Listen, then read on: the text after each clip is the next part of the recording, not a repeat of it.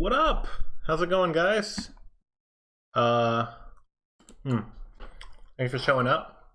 So today's stream is number 18 for Palm Pilot development. We're working on a game called Circuit Dude. Boom. So first things first, if you're new here, there's a few people who are. It seems like quite a bit of people here. If you're not subscribed to me on YouTube or Twitch, please do so. My usernames are down below. So twitch.tv/thecrate, youtube.com/crate. And I have Twitter too. Where's it at? That one right there. There we go. Twitter.com/crate. So if you're interested in keeping up with the development, I think this might be the last stream for Palm Pilot stuff for a while because there's an Ardu Boy game jam coming up and I really want to do that. And I think that would be 10 times faster to develop for because I've already made so many projects for it. But the game that we're working on is Circuit Dude, and it was originally on the Ardu Boy, but like I said, it's going to the Palm Pilot. Last stream I didn't show you this because I didn't have this charged up all the way, but now I kind of do. But check this out. I have, let's see if I can zoom in. There we go. I have, oh, let's focus it too. There we go. I put Circuit Dude, check that out, right there, onto this Palm Pilot. And it's running, just as it ran in the emulator. Actually, it runs a little bit differently on this because it's monochrome, it's black and white. But it does run slightly differently. Look how fast these conveyor belts go. The animation is way too quick. And I know whenever we use the emulator, they go really, really slow, but let's check this out. Watch, whenever I move Circuit Dude to the, I don't know what direction that is, but whenever I move him to the side, see, look how slow he is. Oh, and there's so much ghosting, you can't even see him move. So I think that's the limitation of this device because the screen is not the best, but the speed of the, actually, the conveyor belts don't look too bad. I guess it's kind of hard to tell in person because they look kind of gray. But, so we're going to work on Circuit Dude. Last time, ugh, don't look at my face, it's disgusting. Yeah, sorry, I have like I had a cut on my face and it's still really red and kind of gross, but anyways, let's go to development. I have done nothing since last stream. What a surprise. But I did actually talk to a few people, and one person said that the emulator that we're using for Palm OS isn't necessarily the best thing to use. They have also a simulator that someone built that works apparently a little bit better. So I'm going to go through the steps of installing that, and we can just kind of compare the version of Circuit Dude for the Palm OS emulator versus the Palm Pilot simulator. So I think it's called the Garnet OS simulator.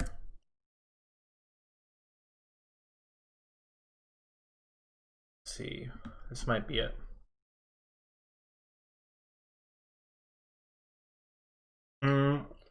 No, never mind. Oh, wait. I think this might be it, actually.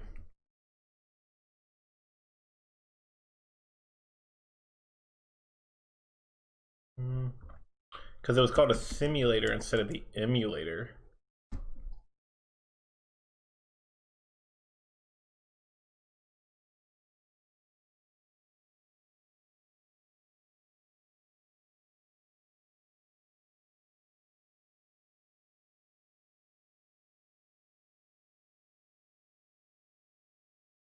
Oh wait, okay, that's too crazy. This is too complex for me. Yeah, let's look at PalmDB. This is a good resource here, but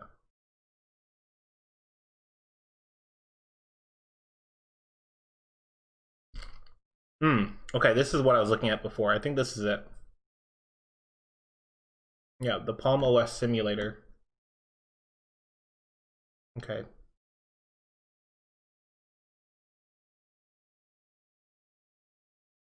Actually, my PC specs are terrible. Look at this.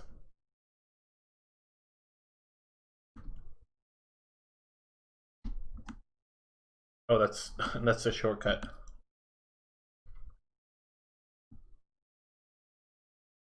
Yeah, my PC specs are absolutely terrible. Look at it. It's because it's a touchscreen foldable laptop, really tiny, and I can fold it into a tablet.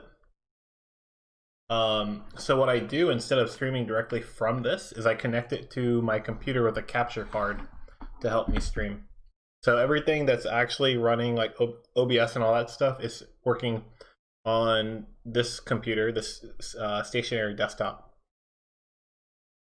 So it kind of splits the work up.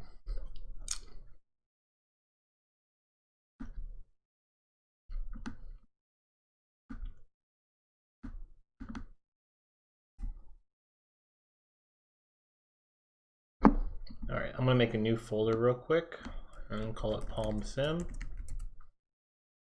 and drag all this stuff over to it.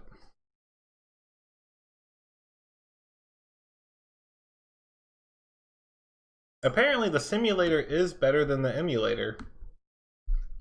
The way it was described to me is the emulator will try to emulate the hardware. The simulator just simulates the hardware and the commands go straight to the computer hardware.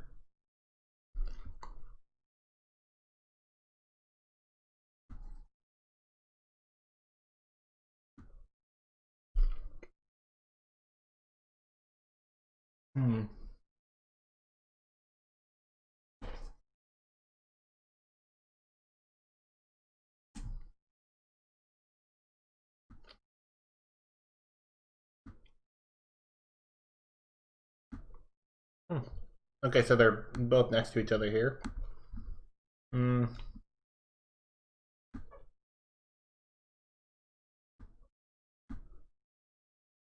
Oh, sweet, we can change the color depth as well.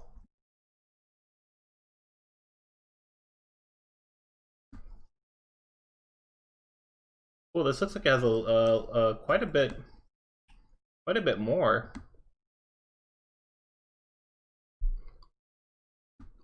fun settings we can mess with.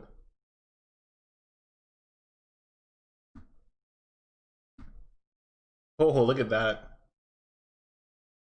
Wait, what? There we go. Look at those icons.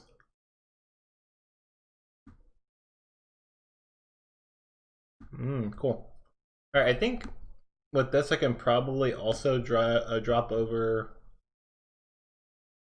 the. Let's see if we can do that too. Oh, projects.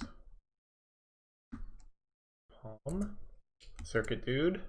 Let's see what happens if we drag this into it. Cool. Hey, look, that's the 2-bit icon.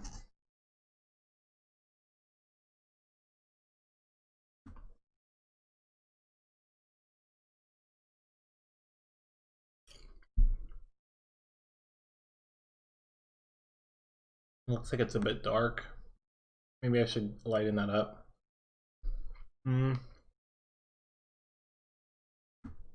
Let's change it to full color and see what it looks like.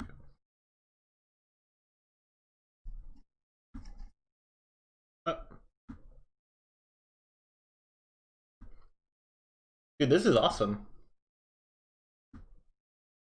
This is really good for changing the display and kind of illustrating what it looks like.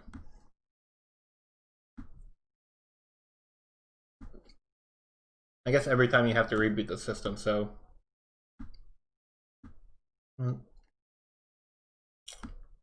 Oh no, it crashed. Maybe the simulator isn't better. You can't even run Circuit Dude.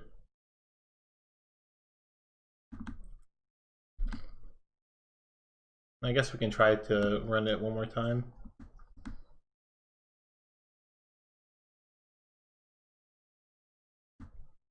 Unless there's some specific code that doesn't let it run on this version. Let's see what... Oh, it's version 5.4.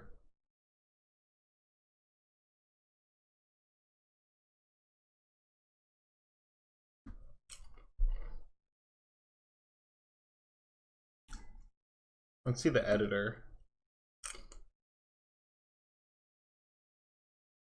That crashes too. Well, I guess we didn't start. I'm glad we didn't start with that. The max resolution of my laptop is incredibly tiny. It's probably like this. It's very tiny. And the thing is too, is that what you guys see, I'm using another monitor to be able to see more of the screen. And I can extend it to like all the way to the edge over here. Let's see. There we go. I can, if I pick this up and, oh my gosh, never mind. Oh, let's try to do it one more time. I actually have it on the right side of the screen. I have a bit of space that you guys can't see. So I can pick this up and move it. If I move it all the way to the right of where I can see, you can see like this much space is how much gets cut off so that I can have room for all the stats that are underneath me.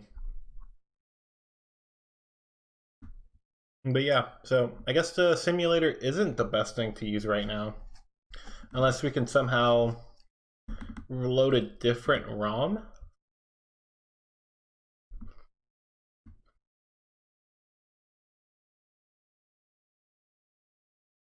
Let's try to do that.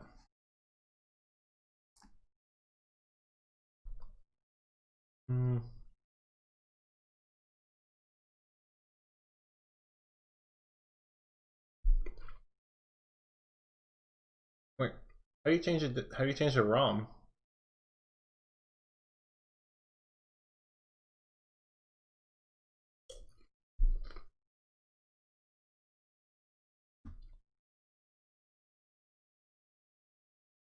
Okay, I have no idea what's going on.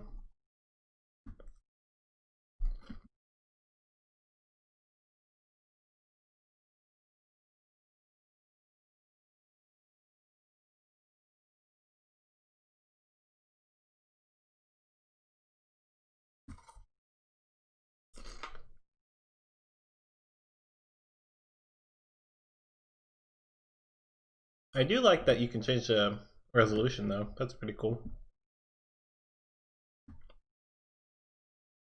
I guess before shutting this down for the final time, change the resolution to like really high. Oh, look how smooth that looks.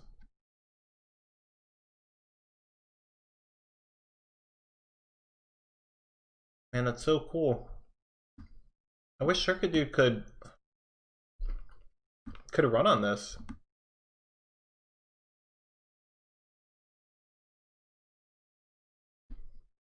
Yeah, it just crashes. So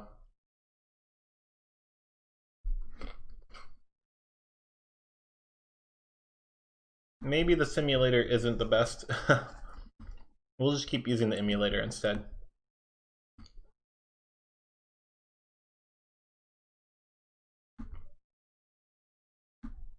So while my computer is really slow, or not the best, I did do some cool little the heck? Project CD. What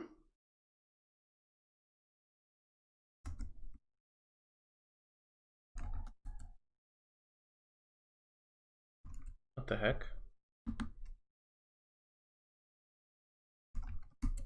Oh, weird. I think I was doing the wrong thing. I basically modified this computer a lot, like registry and stuff, to remove a lot of the standard bloat that comes onto Windows. So it's like actually kind of snappy.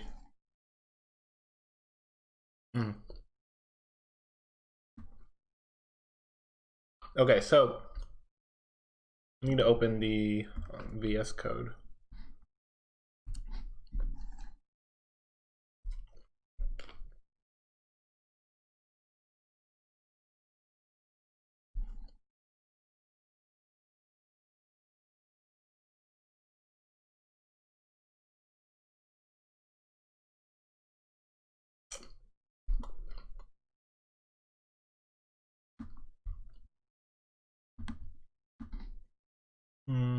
Okay, so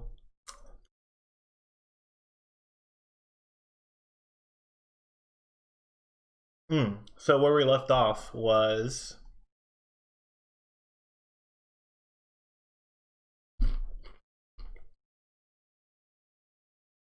I'll go ahead and compile what we have.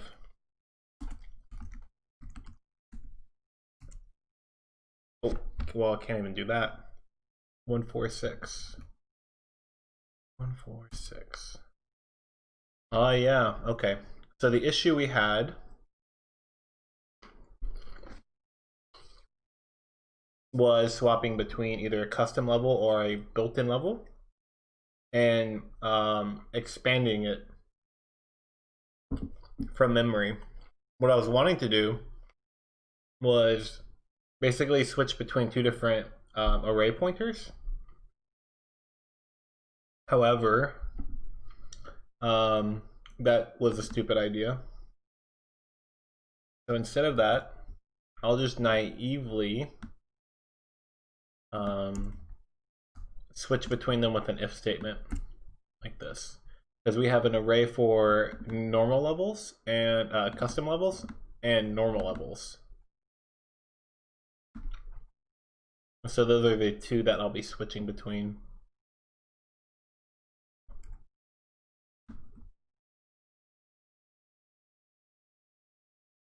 I'll show you what I mean by that in a second. And in theory, this should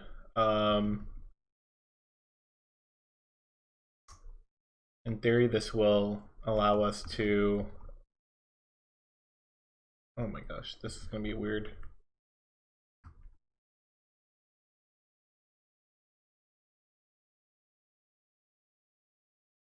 This should allow us to properly load the memory, load the maps from memory. Actually, maybe the simulator isn't broken. Maybe the ROM was messed up. No, that doesn't make sense because I was using the same file. Okay, let's compile this. And I'll throw it into the simulator too, just to double check.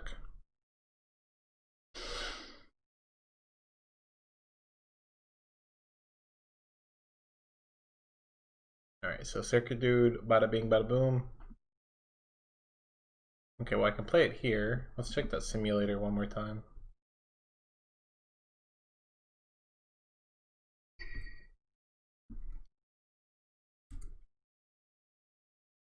No.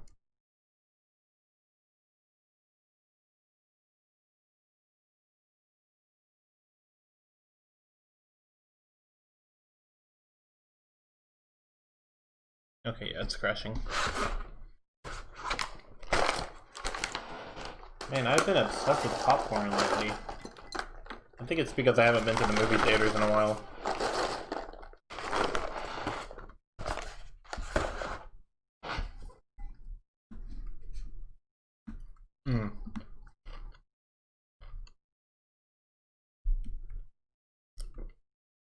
Now, the whole reason why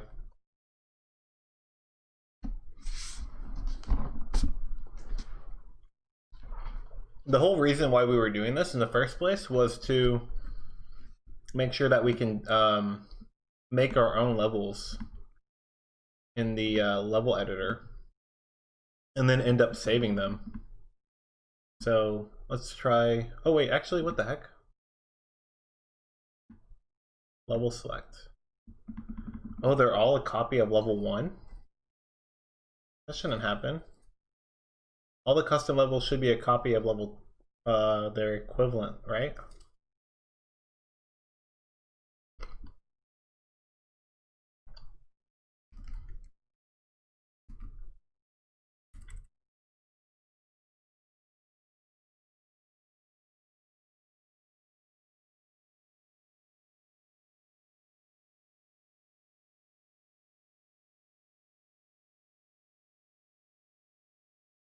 Initialize save data. Custom levels equals levels. What the heck?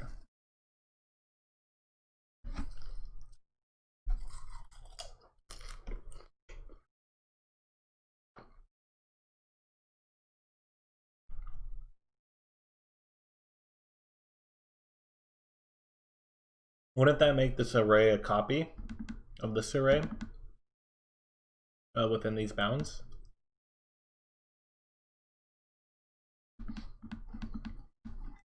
Unless I'm not expanding this map properly.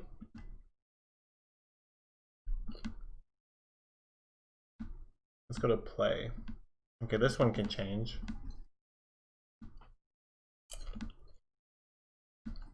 Well, let's try to get it to save first.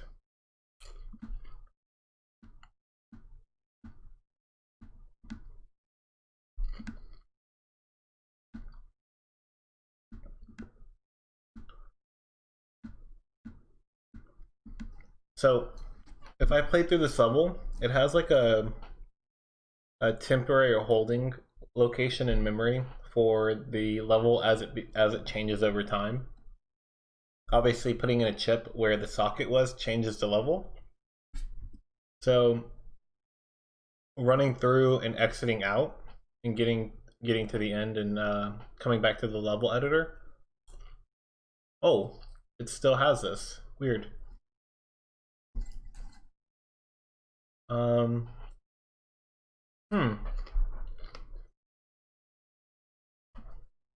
Yeah, that's not good.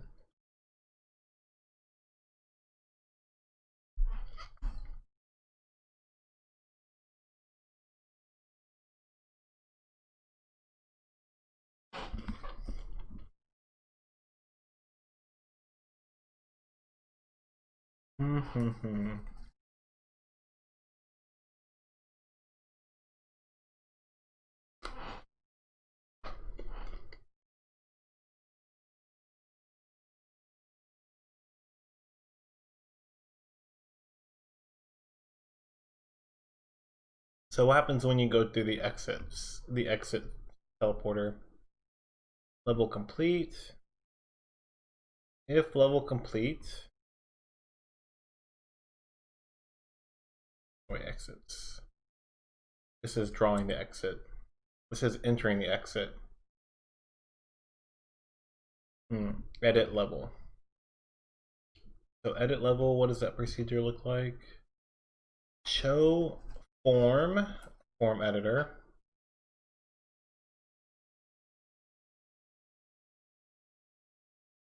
Okay.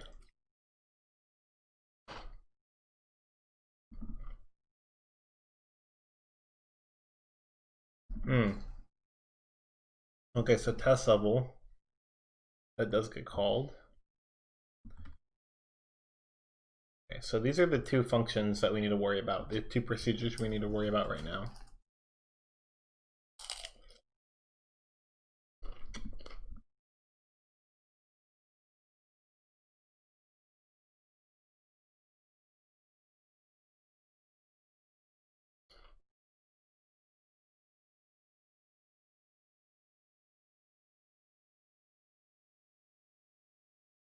So when you go to edit the level,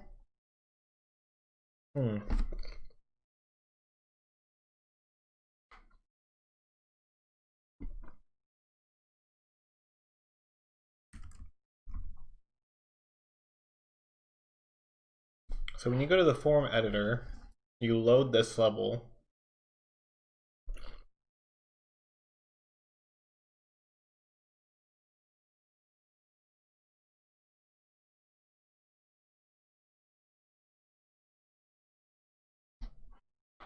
Form editor. Why is it not loading the level though?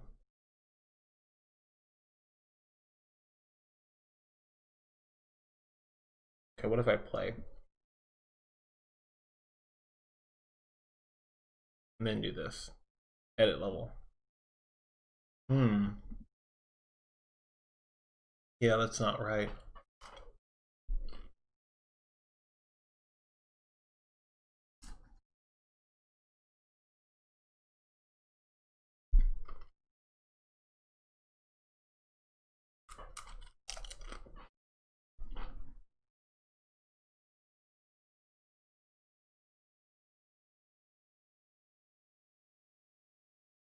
Load level.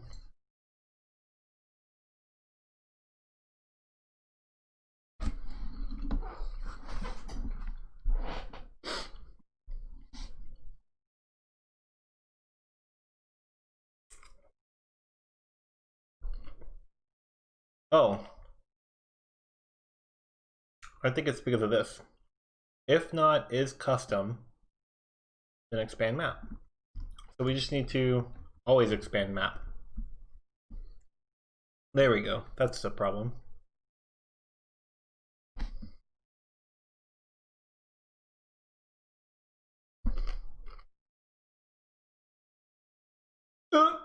Okay.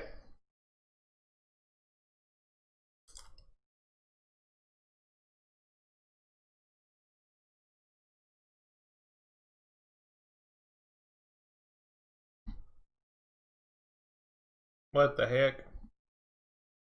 That's so crazy. I'm gonna delete that data as well as that. Let's try one more time with the clean database.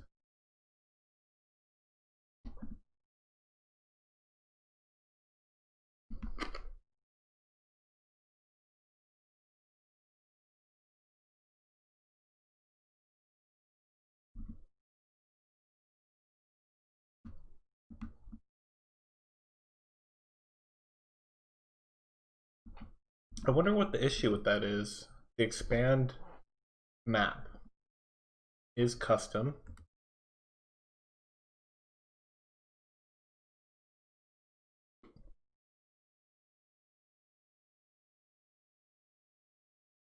I think it might be this.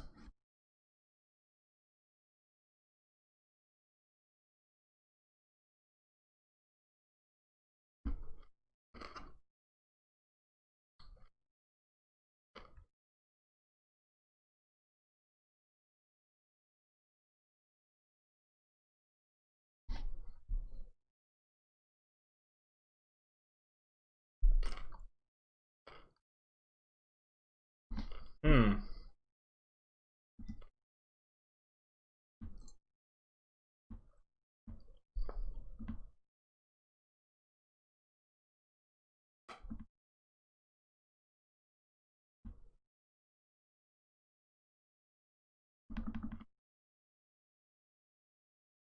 Oh, that's crazy looking. How come I'm reading?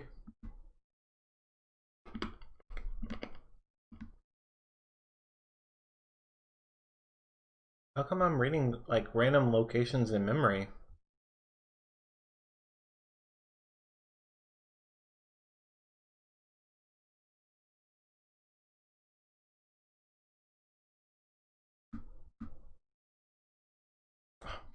It's resetting every time. Okay.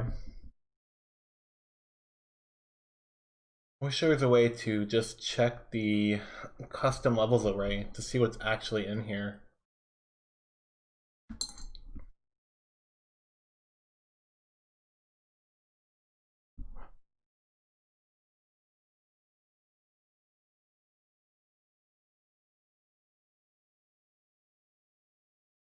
I guess I can do test alert.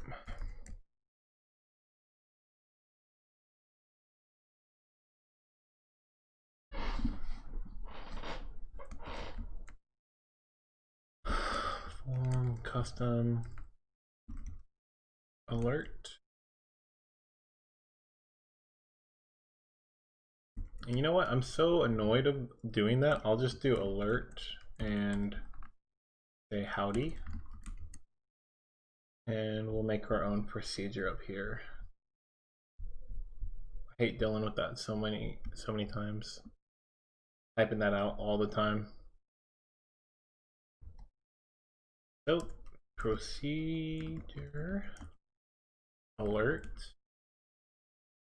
and begin, and it'll take a string text. Okay.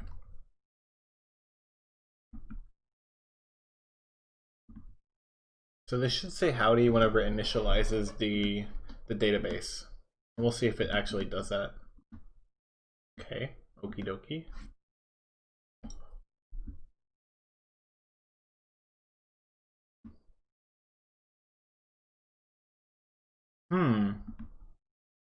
Why does it expand map the first one properly? Wait, form level, whenever that's loaded, or whenever it's going to be displayed, what happens?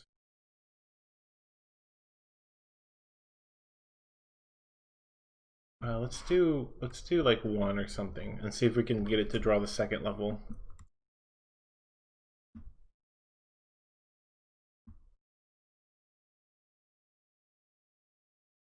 Oh, I think I need to delete the database.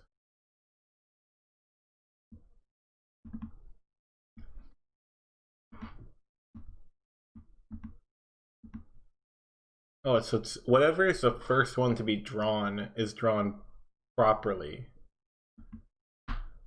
Huh.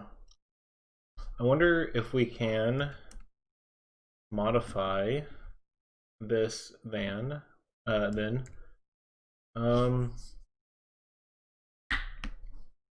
to be some temporary stuff.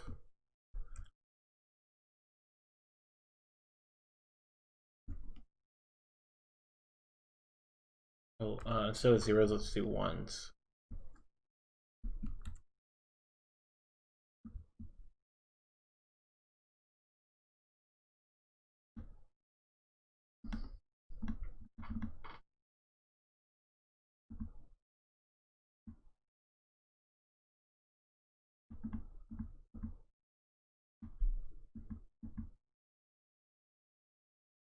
So it looks like this is actually what the data is supposed to be. Like, I think if I have the value of 1, this might be the correct value.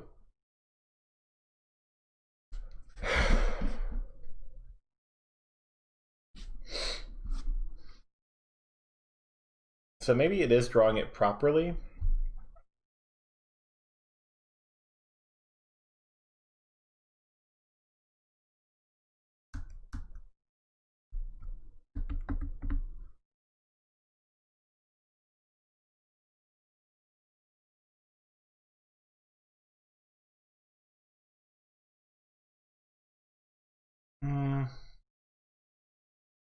Wait, let's try one more value. Let's try 4.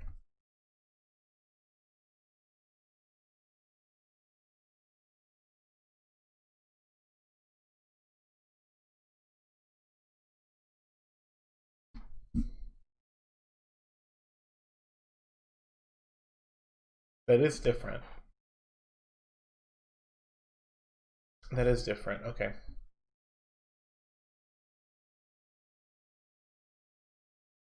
So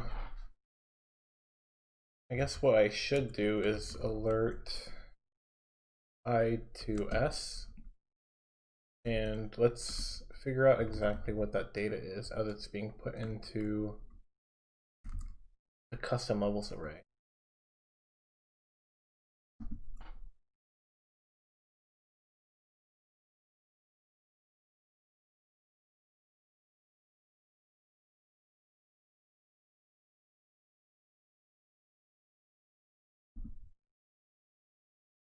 A 0, a 0, a 0, a 0. Okay, so levels is not instantiated at this point. So when I initialize save data, I'm doing it instead of initialize DB. And initialize DB is done before I actually get the resource for this data for the levels and put them into the level array. So what okay, what I can do to simply fix this is plop that over here. Actually, it might make more sense to do it at the very end. Yeah, that might be way better. And I'll get rid of the alert too, because I'm fairly confident that that's what the issue is.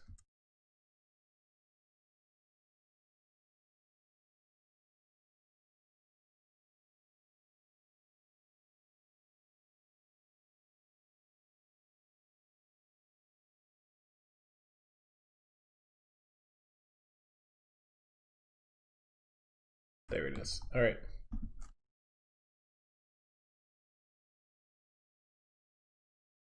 Oh my gosh. Just exit, please.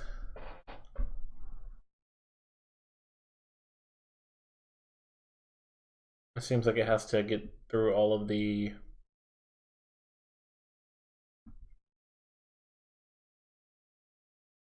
alerts before it can actually go to the home button. Okay. All right, there we go. Now the custom levels actually have data. And when we edit them though, nothing actually changes. Like level select, yeah, and none of it's retained. Level select, let's go to edit level 1. Yeah, there we go. Nothing's retained, so every time you place something, what we need to do is copy it over to the custom level array, and then also record that. And that's going to be a big write process. The whole, that's like 75 bytes. No, not even 75 bytes. My apologies. That's like 1400 bytes every single time you put down an item or a tile. I don't know what that's going to do for performance, but we only have expand map right now. We also need a procedure to condense map, where we actually take the map that's expanded, the ones that we're looking at in the editor, and condense it. So we're going to go through the process backwards and then put it into the custom levels array.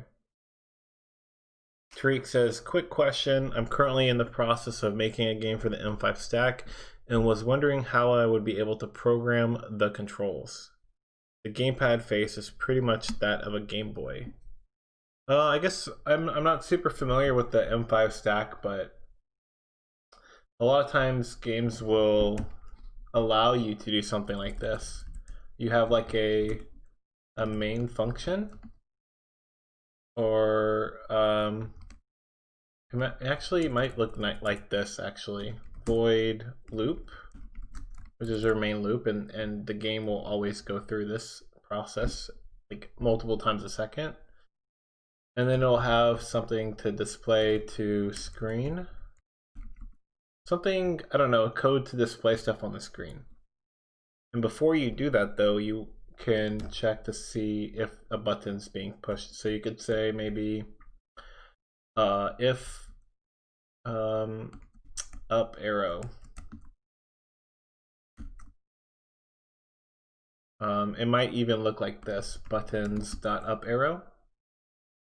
Or it might be, instead of buttons up arrow, it might be like if buttons and up arrow. And then however it is for the M5 stack, you would put the code in here. So you could say like points equal points plus 5. So if you push the up arrow, that this is what will happen. Your points will go up by 5.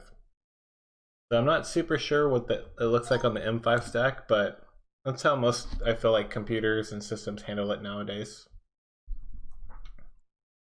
All right, so for condensed map, let's look at what needs to happen. So it's going to look pretty similar to this, I think, or at least have the same makeup, like the same variables and stuff we'll be using. We'll, instead of expanding things into a buffer, let's just use one of these two. So expanding, this is expanding stuff into a buffer, and then the buffer, no, I'm sorry, converting things to be put into this buffer array, and then we will go through and slice it up with some shifting. So we need to kind of do the backwards approach, and this is where we can obviously pull up some circuit dude code for the Arduino boy.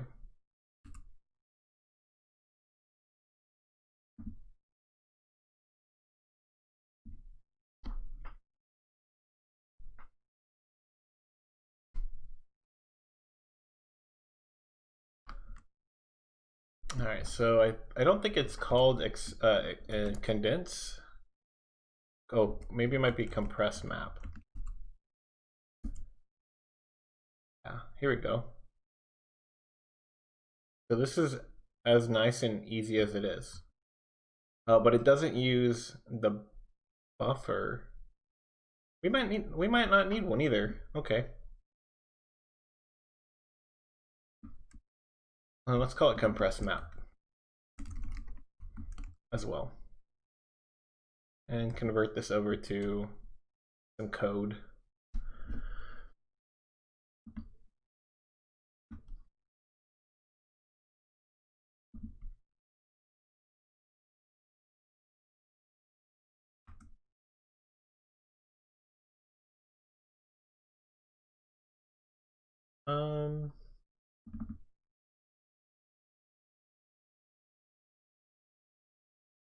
Compressed map.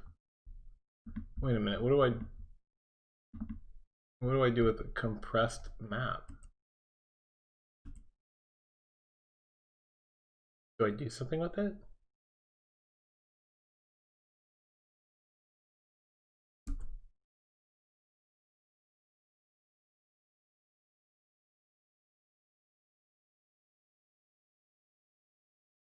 Wait, how do I save it? Save map? Compress map. What do I call? Compress map. Save custom map. Okay. And then you put the compressed map in there. Okay. So instead of putting it to EEPROM like we do on the Artie Boy, we'll do something different.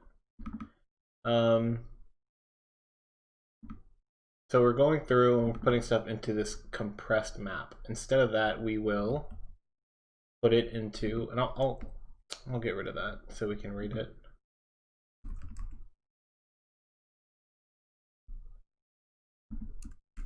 And I'll rewrite some of that code in a second. But instead of compressed map, we could put it into custom levels, and the level that we're going to be putting it into is going to actually be current level, whatever current level we're messing with.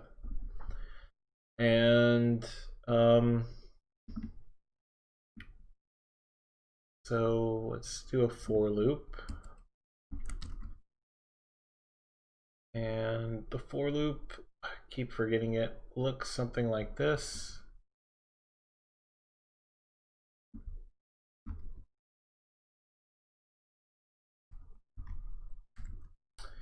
For I to 70, because remember there's 70 bytes in each level.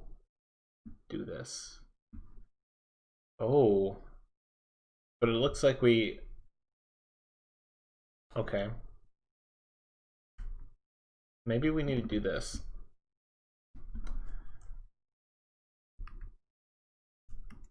While I is less than 70, do this.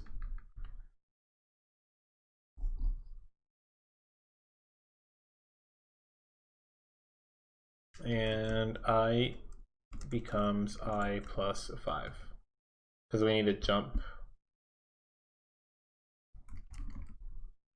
by 5. Yeah. Okay, so we're starting at 0 with C as well, and C is used for getting the column. No, not the column, but the row, because we store the map vertically in vertical slices.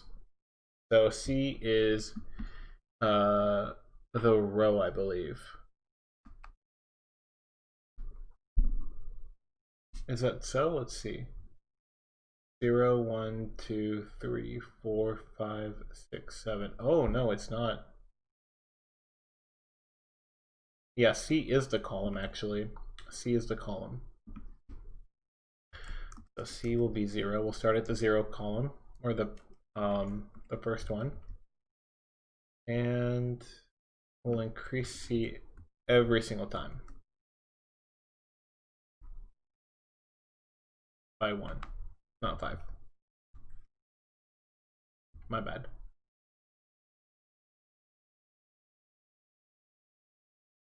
Now here we go. I is actually the, like, there's 5 spaces because we compress 8 tiles down to 5. So I is keeping track of where at in this compressed array this will be pushing stuff into. And the current map is, what do we call it? Current map?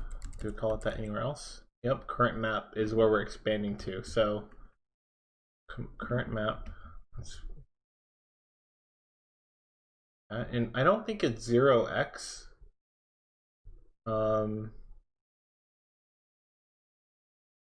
In Pascal. So let's change the 0x's from the hex code to $signs.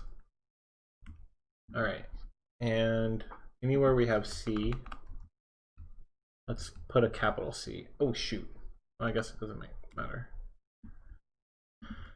All right, I think that should be converted over, and when we will compress the map is when we're going to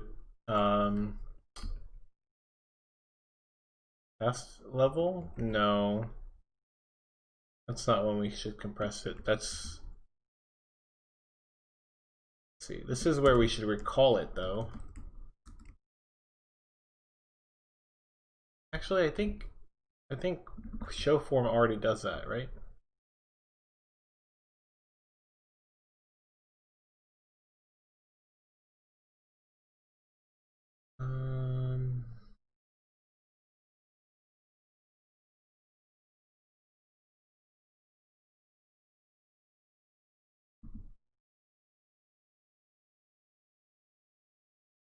No, it doesn't. So we need to load level, current level, and is custom true.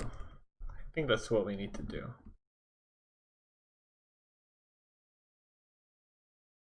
Okay. And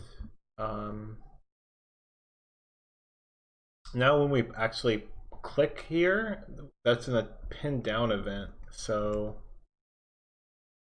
pin down event, form editor, check map click, check editor click. All right, so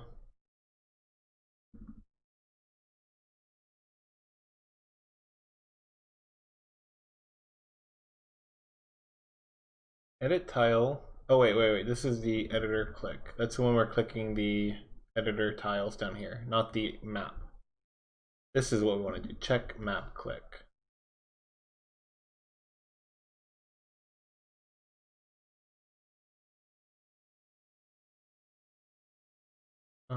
So if clicked, then we will update the current map. Let's also compress the map and save custom levels, which looks like this.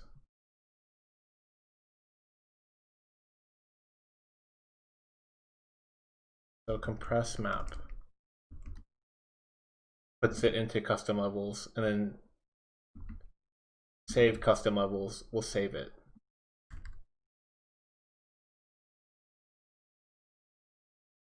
All right, so with that being said, let's look at the errors. 1 through 2. I don't need these parentheses. Okay.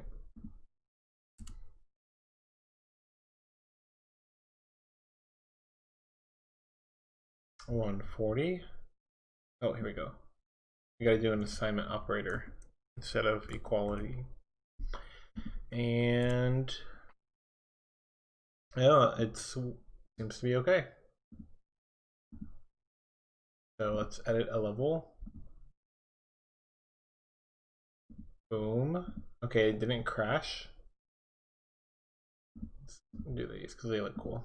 All right, play. And then edit level. Oh, it retained it. It retained the level.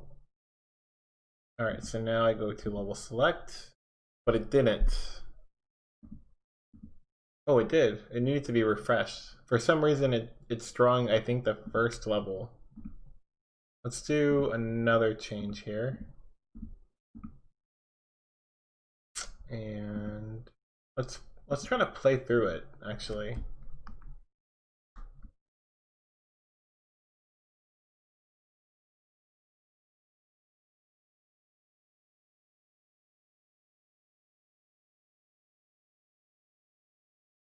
All right, so it's saved. I'm pretty certain it saved that level. Level select. Okay.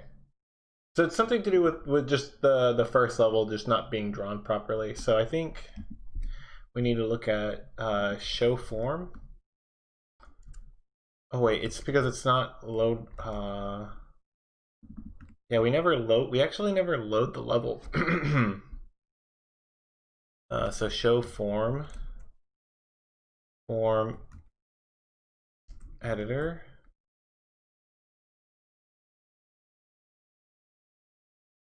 So button menu edit. We actually need to load the level at current level. I'm pretty certain that's it. Uh-oh. True.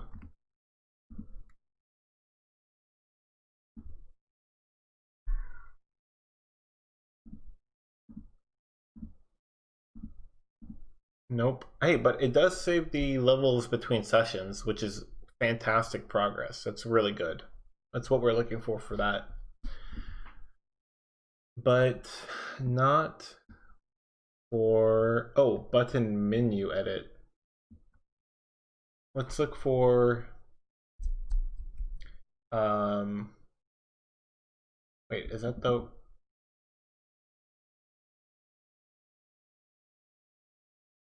I don't know if I want to do, yeah. Yeah, that's actually, that is what I thought.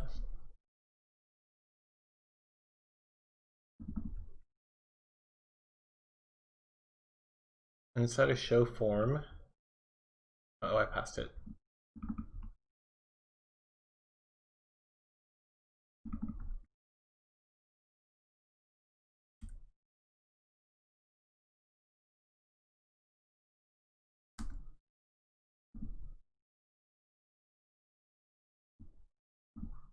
Form level.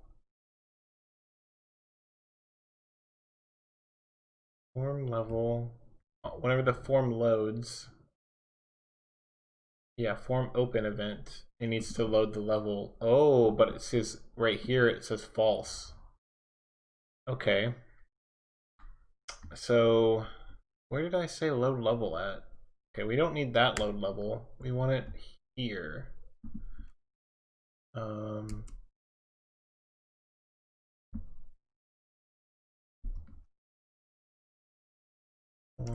level.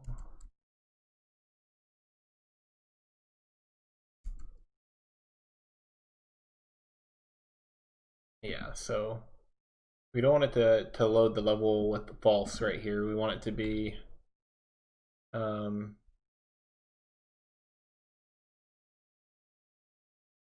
mode equals to player. We want this to, oh wait, no. Game mode equals to editor, my bad. All right. Because that's the parameter for is custom, like is it a custom level?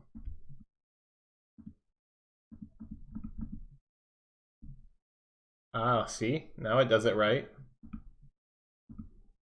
Okay.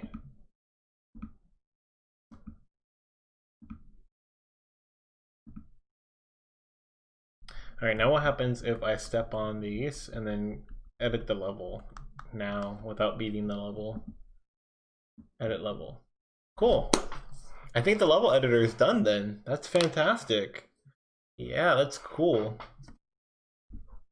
So let's look at the to-do list up here. Let's see.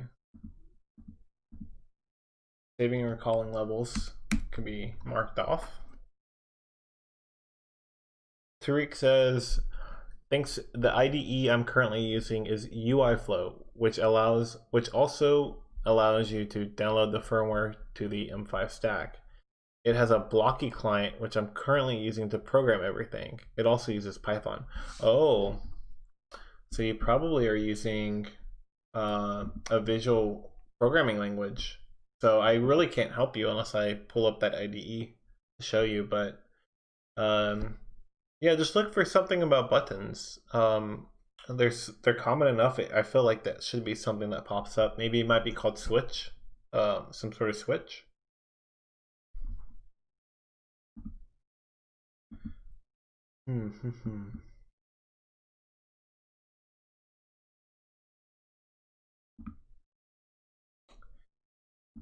Okay, so for this emulator, it looks like there's no infrared port selected. So it's going to be kind of hard to figure out how to beam levels, but I actually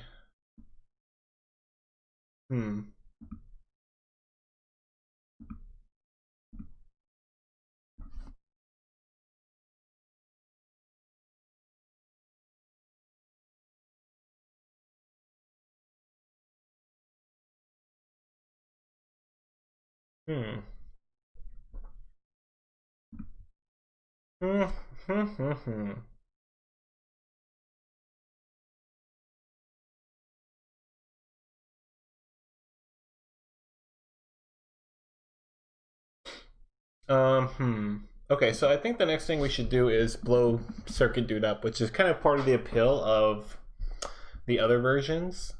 This is like the way you're supposed to restart the level. And for the Ardu Boy, it looks actually kind of cool. There's kind of a nice little animation that plays.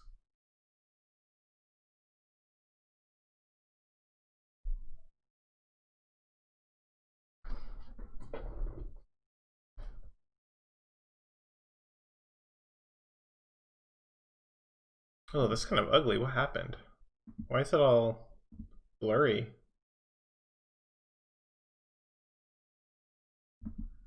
Yuck. Oh, there we go. That was weird. Wait, what? Yeah, why is that all blurry? Ugh. Okay, anyways. So whenever you're playing Circuit Dude on the Ardu Boy, you can kind of hold down a button to show this little gauge. And so you can actually cancel the destruction if you want. But there's this nice little screen shake that happens too. So I wonder how we can implement that as well. Right now we have this temperature button, but you can see as I hold it down, everything kind of stops.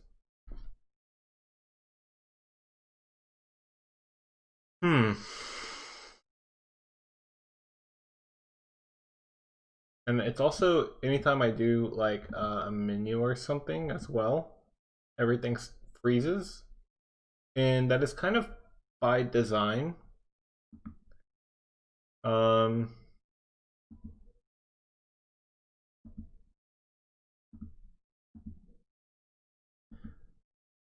Because I have code that basically stops the gameplay as you click something.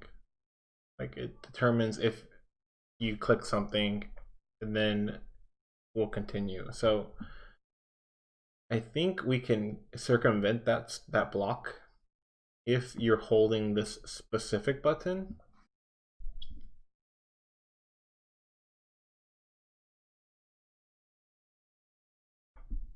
So the way I would do that is let's just work on circumventing that so it doesn't freeze when you hold it down. And it would be pinned down event. Or maybe not, actually.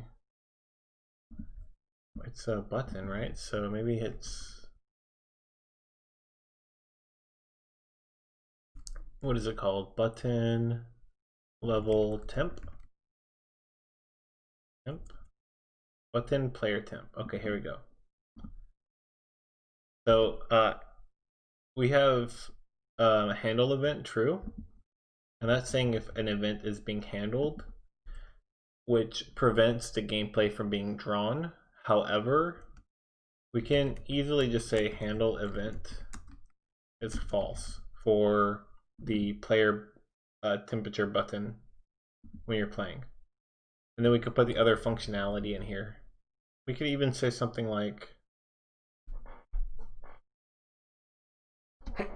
oh, excuse me. You know what? Let's just try this first, see what happens. I think on the actual Palm Pilot unit itself, it'll make a beeping noise, which will be really annoying.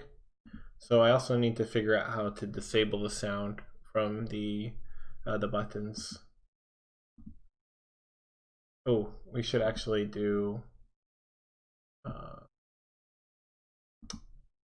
this level.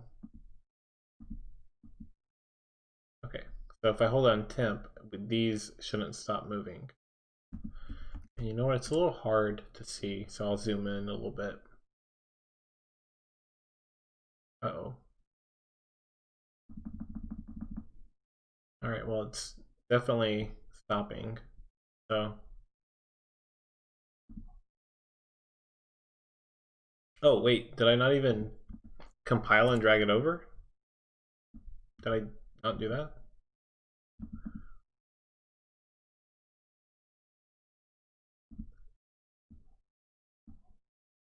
Oh, dang it.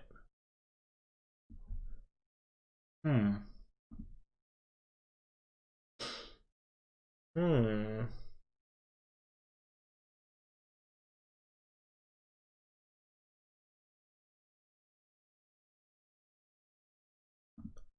And move direction is also handled here as well, I think.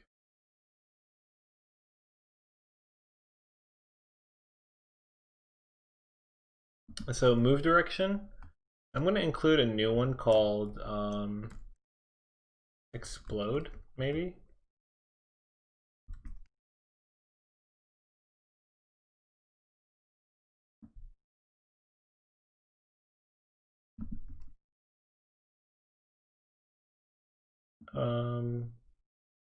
Because we have here falling as an animation. Let's do exploding, or yeah, exploding equals 7. And I know these can be enums, but that's okay with me.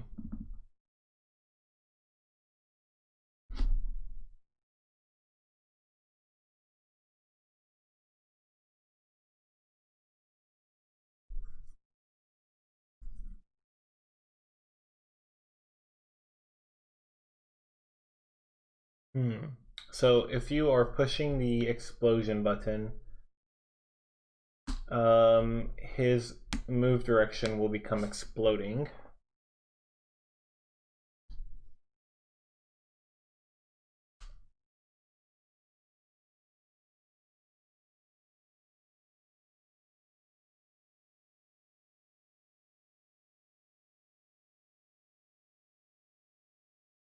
And here's actually where we handle it. We say, if not move direction, okay,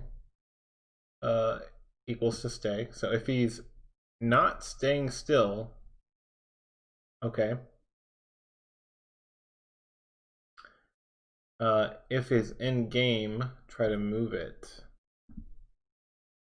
So if we don't want him to, if we want, okay, so if we want him to, like, let's say move up, right, then move direction will be up. And then we'll try to move dude with that direction.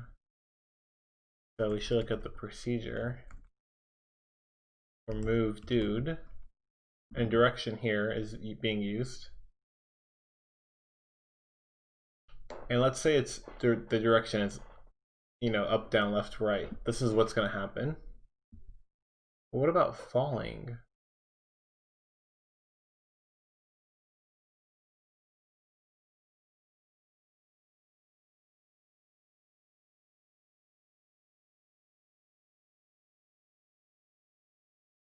What about falling?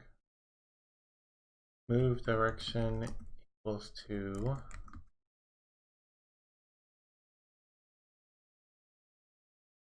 do direction equals falling.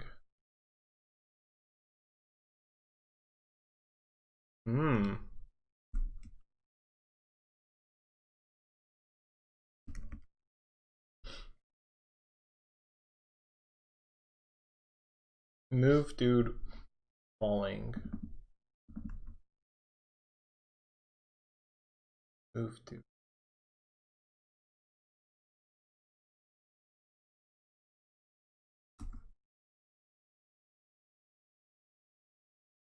An automatic is basically if you, I think, are being forced to move and lose control over what you're doing. So if we say exploding, oh, I see. If dude moving equals -1. Okay, if we can move, basically, if he's in a state where he can move, then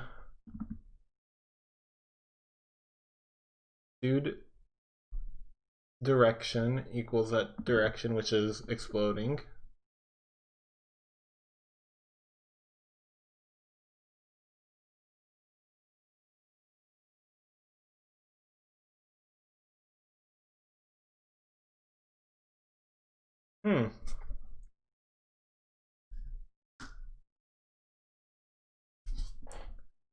So let's see. We don't want it to do on leave whenever you explode. If not direction equals to exploding, then begin. Oh.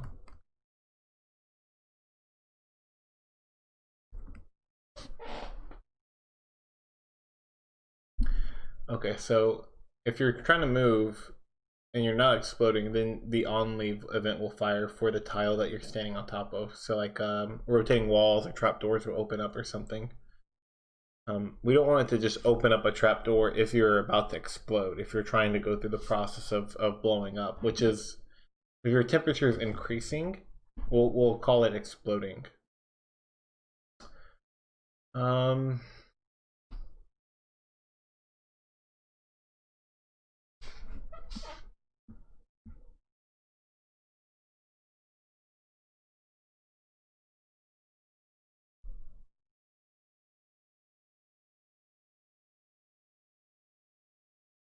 And actually,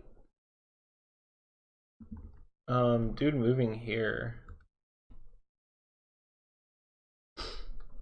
We'll make him move too. We only want him to move. We only want on leave to fire if he's moving, right? So we can do that here. I guess we can say this as well. We'll have an else statement.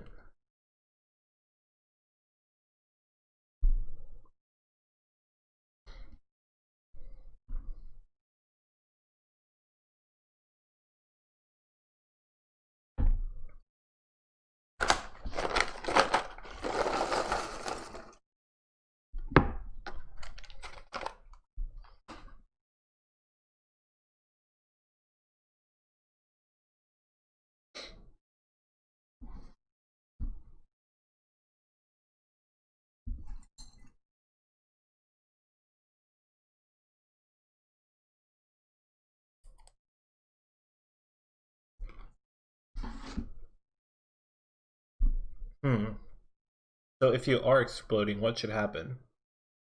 Well, the temperature increases.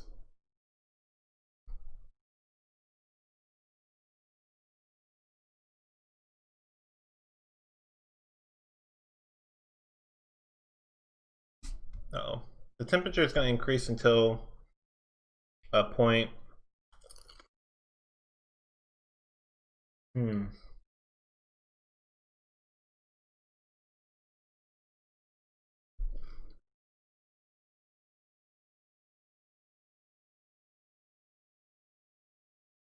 You know what? Maybe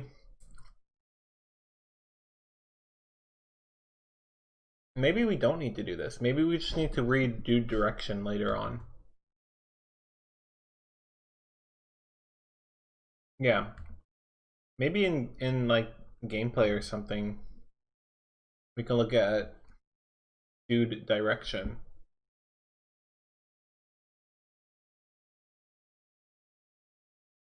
Let's see, dude moving.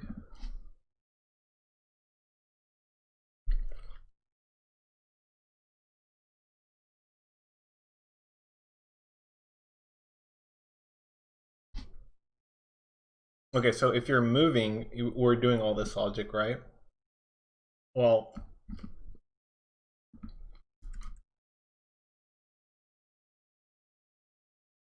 if dude direction, however, is equal to exploding,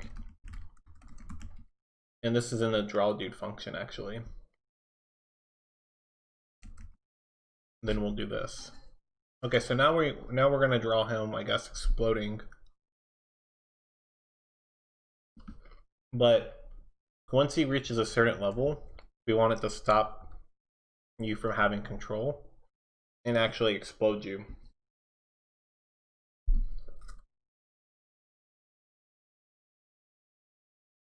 So maybe instead of exploding, we'll call it something different. We'll call it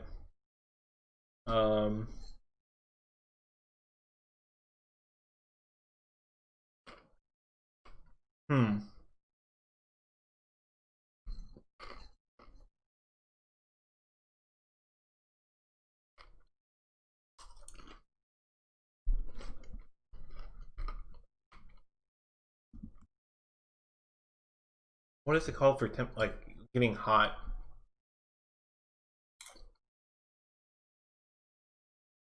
Like boiling, maybe?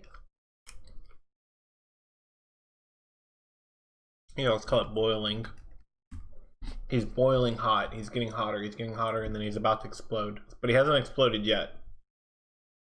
So if he's boiling, what's happening? His temperature is increasing, right? So we'll make a new variable and call it temperature, and then increase that by 1.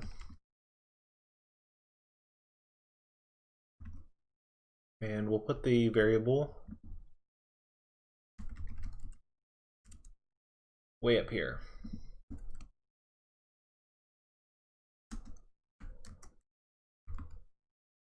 And we gotta make sure we initialize it.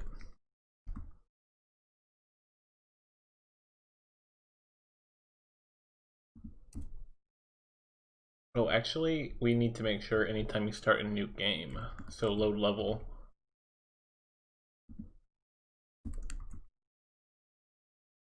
Temperature equals to 0.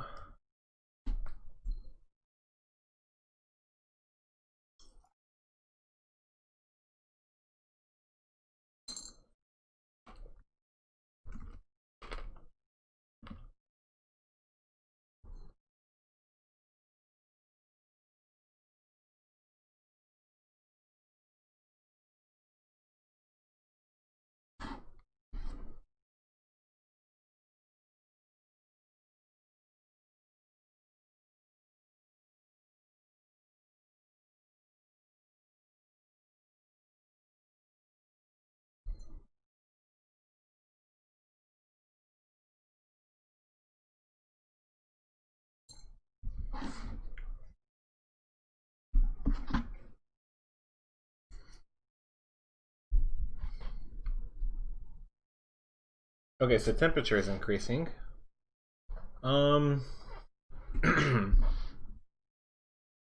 But if it's not boiling and if it's not boiling Let's do a new state too, because I like the word exploding. Exploding is whenever you don't have control over him anymore after you've reached a certain point. I'll show you what it looks like. So this would be boiling, and then when the temperature gets all the way to the top, that's exploding. I can't cancel it at that point. I can let go of the button as much as I want before it reaches the top, but I can't cancel after I've exploded right there. So we have the boiling state, direction, whatever you want to call it, and exploding. So boiling will increase if you're clicking the button and increase your temperature. However,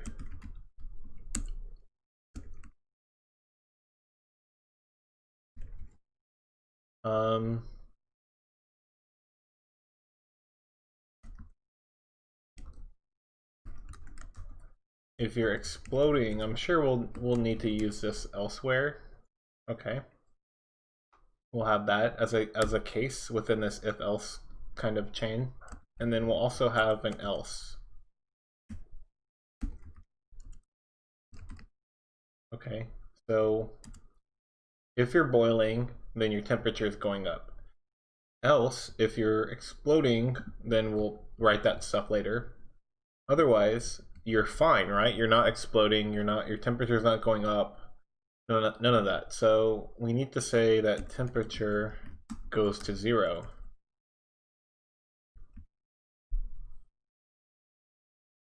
And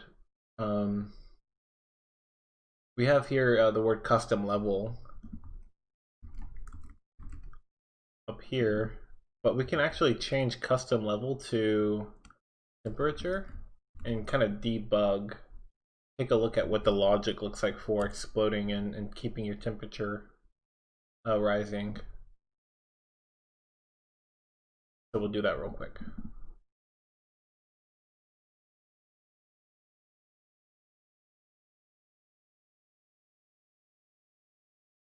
Okay, so my temperature right now was 23. I don't think it's actually redrawing anything. So let me turn off these notifications real quick in Chrome.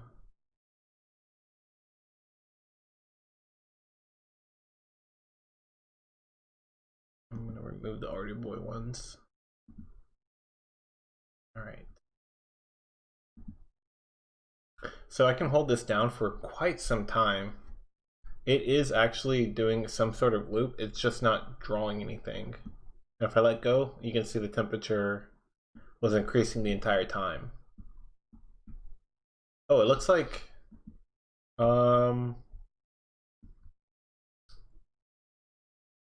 it looks like the temperature does not go to 0.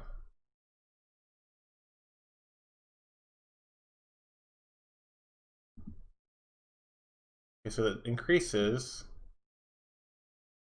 Else, otherwise, huh? So if I just do this real quick, it is actually increasing this entire time.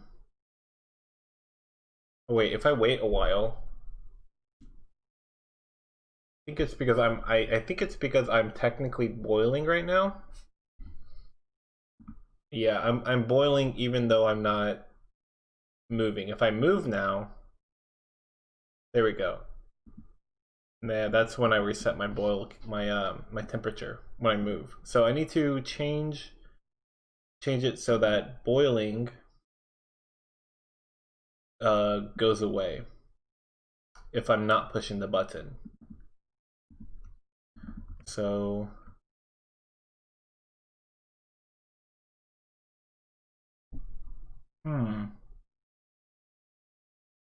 if another button is how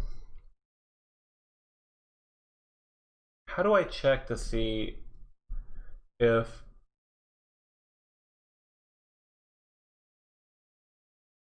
the button is not being pressed? because I can capture, and we tried this a few streams ago, right? To see whenever you let go of a button, which is what I would do to check to like let go of your boiling state. Hmm.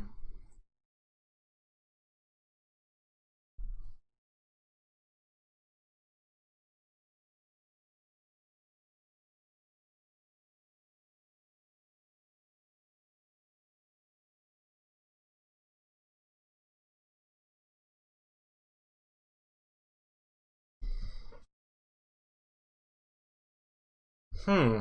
Okay, so you're pushing the button. You are in the boiling state. I let go of the button. I'm still in the boiling state.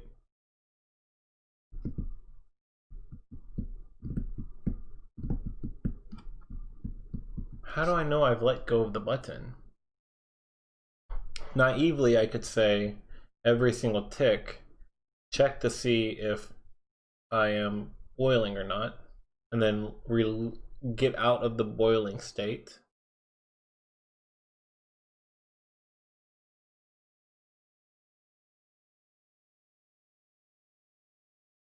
Oh, I think I can do that.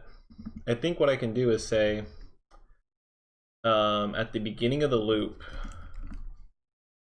the beginning of this gameplay loop. No. Draw dude, right? Okay.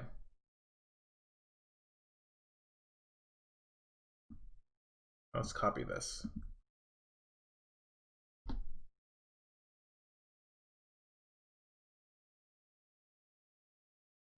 So actually, gameplay is called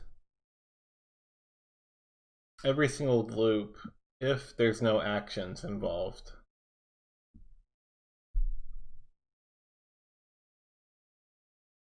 Hmm.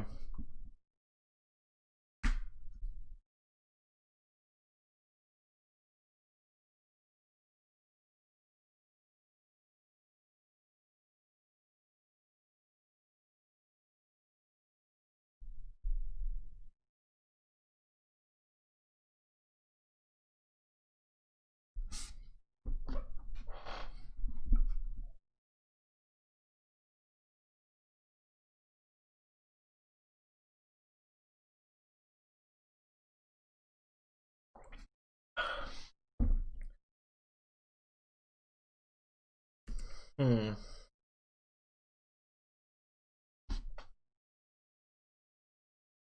The problem is, I'm trying to think. How can we say that if your direction is boiling, if circuit dude is boiling currently, then cancel it always, and then simply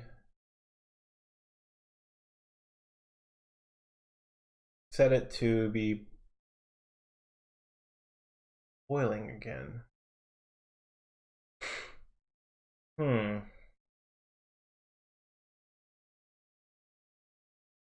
Let's see. Let's see. Gameplay.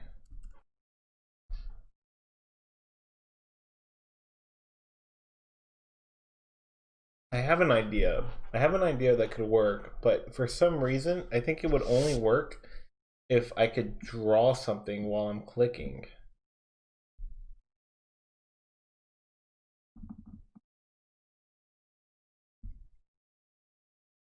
Okay, let's see. Let's see if we can get the drawing to work while I'm holding this button down, and then if that works, then I know how to subvert this issue. So, right now we have handle event, which is detecting if the button is being pushed or not.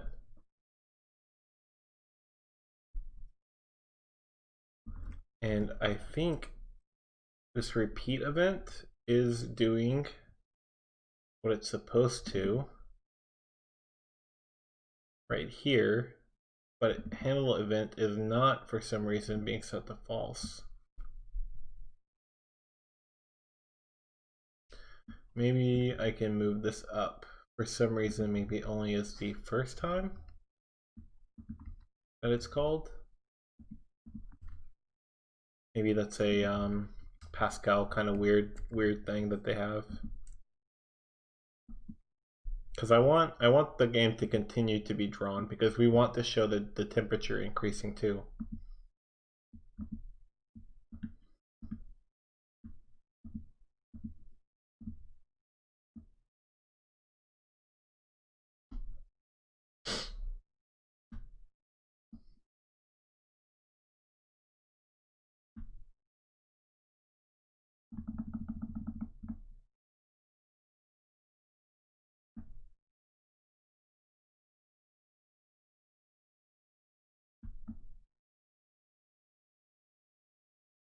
Actually, you know what? I think this is an issue too because I think as long as I hold the temp button down, it doesn't calculate through the gameplay loop, and because it doesn't go through the gameplay loop, it doesn't actually increase temperature when it's clicking. The only time it increases temperature is after I've clicked the button.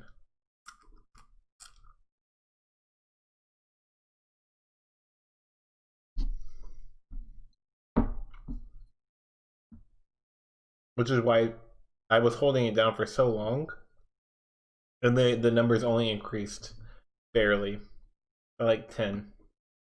Now if I let go and just tap it, that's about 150. So we got to make sure it's some way that gameplay is drawn while this is being touched.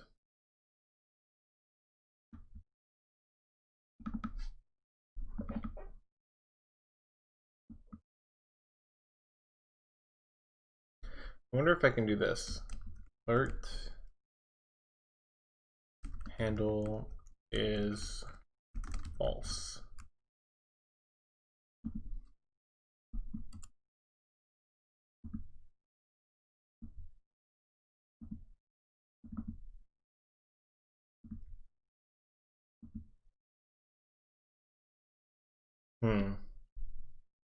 So as long as I've held down this button, the alert won't pop up. But I think if I let go, the alert will pop up. Okay. So that's weird. And I wonder if it actually is not a...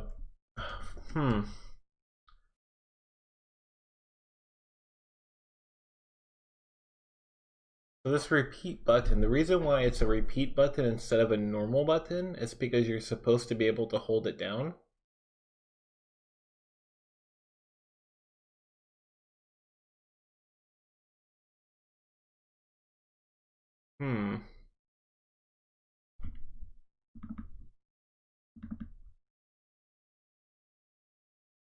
So if I look up repeat buttons in the documentation,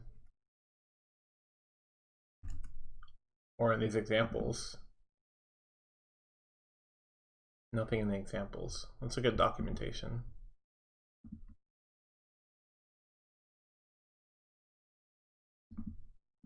HS Pascal, there we go. Maybe we can find something for this repeat button.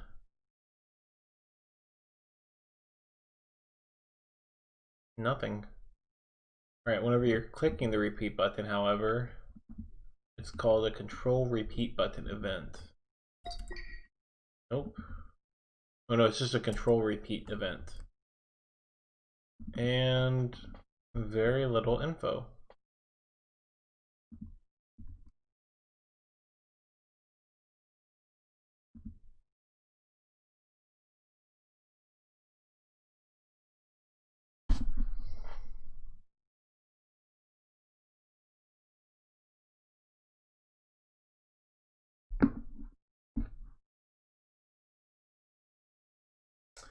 Table 4.8 event flow for repeating buttons in the companion. Yeah, that's what I was going to look at next.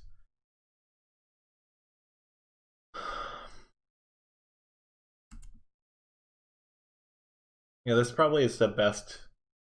Wait, this one? This one. Well, actually, let's take a look at this one real quick.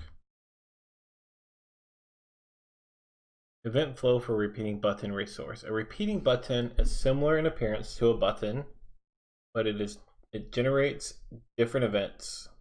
A button generates a control enter event when it is pressed, and a control select event when it is released. The repeating button generates a control enter event when it is pressed, and a control repeat event as long as it remains pressed. Okay. So wait, let me read through that one more time. Control enter event when it is pressed for the first time. Control enter event. And a control repeat event as long as it remains pressed.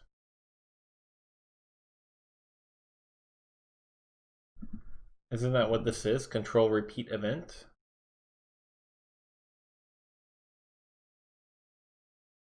I mean, I guess I could do this. I guess I could say temperature equals to temperature plus, I don't know, 20.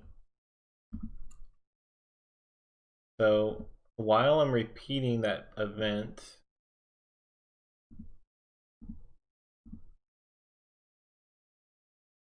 it should, like, temperature should increase by a lot real fast.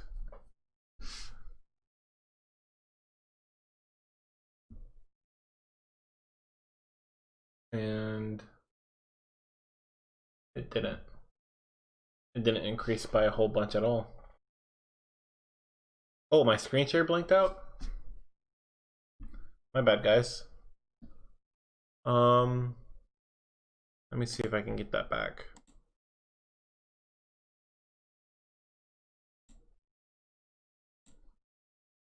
Wait, how do I even do that?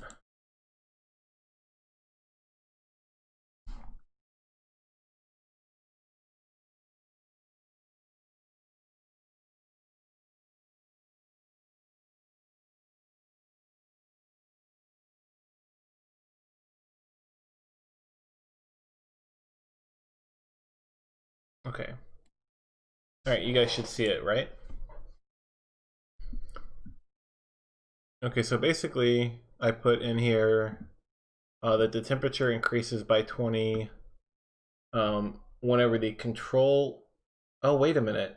This says control repeat event, but this says control enter. So maybe CTL repeat. Oh, okay, so let's look at this.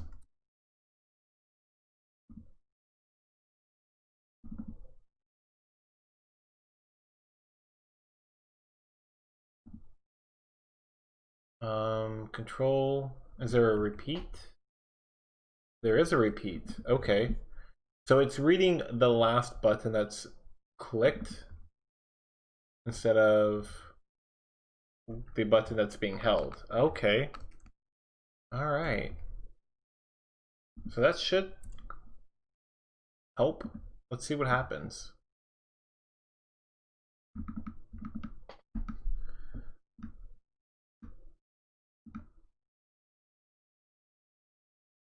Okay, so I think the event is maybe, no. No, it's not. It's still the same. There's no editors, no editor issues or anything. Or what is it? That's so weird. Okay, that's why that keeps popping up the start menu if I tap on my pad some way. A second, let me turn that off. Yeah, I hate that.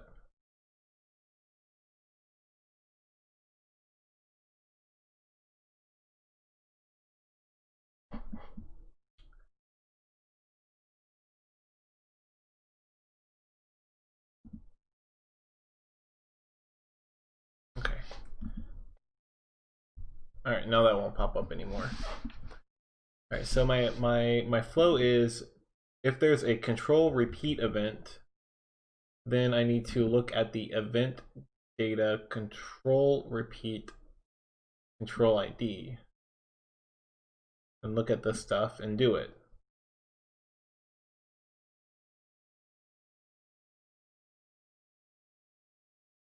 And this is saying that there should be a repeating button generates a control enter event when it is pressed the first time, and a control repeat event as long as it remains pressed.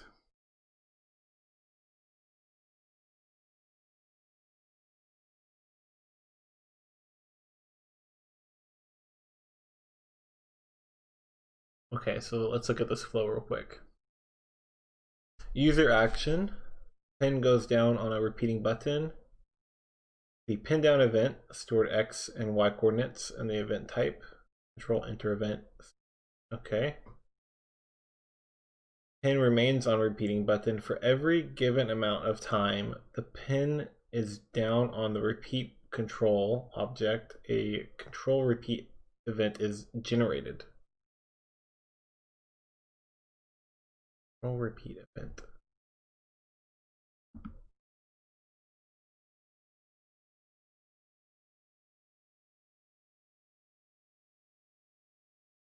And only if you don't return true.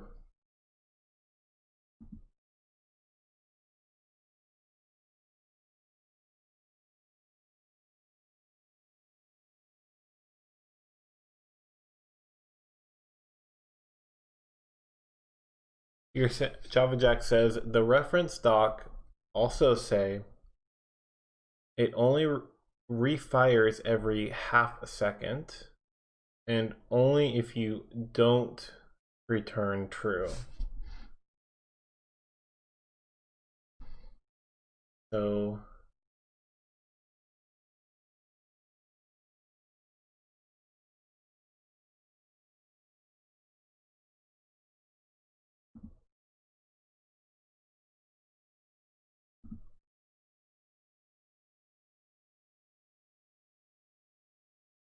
return true for where? JavaJack, what do you mean by that? Where would you be returning true or false?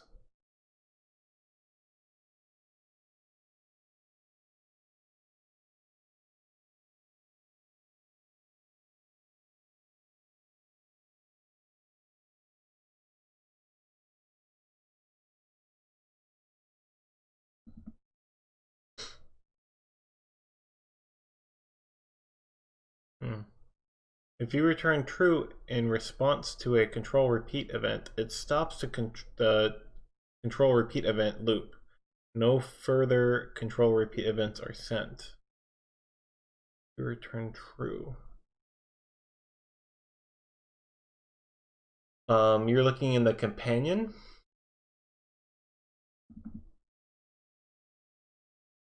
Is it this one?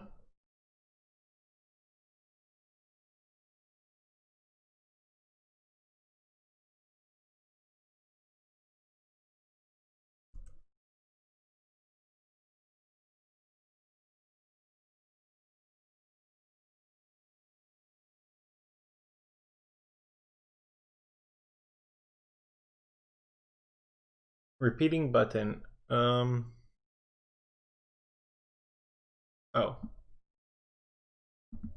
Okay.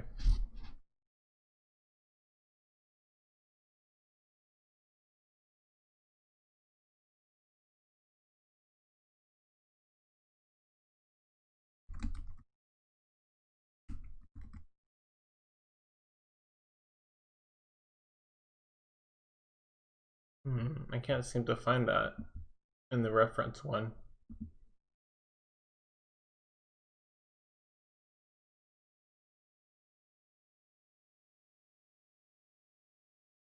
Can you tell me what page you saw that on?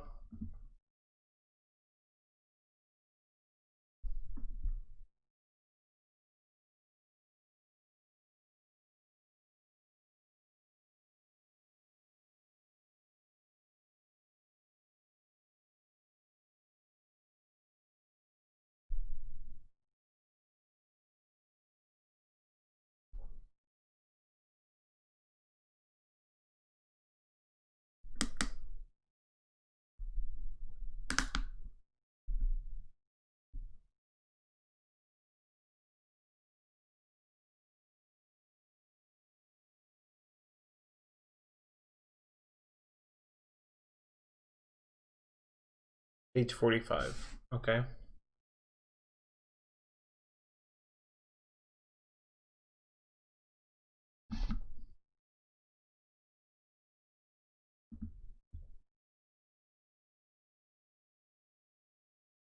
Oh.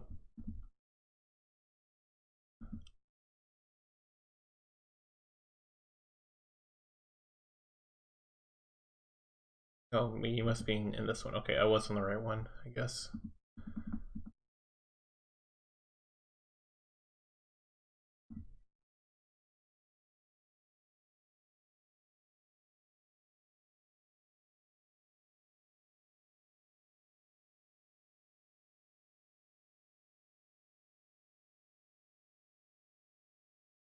Wait, I think we might have different documents then.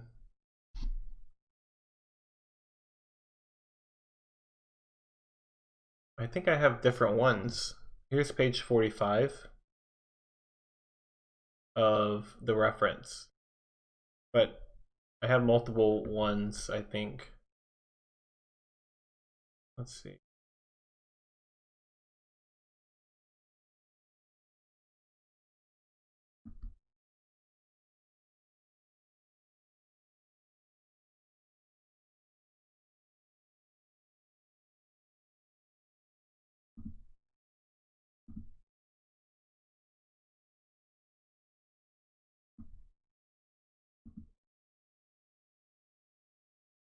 No, I only have those. I mean, this. Yeah.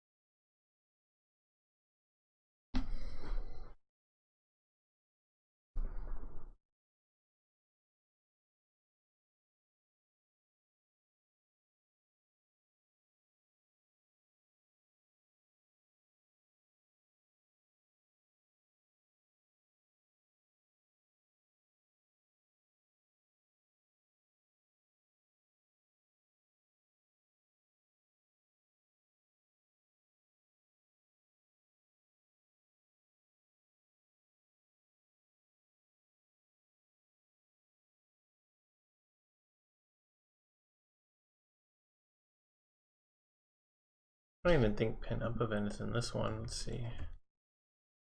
Pin up event is. Oh. Why is there no pin up event? Oh, there is. Okay. Pin.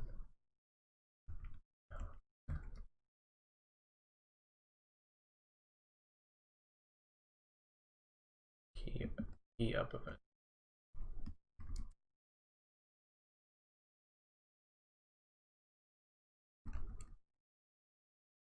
Hmm.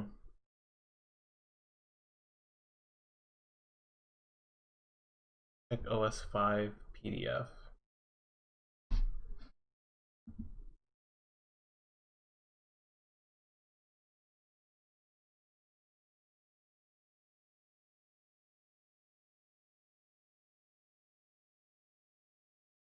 Oh, here we go.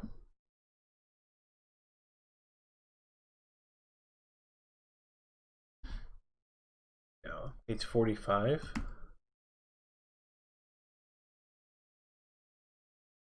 Here we go.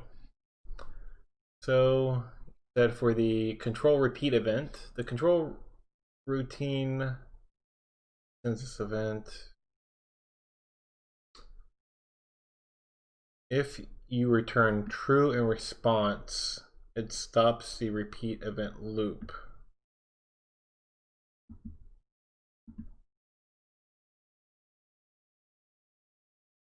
If what returns true?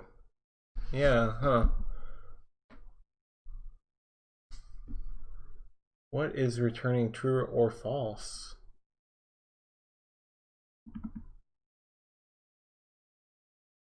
Handle event. Let's see, repeat. CTL repeat. None of the examples use it in Pascal, unfortunately, so we can't really look it up. Hmm.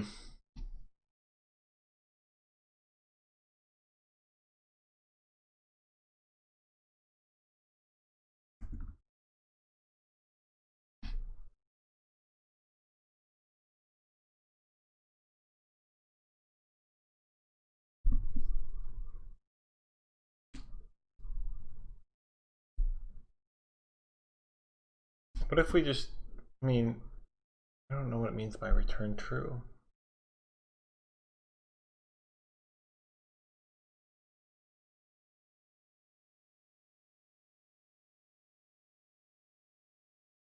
All right, Java Jack, you'll probably see a solution next time you're on, or later on if you want to check out the video on YouTube. But thanks for checking it out, man. I appreciate that. Thanks for checking out the stream to anybody else who's here too.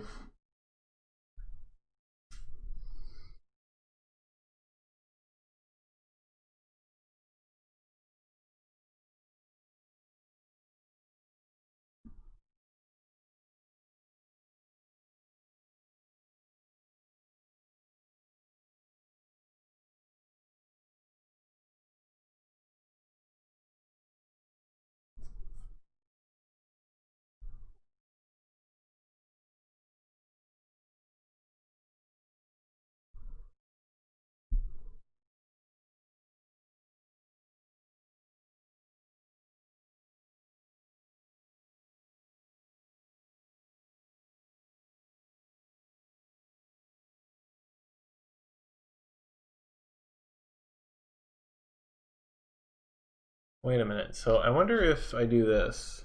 I wonder if I click and then move around. Nope. Doesn't matter.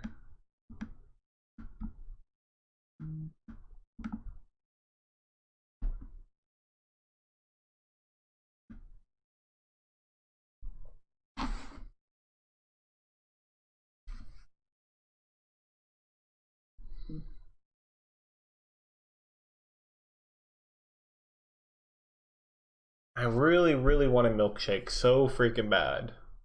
And I always want a milkshake when I feel sad. And I always feel sad whenever I can't get my code to work.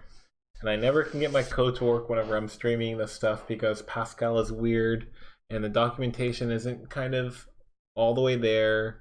And so many things that are kind of stopping me from making getting into a good flow. Man, I really do wish though that I could figure out what this repeat event stuff was all about.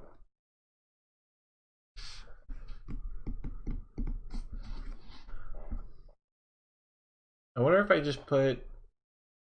It seems like the repeat event in HS Pascal is only whenever you let go. Okay, wait. Let me try to work this in my mind. Okay.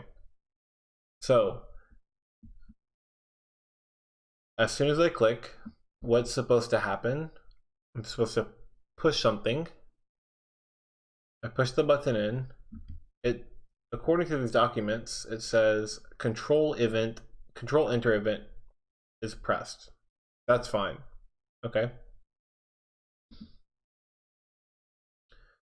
But if I continue clicking, a control repeat event is fired. And then when I let go, the select event is fired. Now I'm thinking that maybe the select event is firing instead of control event, because this what's happening now is based off of the logic that's happening is firing as if it were a select event instead of a repeat event. And because handle event is not false for a repeat event,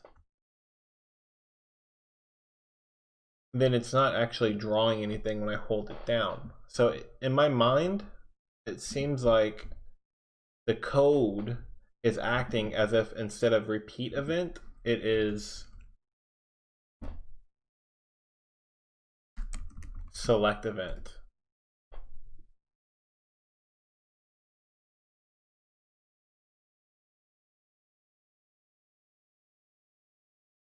Give me 1 second. I think my cat is licking my sandals.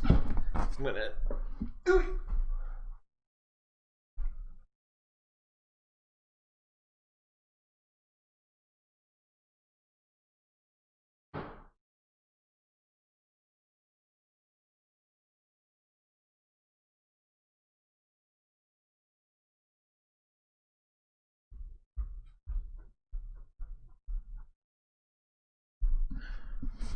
Okay.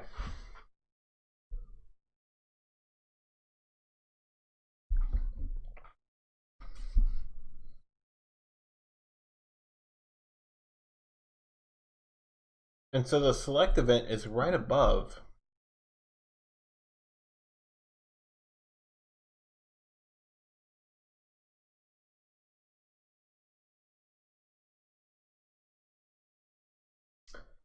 Huh. Hmm.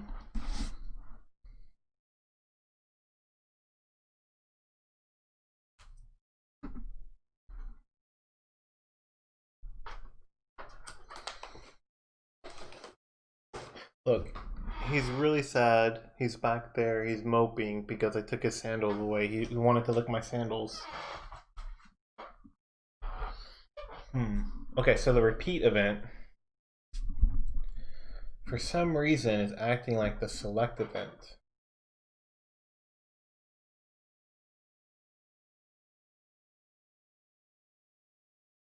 I wonder if maybe the wrapper has the select event and the repeat event being programmed the same way, maybe?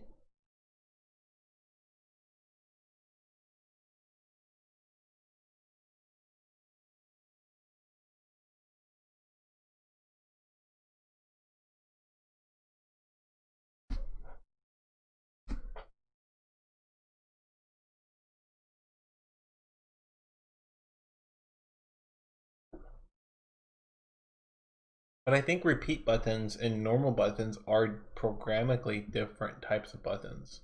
In the resource definition file, I have it here as repeat button instead of just normal button, right? Or, yeah, instead of these kind of buttons.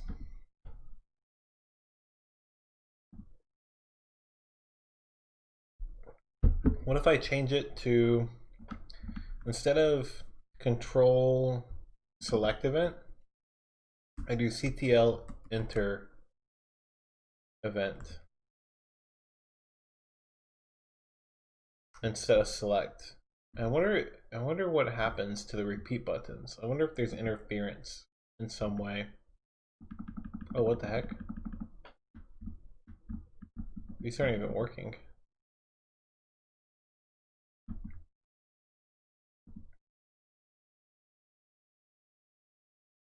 I guess there's no enter event for that. What if I do that here? CTL enter event.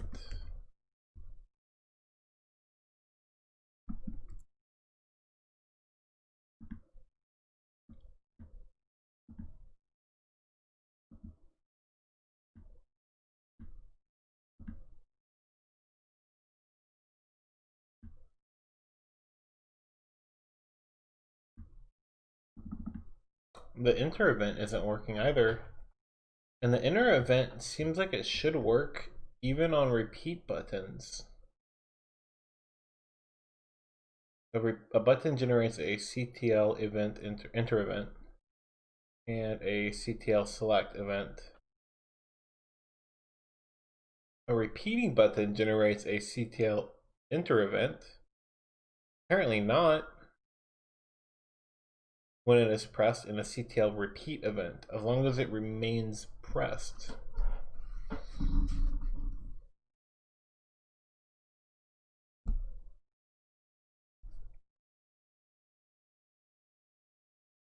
How am I supposed to blow myself up to restart the levels if I can't increase my temperature? I wonder if I need to replace this button with a pin down area and just check and calculate every single time the pin goes down to see if I'm touching that area or not.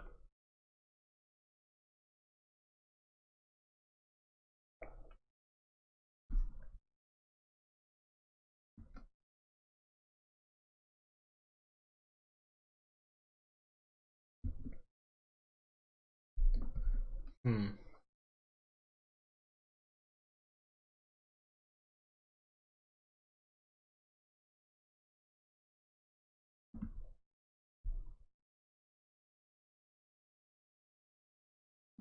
What if I change handle event to true for the select event to false? There's got to be some weird.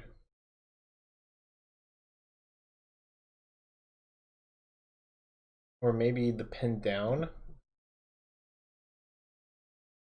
Let's try getting rid of a few of these real quick.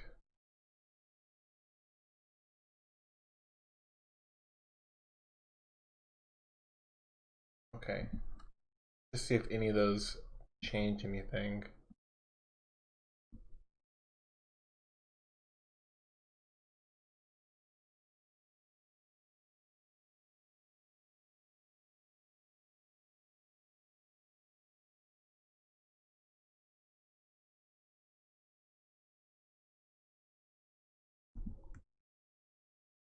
Nope.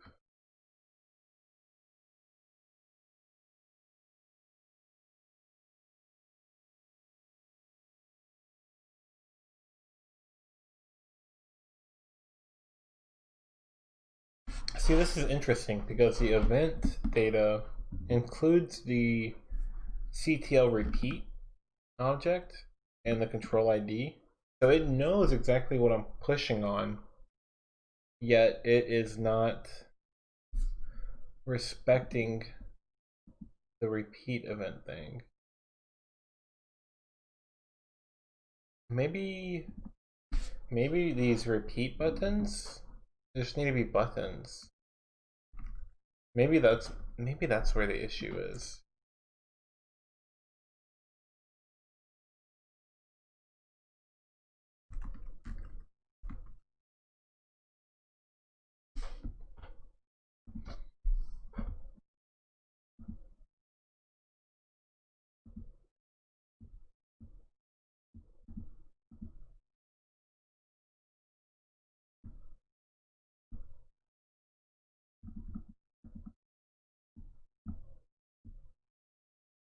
Hmm.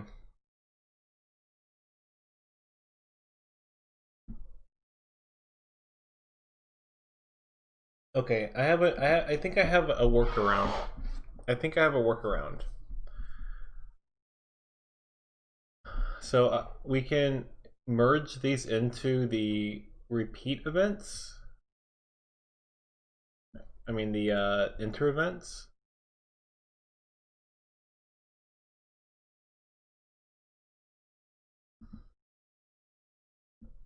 Like that. And treat them like all other buttons, possibly, for now. Which should give us back the ability to move around. Okay. So now if I'm holding this button, what's happening? There's no event being fired. What if I do it with the temp?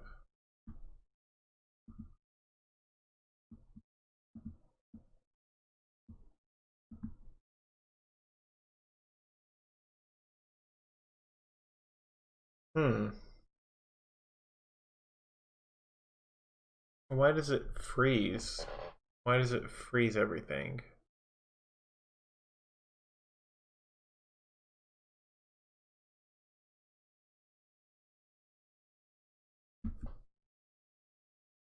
What if I did this?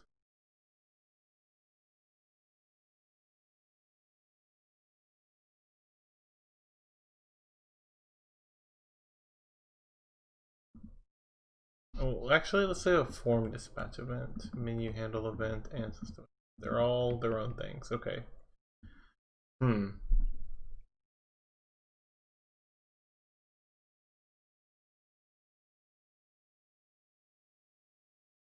Okay. What if? Okay. What if I?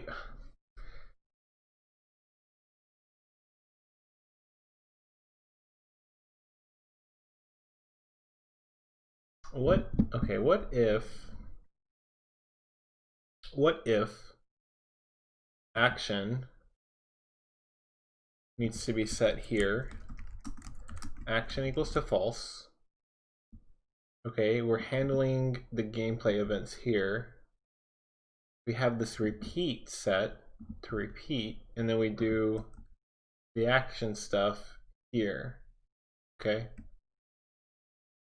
Would this allow us to maybe system handle event is maybe it is a system handle event that we're running through? Hmm. And actually this might crash whenever I run this.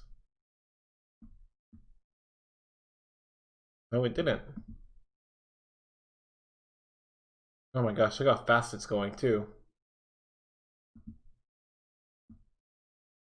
Okay, holding down temperature does still freeze it.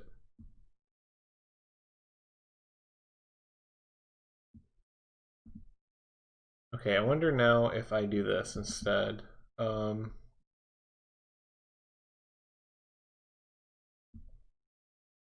Instead of the buttons, let's switch them back to repeat buttons. And let's look for a CTL select event.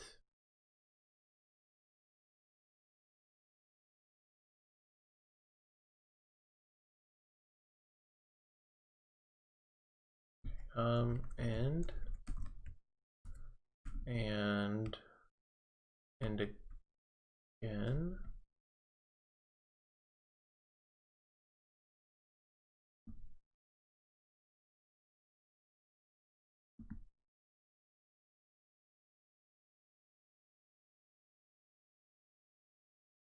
Um,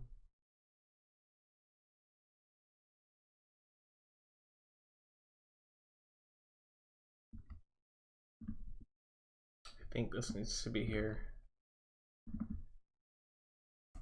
CTL repeat and CTL repeat event. Okay, I think that's what I need to do.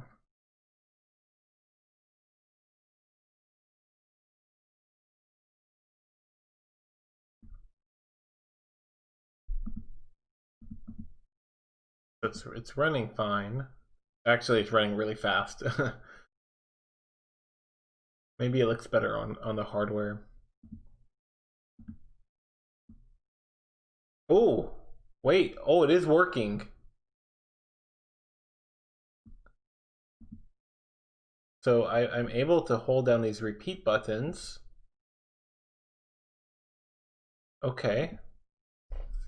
Okay, normal buttons don't work, but repeat buttons do work now. Okay. So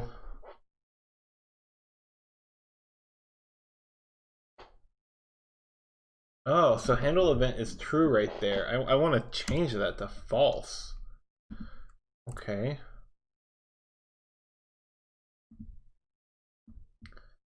All right.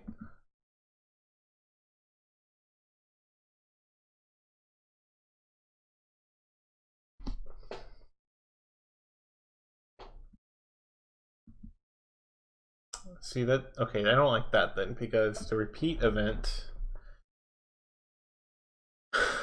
doesn't seem to be firing.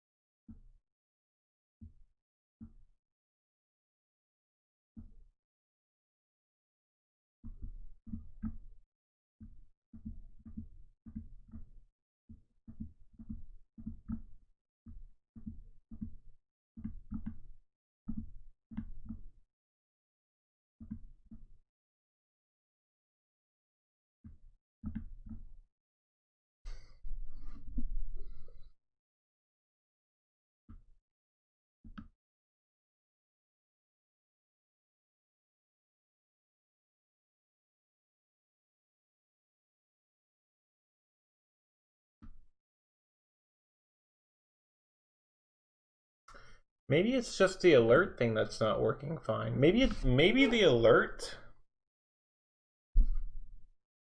Maybe the alert is actually like queued up into an event stack, and that event stack, it's like the repeat. Okay, it's the alert is being thrown on top of the event stack, and then um control repeat events are stacking on top of it, stacking on top of it, and they're being stacked on top, but being removed as they're being stacked on top. And then you have this alert event that's just chilling out, not even at the bottom, just second in line in this repeat stack, or in this event stack right behind the repeat event, and that's being taken off and on. And then finally, when I let go of the button, it finally is removed for good, and then you can see the next event in the event stack, which is the alert. So possibly that might be the issue. Now that the everything being redrawn with the temperature, however, let's see. That looks like it's being handled in draw stats. And so it looks like draw stats needs to be updated as well instead of this alert.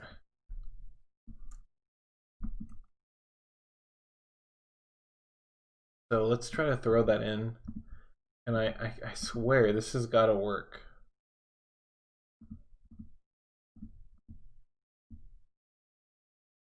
Nope.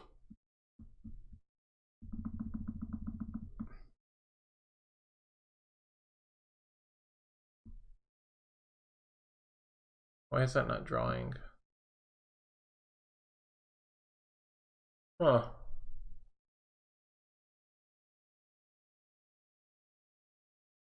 I guess what I could also do, maybe, maybe temperature needs to be like -1. So I am like always going down while it's always going up. So if I hold the button for a long time, it'll be negative. If I don't hold it, it'll be positive.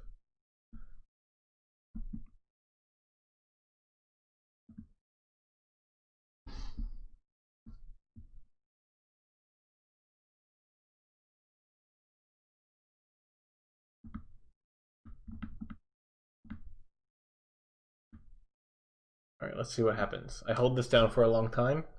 I should be negative. Okay, 0 actually.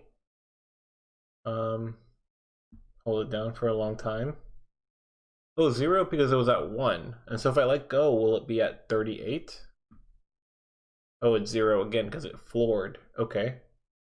So I'm waiting a long time. I'm stuck in the boiling state. The numbers are going up, they're going up, they're going up. Okay, 289. If I tap it, it should go down just a few.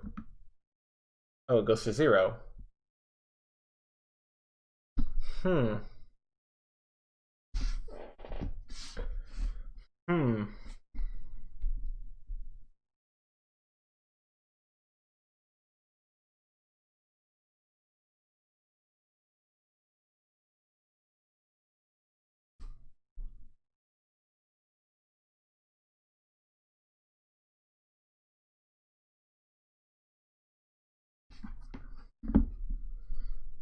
Hmm. Hmm. Hmm.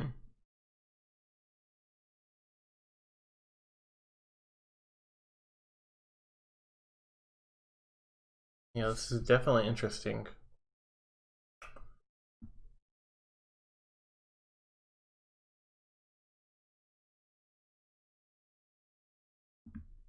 Wait, if I tap it, it goes up still.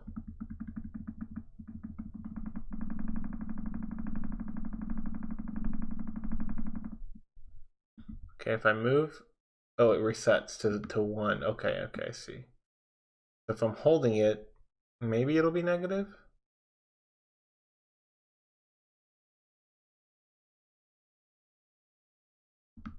Nope. Okay.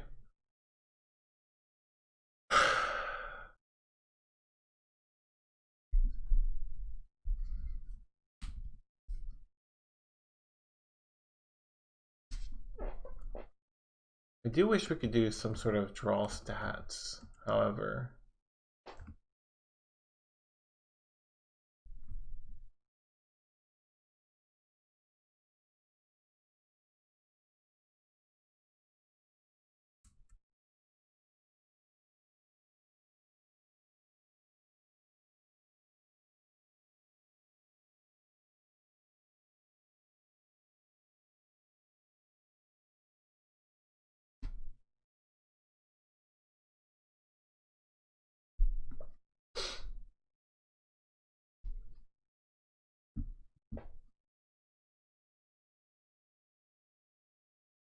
Okay, wait.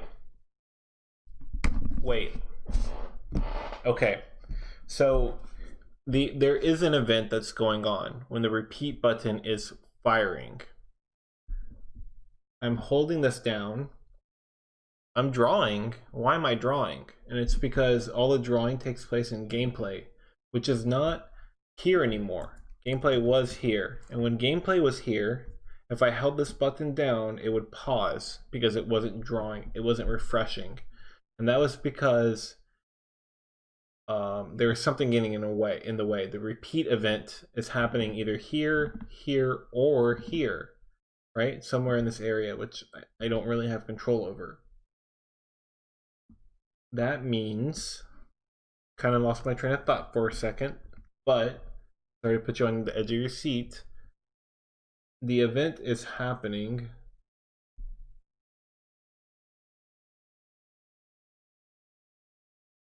I'm holding the button down. The event for repeat event is still happening, but I'm no longer using handle event to capture it because the handle event is in dispatch event, maybe, or maybe it needs to be something like this for it to work.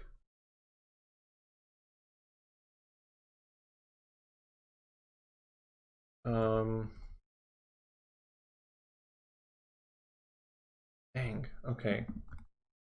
So let's see. How does this doodle do it? System event, system handle event, menu handle event, form dispatch event, and then handle event. Okay. That's all very similar. It seems boilerplate.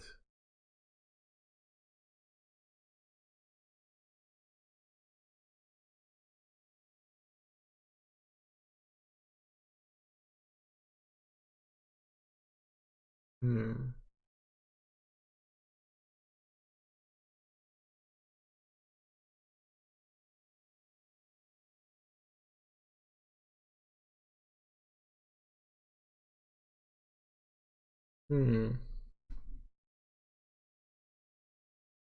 Freeze equals false. So freeze is true whenever you do a menu handle event. This is okay. If menu handle event.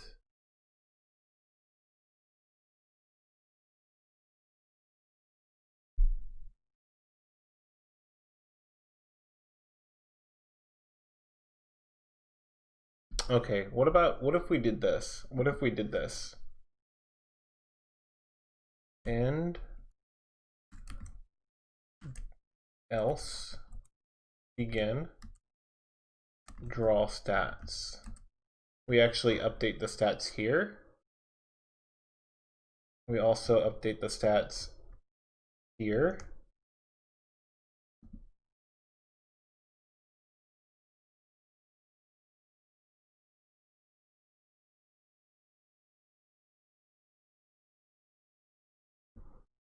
And we also update the stats here. Wait. Yeah.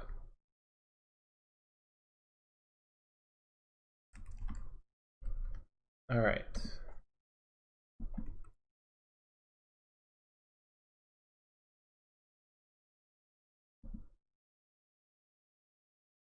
I don't think anything will change, but we want it to stay the same, I think. Okay, so stats are updating as I'm holding this down because you can see the flicker in the word custom level. So that does give credence to my theory. I think that does prove that it has some merit. Okay. Oh, what the heck?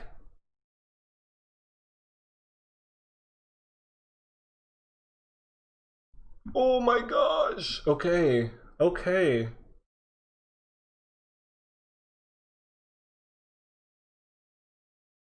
Okay. Plan is this. I have a function somewhere where the draw stats are. I gotta figure out where the draw stats are. I basically need to get rid of 2 of these 3. Whatever one the draw stats updates on, I think it might be the top one. That's where we put a new handle event in, where it's the handle repeat event.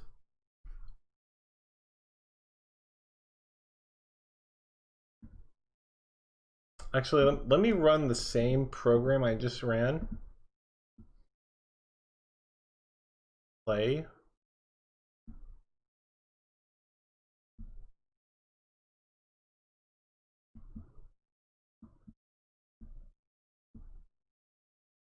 Huh, okay. Alright. Let's see what happens when I do this.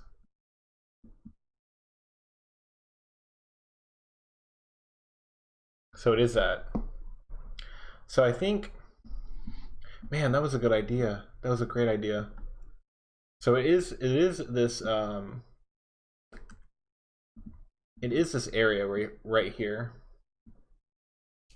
So it's handle event,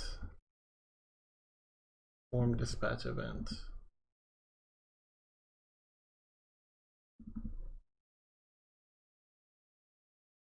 I don't think anybody else. What the heck?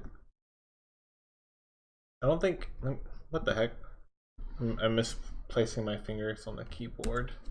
All right, let's look at the other code. It looks like nobody does any else for the form dispatch event.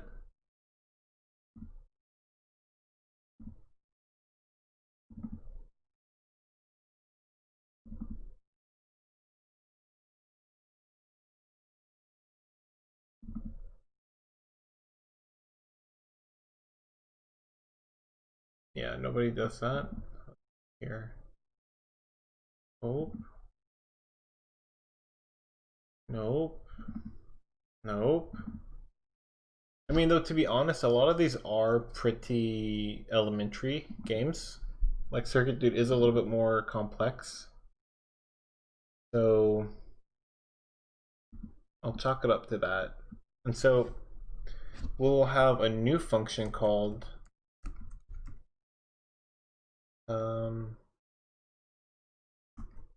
handle repeat event. And we'll pass it an event.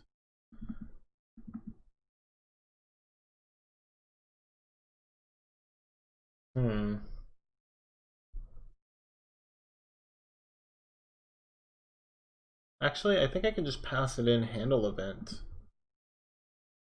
I'll do handle event.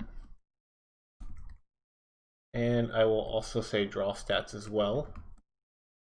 And temperature will only be increasing by 20 in the handle event and not in the do direction thing. This might be a better way to take it.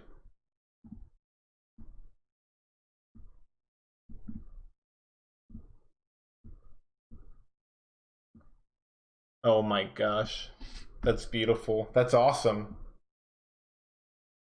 So it's a completely different categorization of events that we need to worry about, to think about.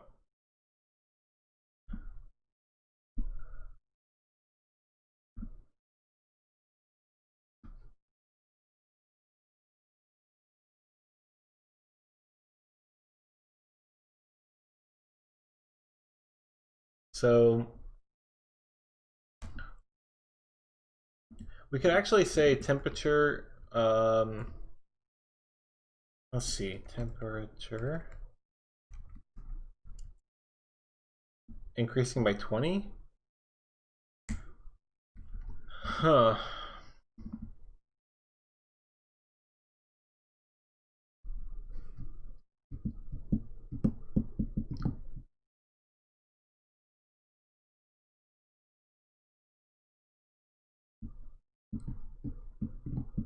Let's do this. Let's scrap the boiling idea for now. Scrap the boiling idea.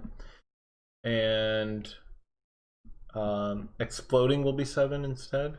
Okay, but we'll get rid of boiling and the references to it. So the top one that we have here is a repeat event that will be basically turning you to boiling, but let's do temperature is increasing by 1.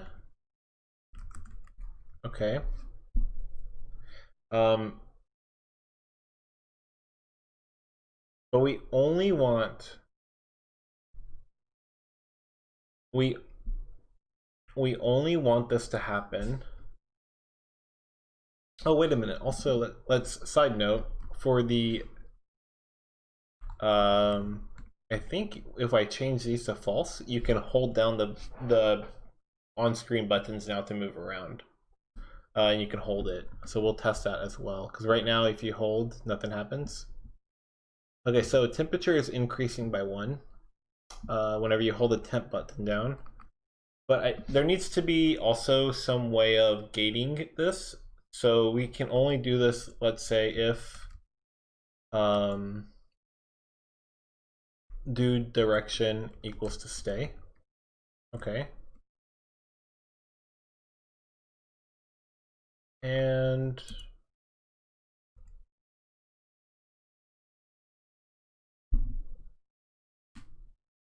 we also want to, let's see, do direction equals to stay. We also, I think, want to do dude moving. Wait, what?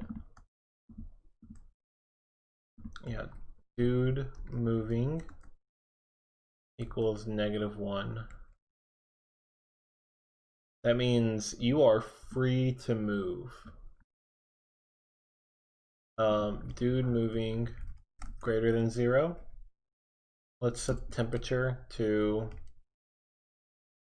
0 just as a safeguard. But dude direction equals, okay. Now let's not do that. Let's do if dude moving equals to -1. That means you are free to move. That's the only time your temperature will be increasing. And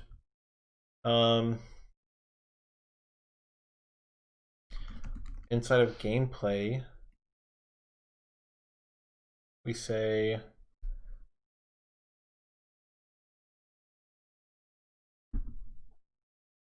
if dude moving equals to 0, then we're going to do all this stuff.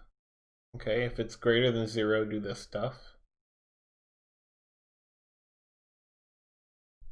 All right, I'm very concerned with if dude moving equals to -1 though. This is where we'll handle the temperature increasing. I know I said that a few times, but if temperature is greater than 0, then we will do this block. Otherwise, we'll do this block. And if it's greater than 0, first of all, we want to hide these buttons because this is where we'll draw the temperature gauge.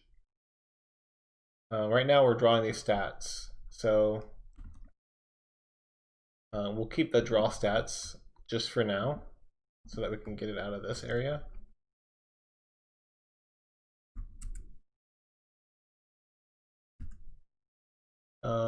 Oh, my bad. And get it out of there too. And if it's equal to 0 though, we want to put it back.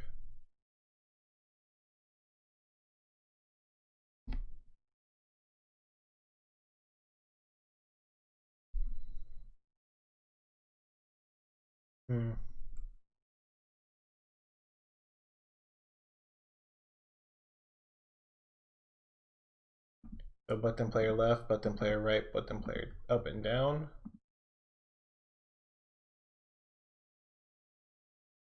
I think, let's see, hide, form hide object, form show object.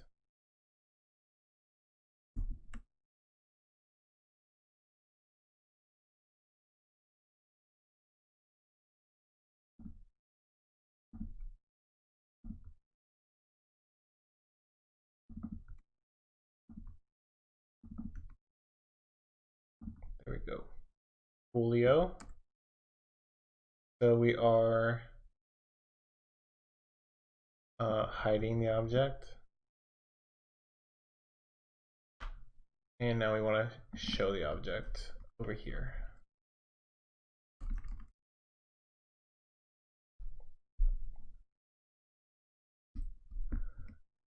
That might work. Otherwise, it might break. 681.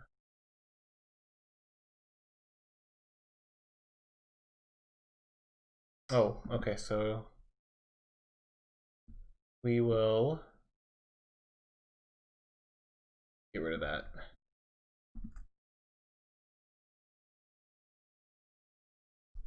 Five, 5.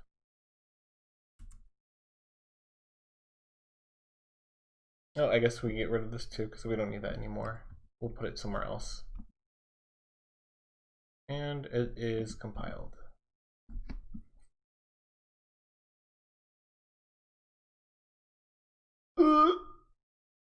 Reset. What happened?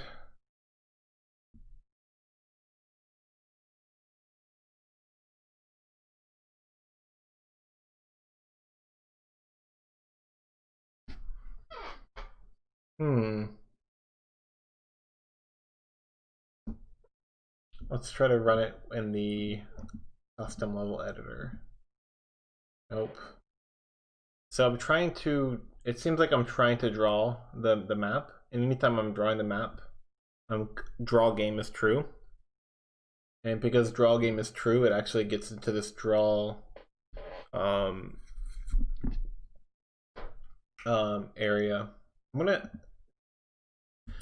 go ahead and just create a procedure and call it toggle. And toggle will take an integer, a form ID, or an object ID, and it'll be an integer. And what we'll do is we'll basically, it'll also take true or false for show boolean. So what we'll do is basically say if show, then begin, end, else, begin, end. Okay, and basically we'll put this in here, the show, hide, I'm sorry.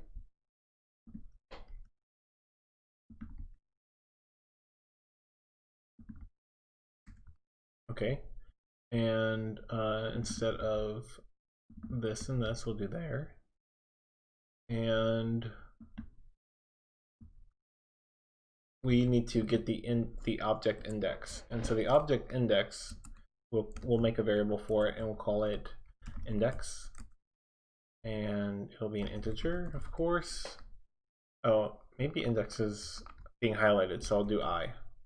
Okay, I is going to be the object index, right? And so we should be able to then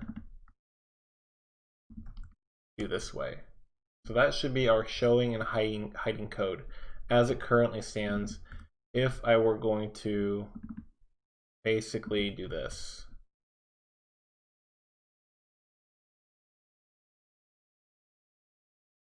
And false. Oh. And then this. I hope you see what I'm going, what I'm kind of alluding to. All right, so that's how it is now. And so I'm crashing because the object index is -1. So what I need to say is if I equals -1, then exit. Otherwise, continue doing this stuff. So, and I do have some hiding elsewhere. So I'll put it up here, the toggle, and I'll look for form show object. Oh, it's for the sound menu item. But we said a few streams ago that didn't work. So let's see if there's any more. Yeah, update the arrows. And I already it looks like I already tried to do very similar code here with the object index, but now it's safe for me to basically do this.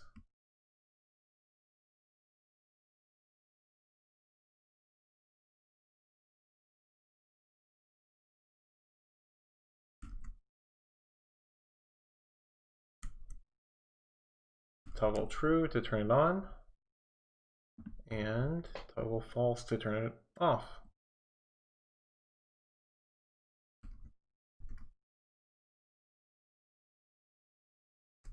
There we go.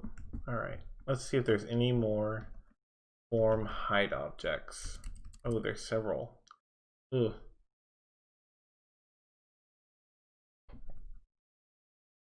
Okay.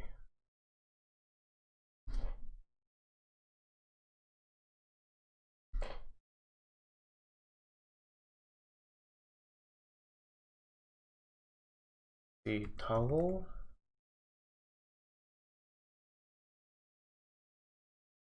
Uh-oh.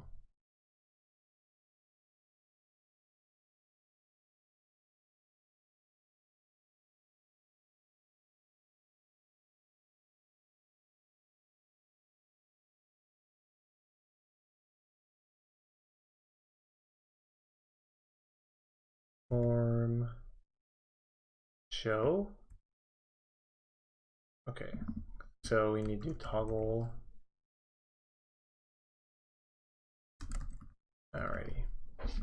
That's a lot of code to change, but it makes it a little bit safer so we don't run into issues like that. 133.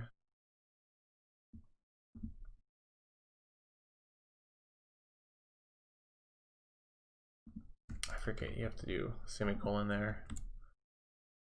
1123.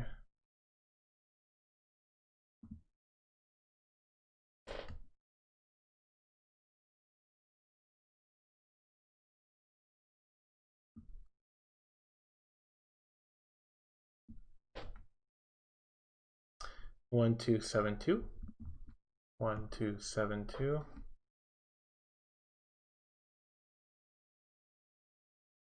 Wait, what? 1, 2, 7, 2. Okay. Unknown identifier. Oh. Yeah, because I'm removing that sound toggle from the menu.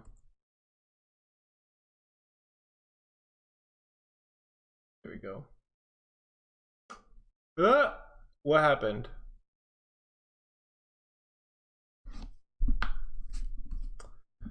All right, let's do toggle. Let's take a look at that.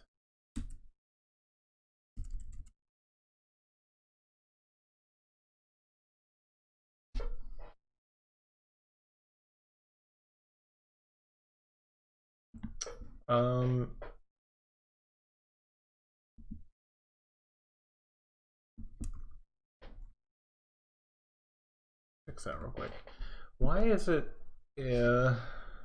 What if I just say exit right up here?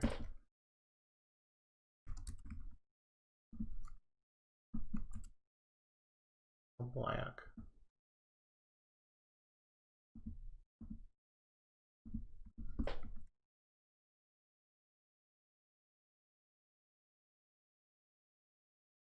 Oh, it's the main menu. What is up with that? Okay, what did I change that's dangerous?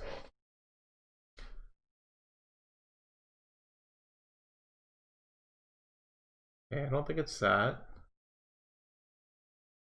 It might be this. No, not that.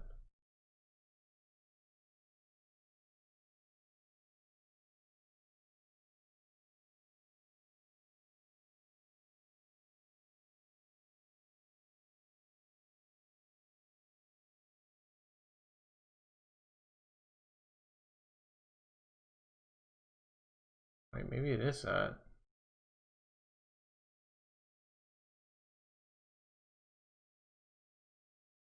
Form, get active form.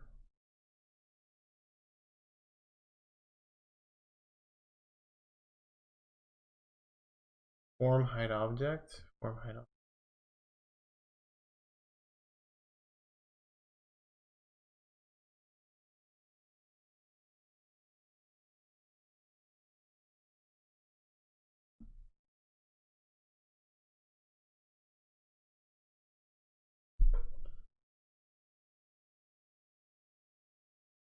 Wait, why would it? Okay, why?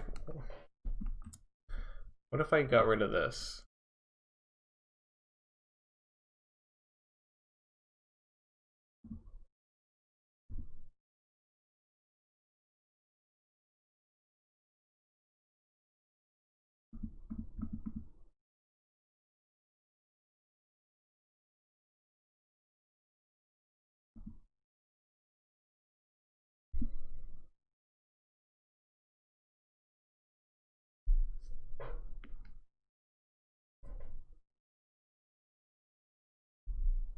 Gosh darn it.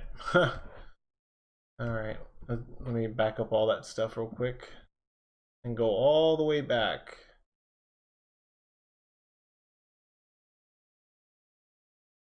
Here. Here.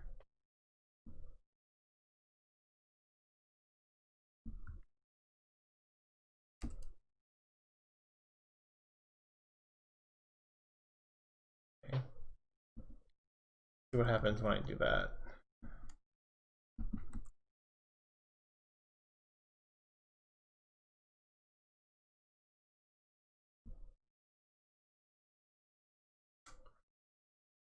Okay. It crashes. But I get to see the main menu, right? I was able to. So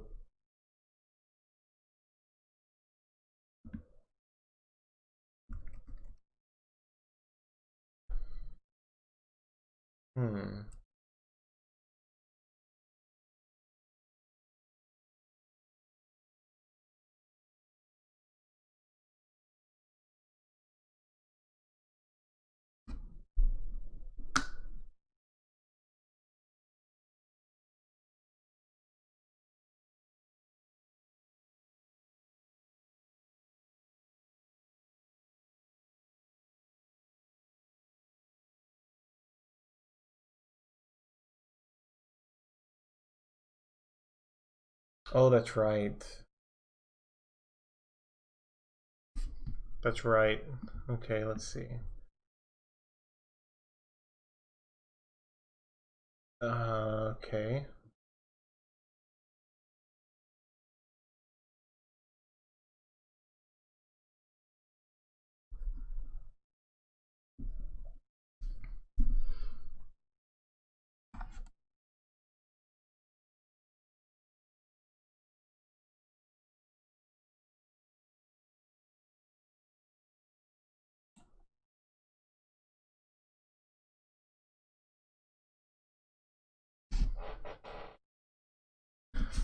All right, so toggle.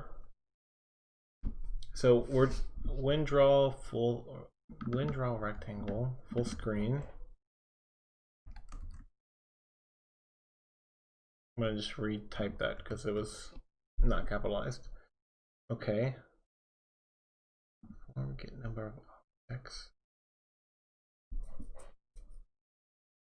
Oh, I see. I see. Because I'm no longer. Ah. Uh-huh. Yeah, okay.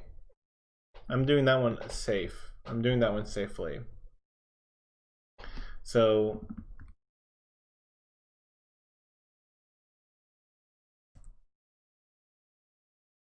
okay.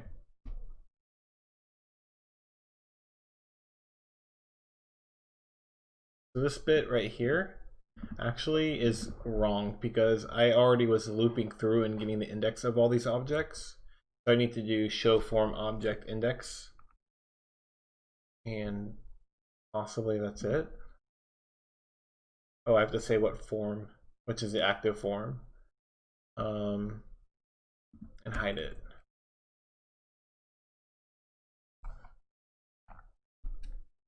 Okay. So frm get active form. All right, that should be the should lead to the result that we want. Oh shoot. What if we just continue a few times?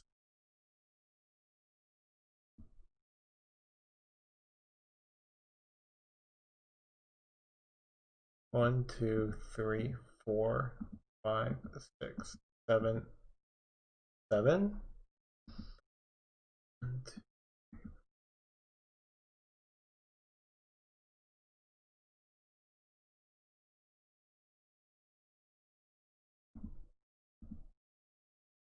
Huh.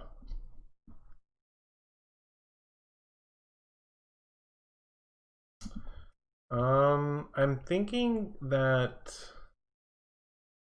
the handle event is causing that. So I need to go ahead and try to break this out into its own thing.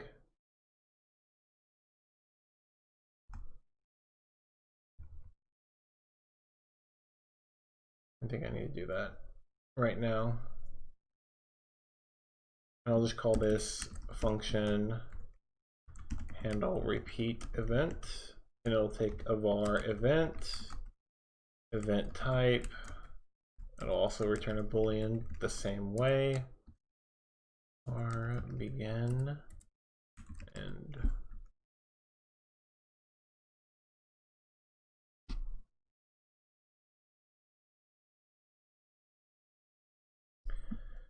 Actually, I'm looking at this, and because I'm going to be changing the move directions, I need a little bit more work than I thought.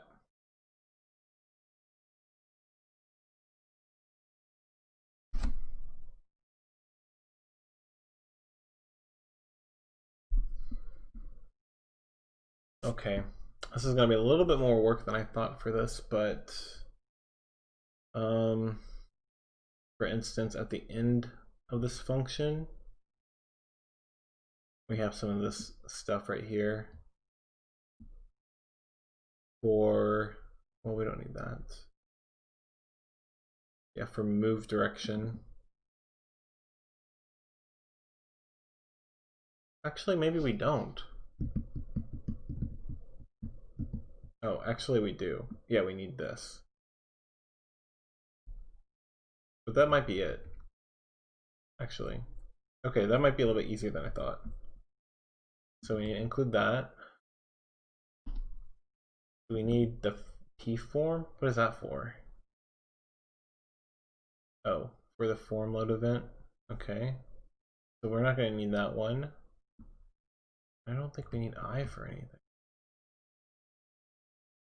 What is I? What is I used? Oh, I don't think it's anywhere. Okay, so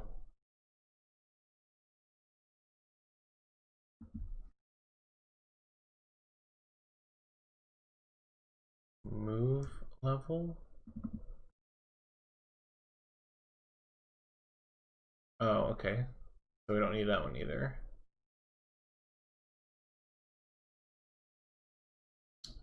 So we just need move direction. Okay. And we'll do this.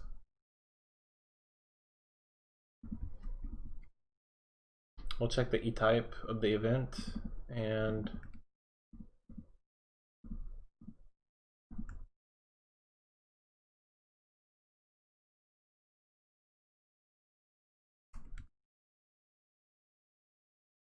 oh,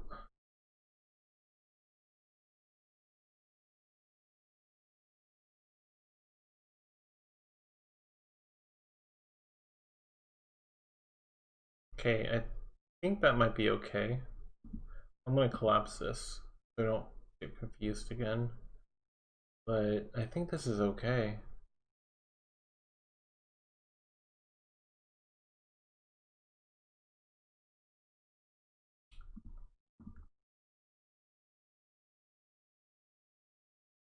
And we'll drop it down here in this little area, like I said earlier. Handle repeat event.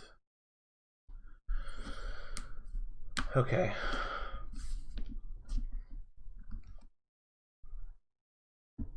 That might clear this up. Not quite sure. 1177. Oh, okay.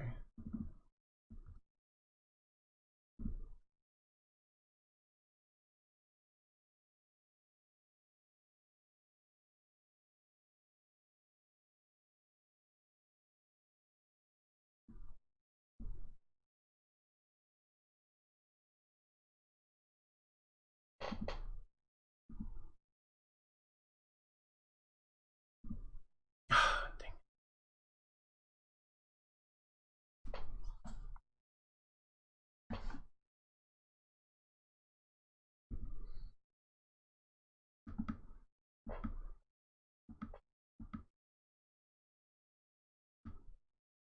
So handle repeat event. What if I just ignore this handle repeat event for a moment?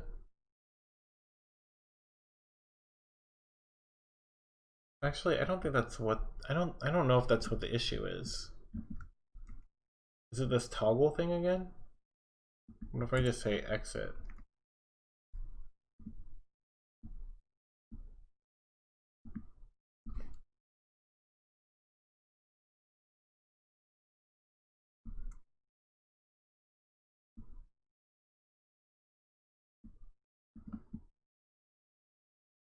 Oh, oh, see, snap. It is the toggle thing. Okay. All right. So where else do I call toggle? There's got to be some other issue.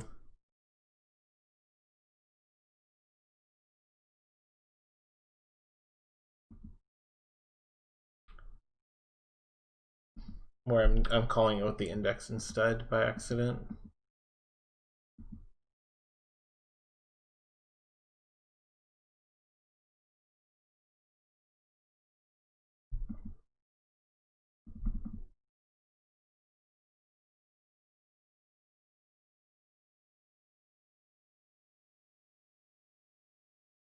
Oh, by the way, these need to be reversed. Okay.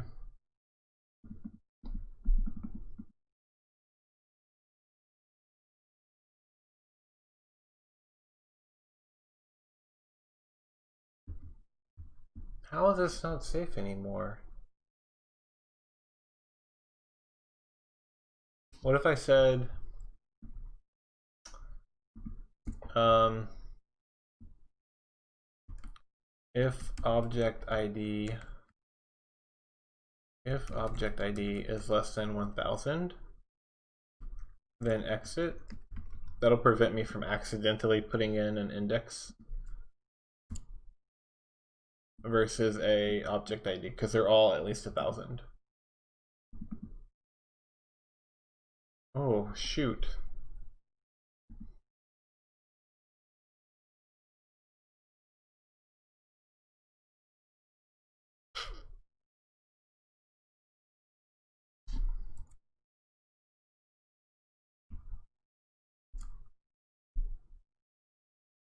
I'm just gonna run this again.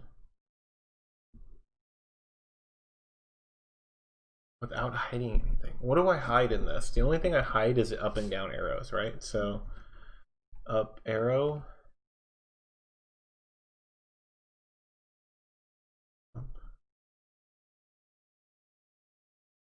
Level up, I think I call it. Yeah, level up.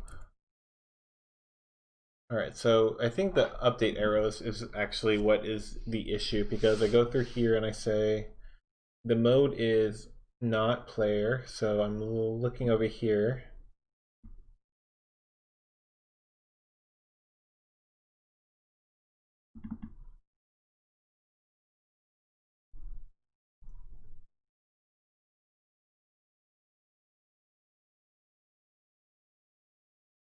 Actually, no. I can do this. I can do this. I'll do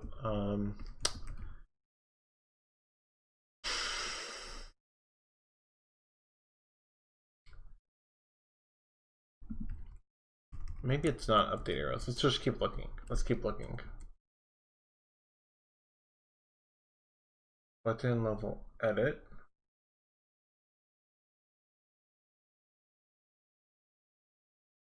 Okay. Oh, this is where there would be 3. Oh, okay. Okay, I think I know what the issue is. I think I know what the issue is. Toggle. Let's see.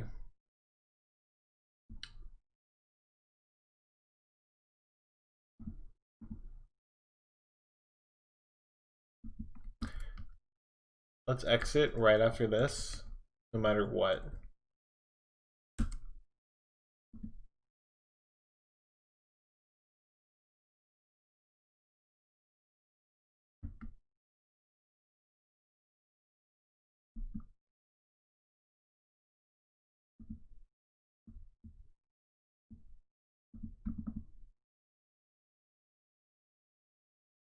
Yeah, that's exactly what I thought would happen. So if I exit right afterwards, that means that the issue is actually coming from form get object index. So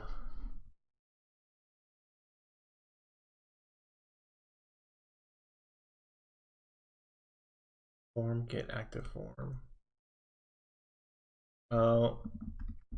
Let's see.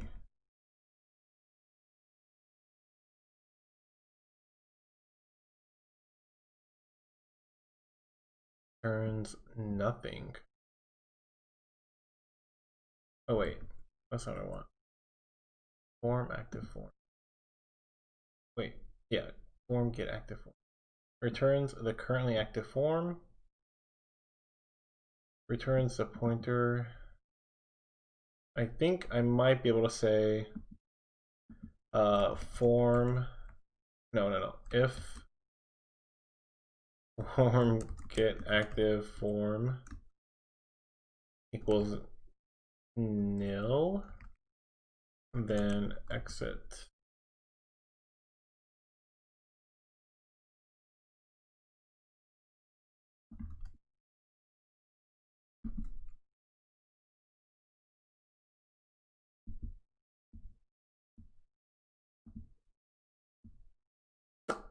Boom, baby.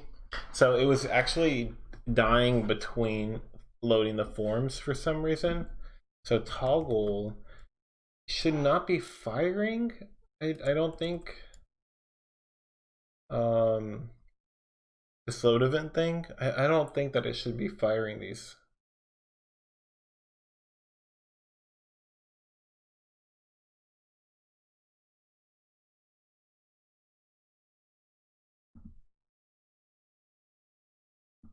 Or maybe this is, yeah, whatever. It's working now. Who cares, right? So edit and then play. So I can move. Can I hold it down? I can hold it down. Oh my gosh, he runs. He's so fast.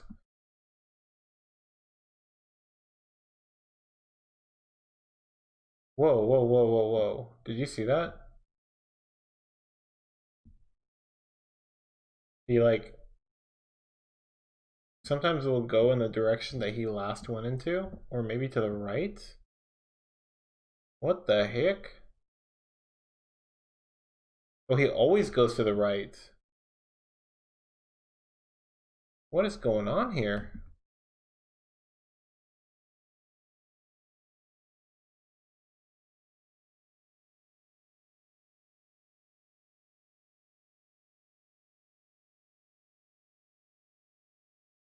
Okay. Oh wait, move direction probably needs to be changed to 0. I don't initialize it as anything. Or assign it to anything, so it needs to be stay. Okay, and the repeat handle is probably going to fire the initial push.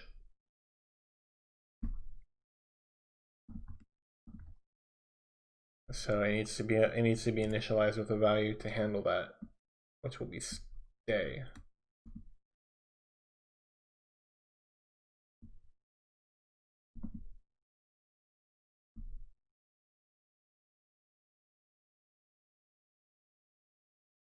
Okay, perfect.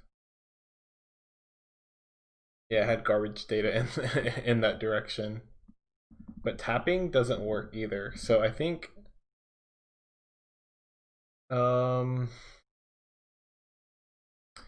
I might be able to get away with CTL enter event.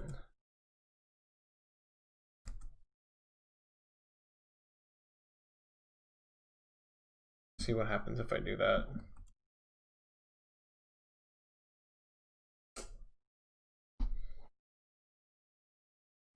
Okay. Well, I don't want to retype this stuff for both.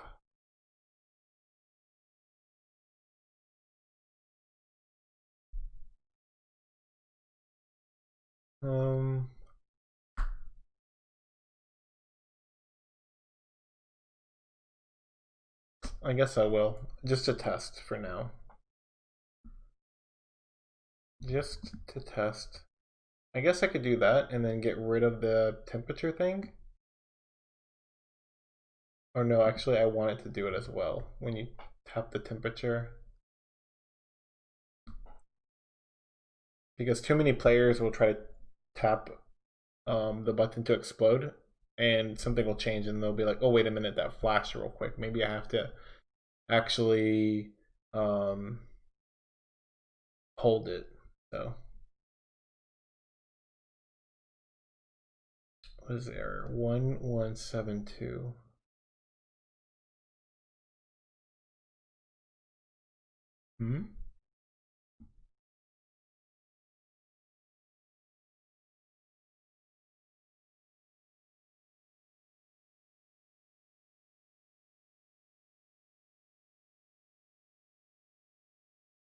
Field identifier expected on 29.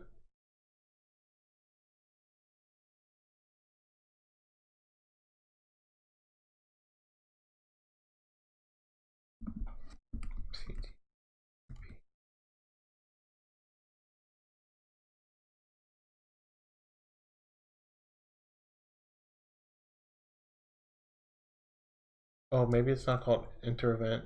Maybe it's just called enter. I think that's what it's supposed to be. Yep. Okie dokie.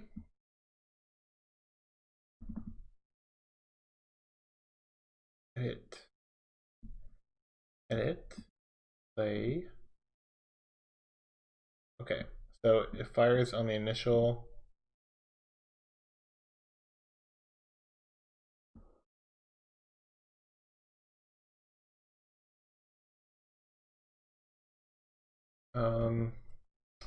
Where do we draw stats at? Wasn't I gonna do it whenever the temperature is above 0?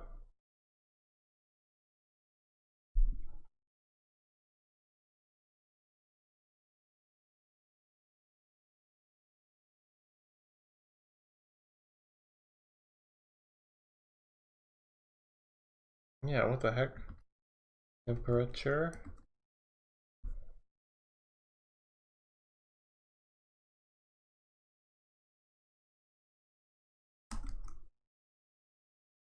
Okay, I think it was this. Maybe? No, I definitely deleted it.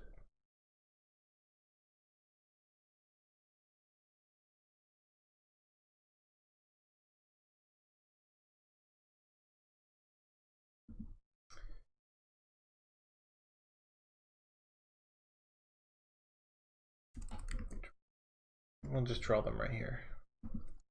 We only need it for a little bit. We'll get rid of it later. Or maybe I'll forget.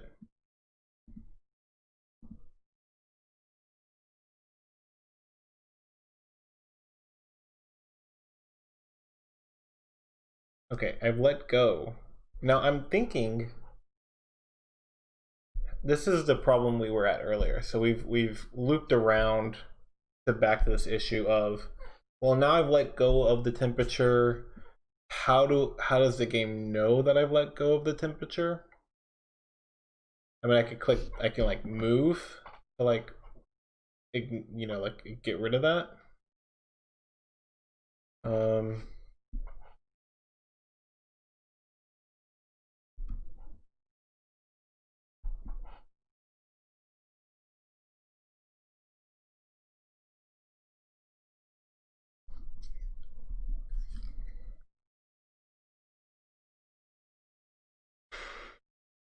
hmm.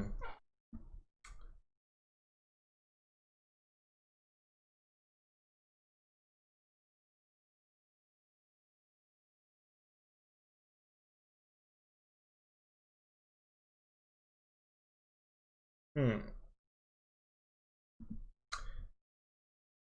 Actually, this is where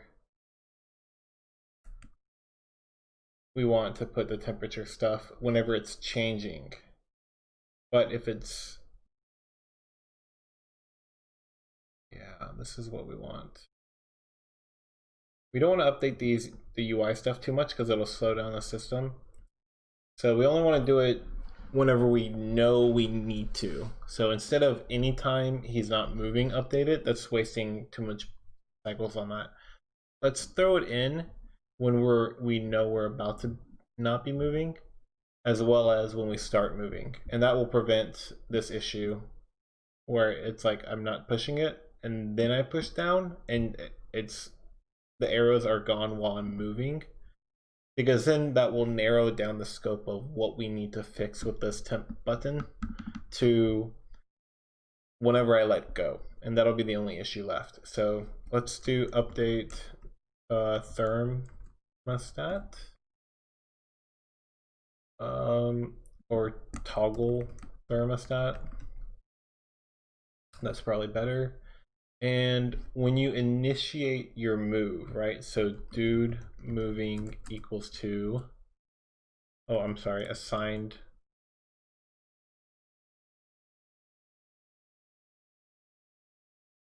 Now,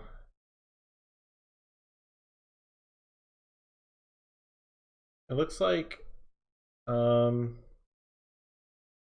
actually, it looks like on leave is only fired when you leave a tile, which is great.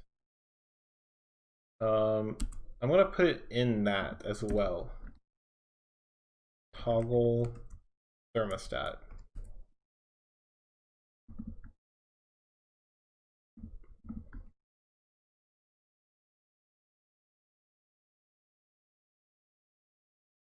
And I'll put it here. I'll put a procedure, toggle thermostat, again, and boom, baby. This should fix that specific issue. Now, we will have only one issue left that we have to resolve. A 5, 6.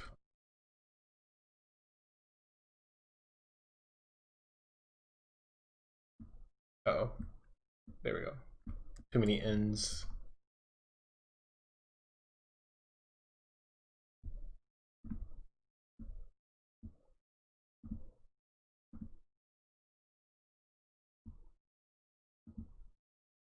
All right, so the test case was holding down the temperature to go up.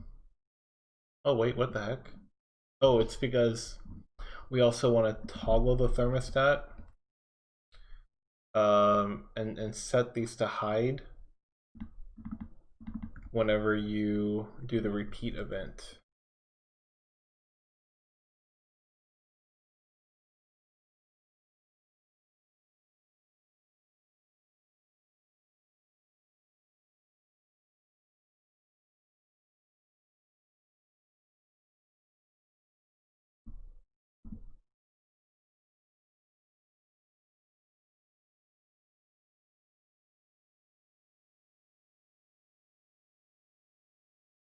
And it looks like we'll do it right here.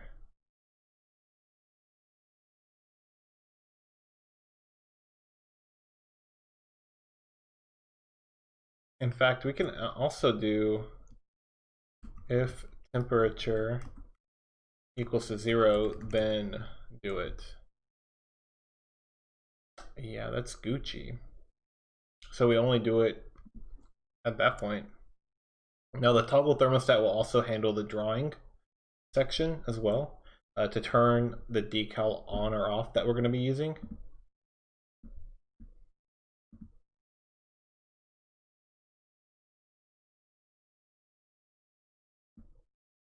Oh, that doesn't seem to work. Let's try it one more time.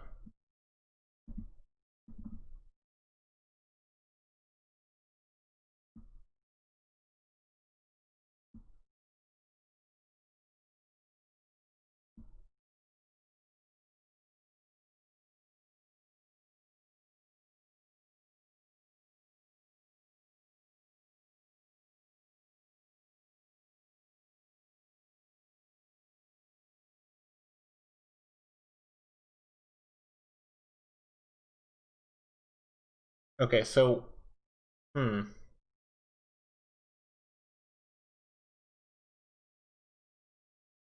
oh, the reason is because we're only toggling the thermostat at temperature equals to 0. But the reality is we need to do it whenever the temperature becomes 1. Okay. My bad.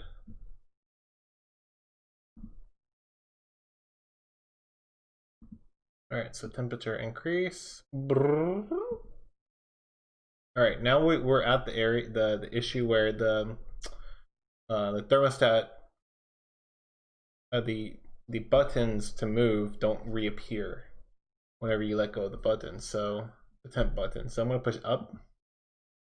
Yep, and these reappear. But they didn't reappear when we wanted them to. They reappeared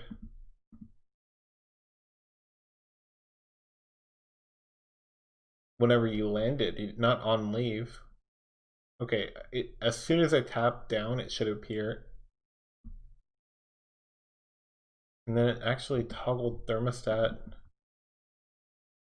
on enter, it looks like.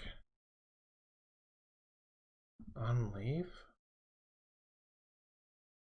Does on leave only get called whenever you finish moving? There's no way.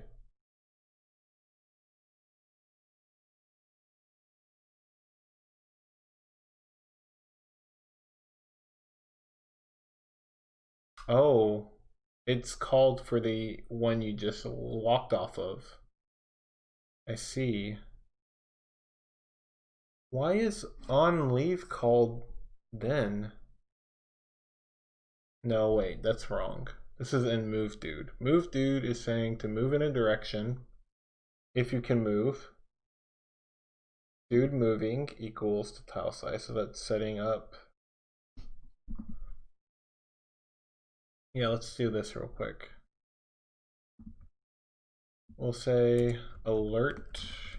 Yo, what's going on, dog? It should fire as soon as you click a direction to move.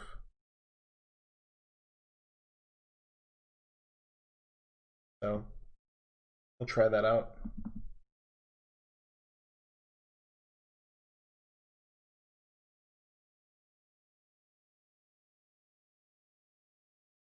All right, that actually worked. Whoa. Why did toggle thermostat though have some sort of delay or wait? Let's do this. Toggle thermostat now. So it should appear, it should change before the yo.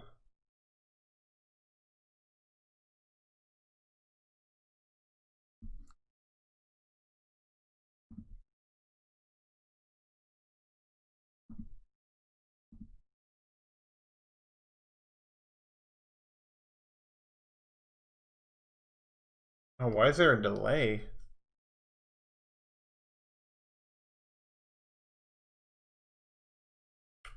Hmm.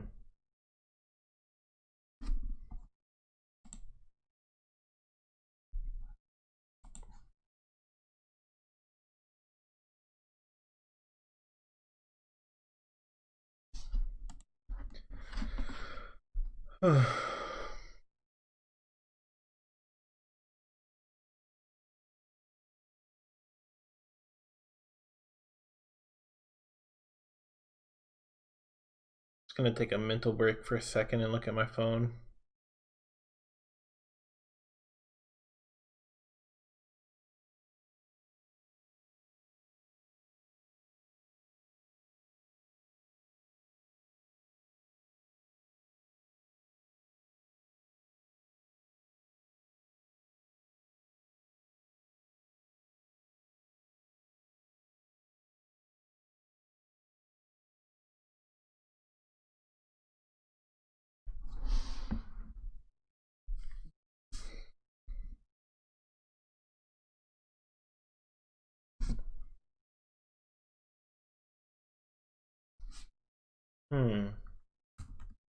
I mean, I know there's not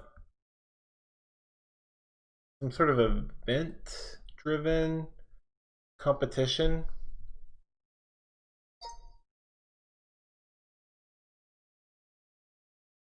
Maybe it'll be okay. Maybe it'll just be fine. Maybe I'm just overthinking it. Maybe letting go of the button is enough. So I'll go back to focusing on that. So you hold down the button to increase your temperature and then you let go. What can we do? We can do a CTL enter event, right? For the repeat, but there's no way that there's a select as well. I don't think so.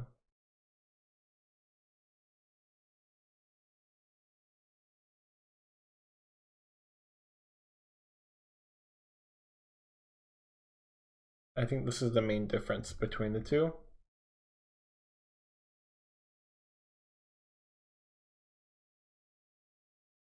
But let's kind of program out as if there were.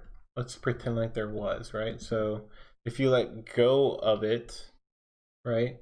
We'll say, first of all, toggle thermostat. We want that over here. We want to say if temperature greater than 0, then temperature becomes 0. We want to do that. That might be enough right there. That might be enough. And it compiled without a complaint, so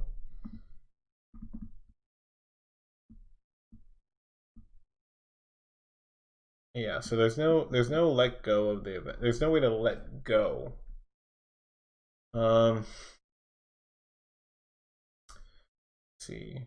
Let's look at that repeat event information one more time because wait, unless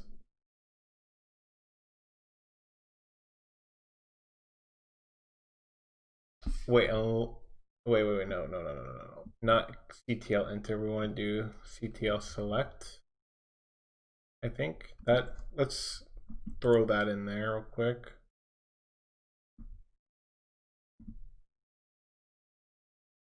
Just give it a shot. Okay, so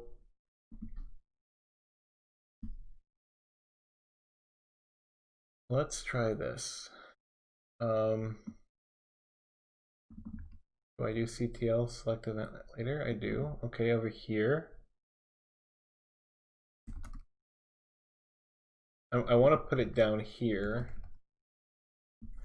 Let's see if that works in the handle event function instead of handle repeat event function. I don't think it'll work, but okay, so how do you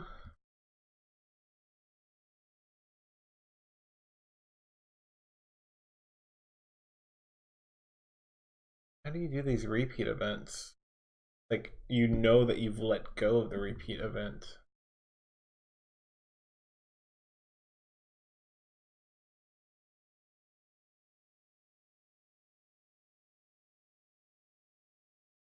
Wait, SCL? Repeat event? What does that mean? Oh, scroll. Okay.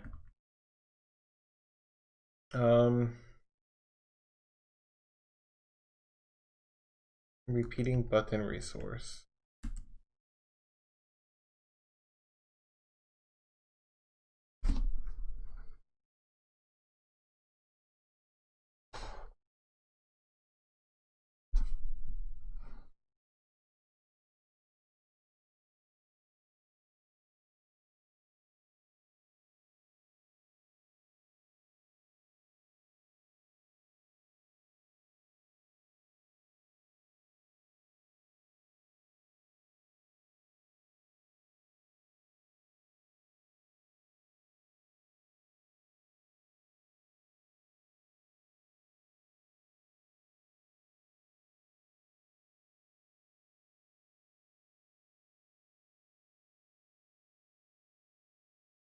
I mean, I can understand why they don't have a release event, simply because this is designed for scroll, not bars but little arrows, so you hold up or down to like scroll through a page of documents.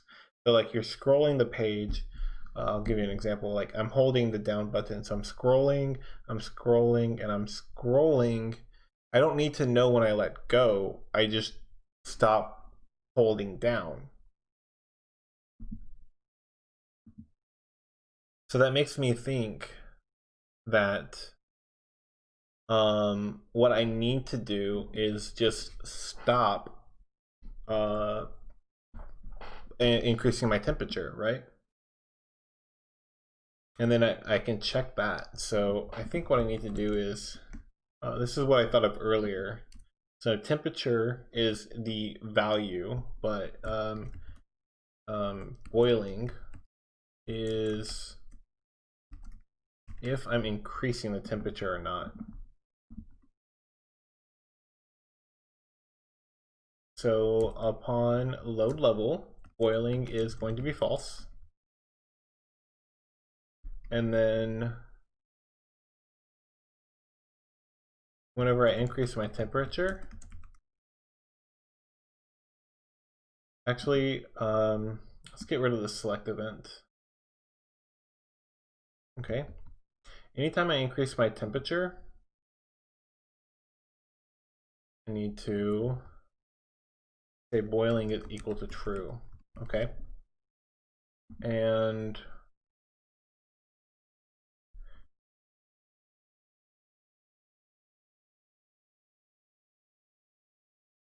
so here I have this main loop. But I really need a new procedure, and the new procedure in here will be called pre-loop.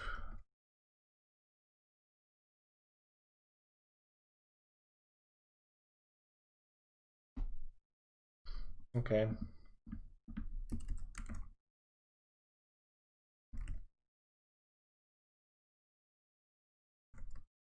And pre-loop will actually kind of instantiate,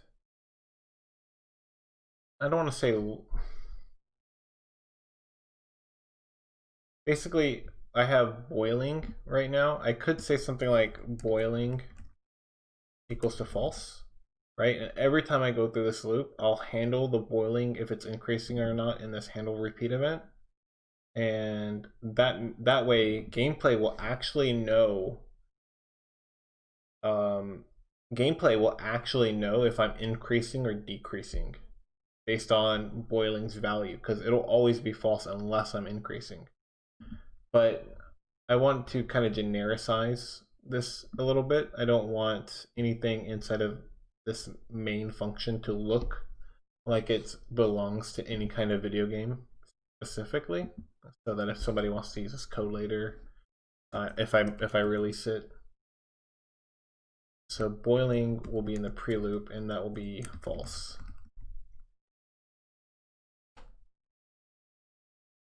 And so inside of gameplay, we'll do toggle thermostat at dude moving equals 0.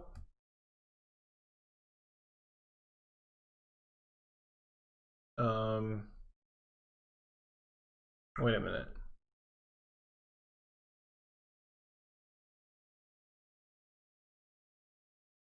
Hmm.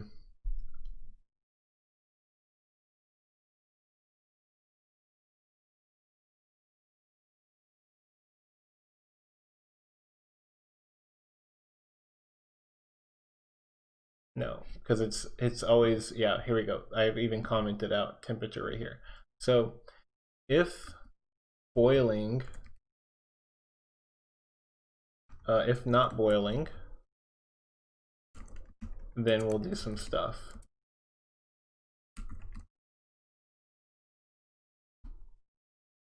We'll toggle the thermostat.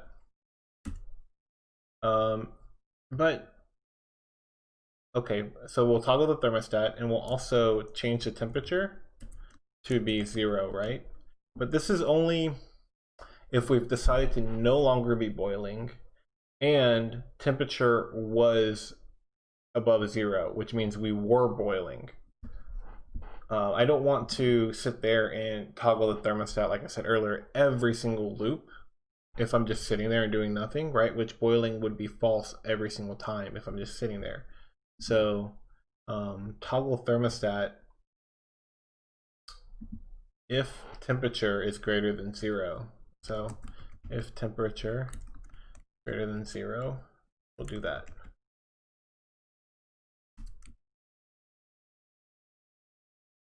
Or I meant to say greater than 0. There we go. And hopefully this looks like we want it.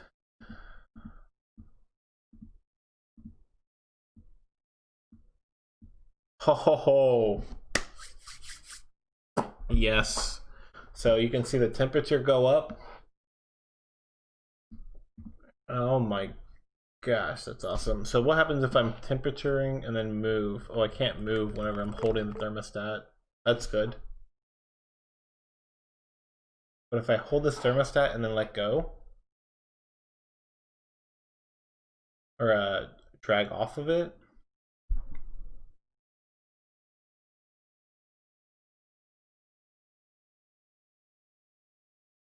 oh wait a minute. Oh, so I can queue up directions while the temperature is being held. That's a weird quirk. I don't know if that would ever. I mean, it's unintended. I don't know if anybody would complain about that.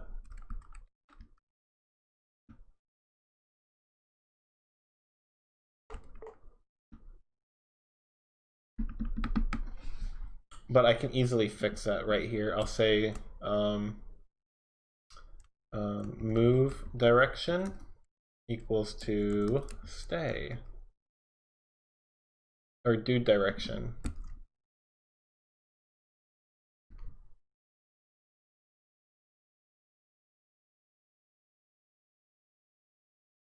Okay, so I also did think of one more thing. I want to know what happens if I go through a level with a lot of these trapdoors. Can I cancel the trapdoor? So first of all, let's check to see if I can queue up buttons while holding the temp. I can still, what the heck?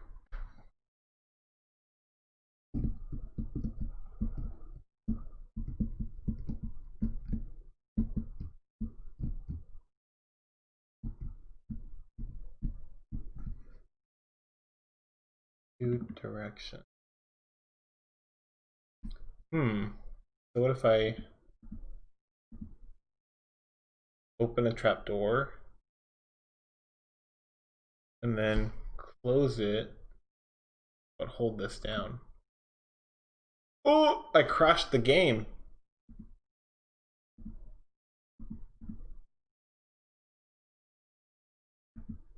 No way, I crashed the emulator.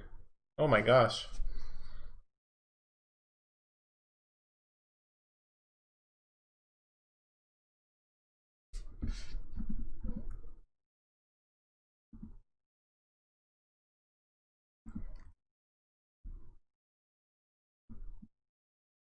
All right, how did I mess that up?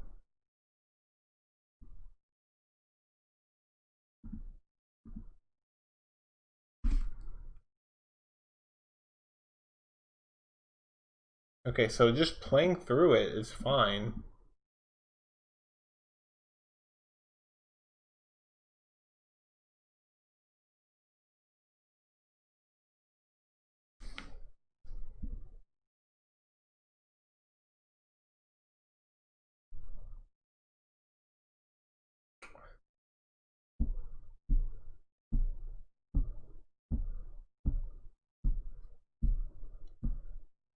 I think it's because I'm holding down the temperature button. Okay.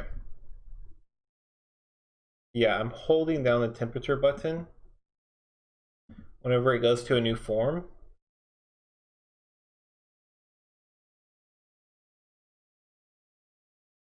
And then yeah, okay.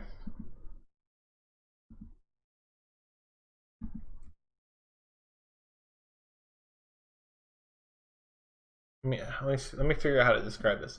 I'm holding on the temperature button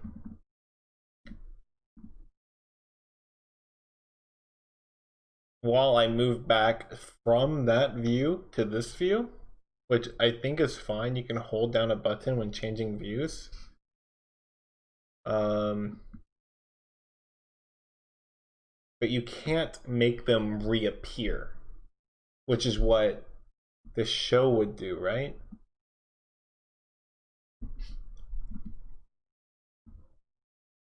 This toggle, actually the toggle checks to see if the form is nil or not, and then checks to see if the objects even exist. So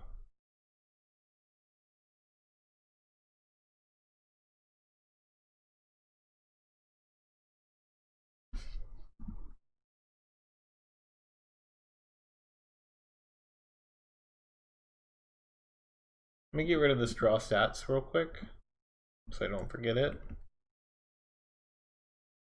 And this game is so long. Look how many lines of code there are. Almost 2,000.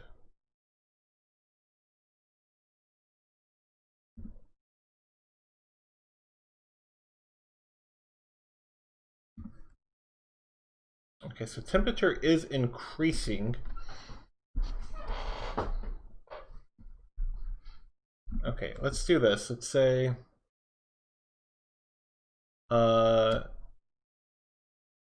left.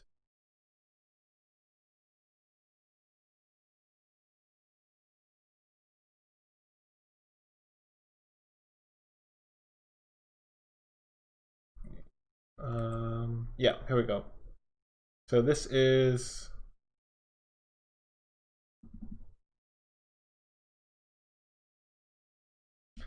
move dude based on this direction. But okay, if temperature is greater than 0, then exit. We don't ever want to move him when the temperature is more than 0. And I think that's what this issue is.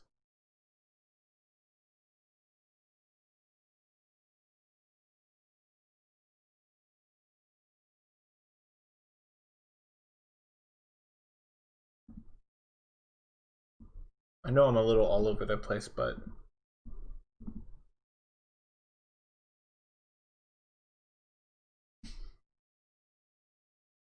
oh, that's not even it either.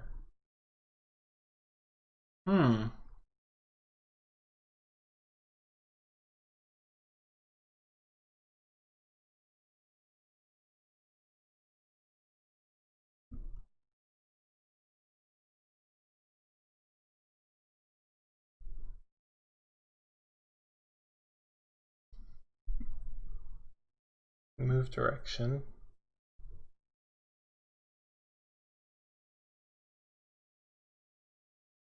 If not stay, then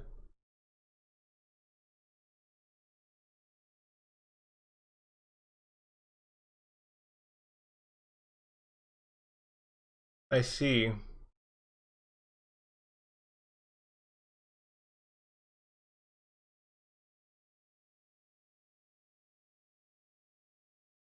I think I see. Maybe I don't. What if I do this?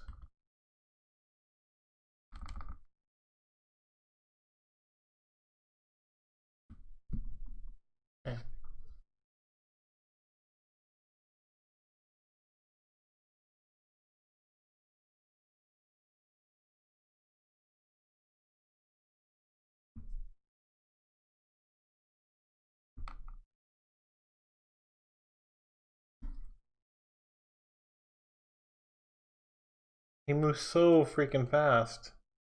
Actually, the game moves really fast. Let's see if we can do 10. What happens if I do 10 frames a second?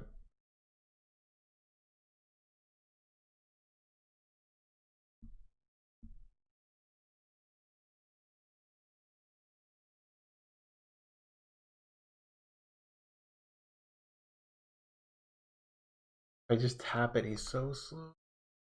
But if I hold it, he's fast as heck.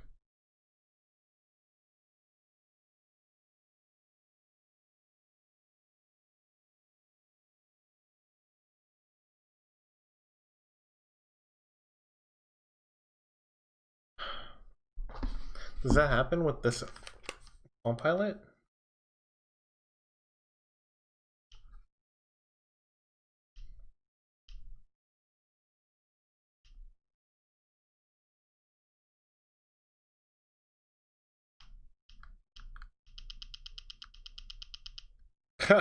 He goes slower on the actual hardware if I hold it.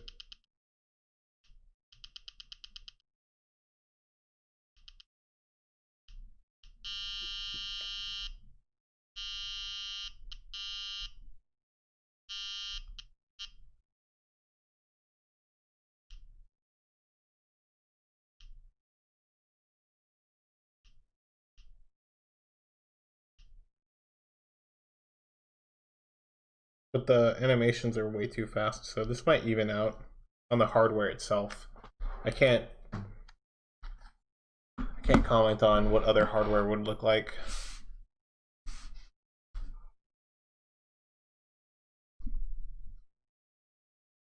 Yeah, the beeps. I totally actually I don't have anything really that makes beeps on my Palm Pilot right now, except for Circuit Dude. So the beeps are definitely nostalgic.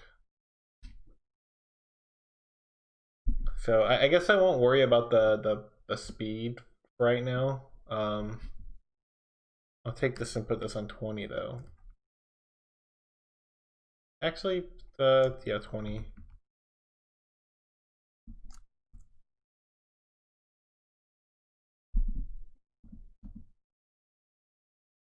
But I do want to fix that crash. So the thermostat is working exactly how I want it to right now. But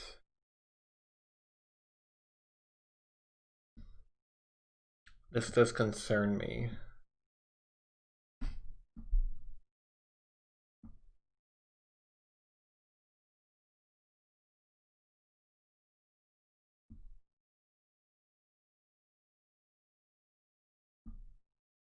Okay, so actually I have a way to test this. We have a way to test this.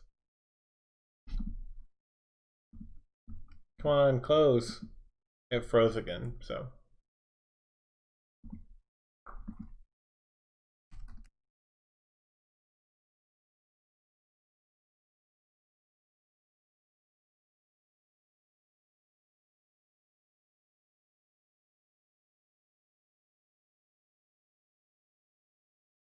Yeah, I'll hold an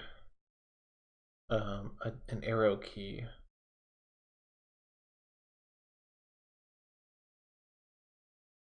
Yeah, how do you prevent that?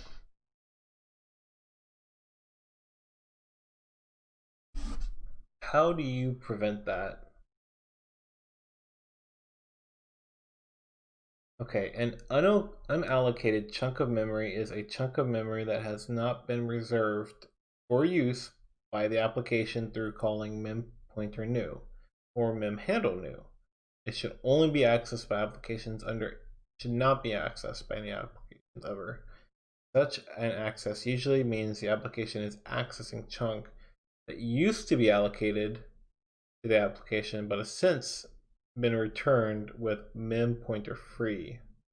Yeah, so I'm holding down the repeat buttons whenever the form changes. That's not good. That's got to be the issue.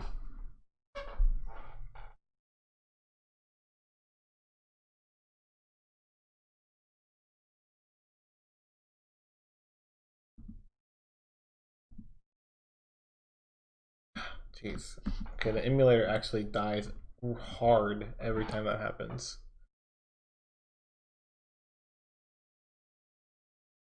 Are you talking about this specific error?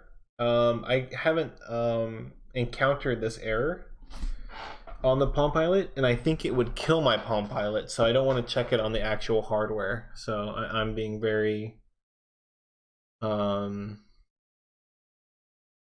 I'm being very pessimistic with it. I don't want to try it on the actual hardware, but I think holding that button down when the form changes, there should be a way to make sure that the repeat buttons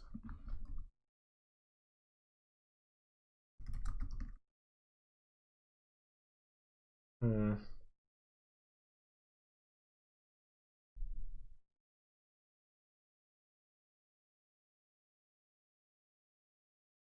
Actually, let's see.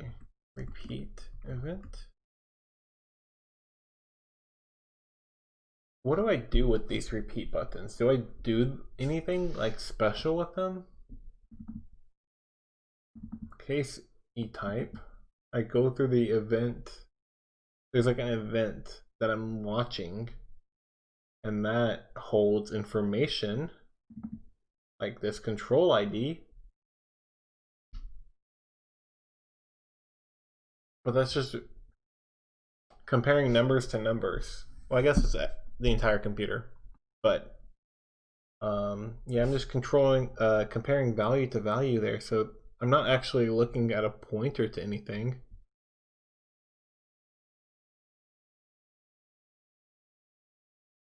Unless it's inside of handle event, where I have a P form here.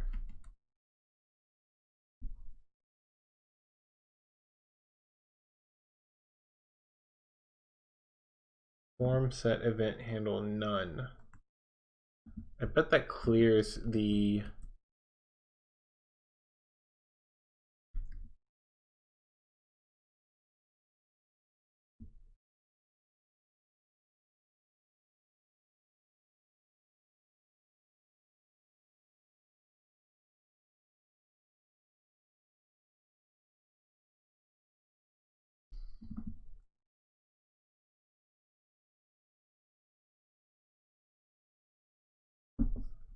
let's see.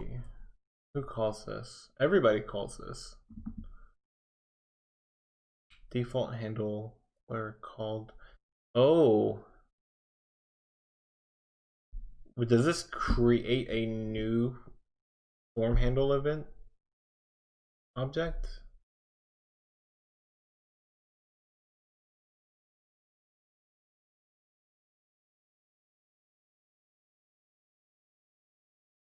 Okay, I have an idea. I think I can get rid of that. Maybe the game won't even work. I won't even be able to test this because I won't get that far, but let's see.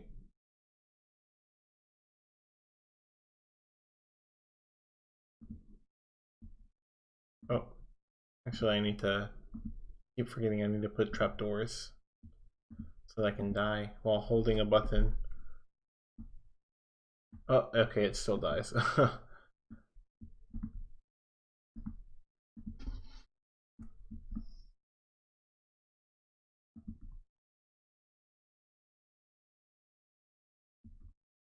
Come on. Okay. That did not work the way I thought it would.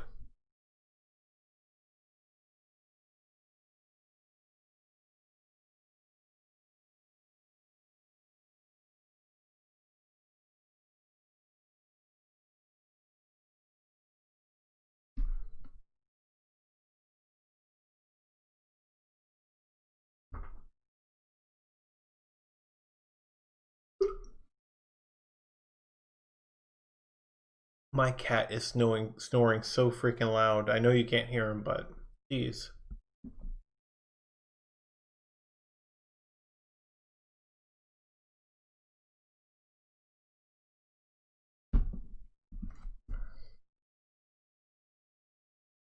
Repeating button resource. Let's look at this one more time.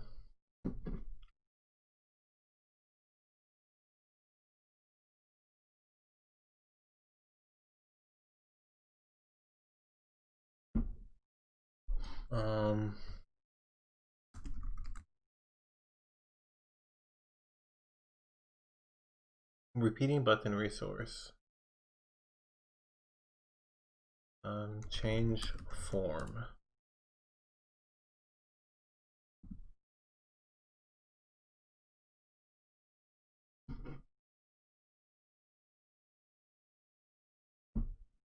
Actually, I should probably be more explicit.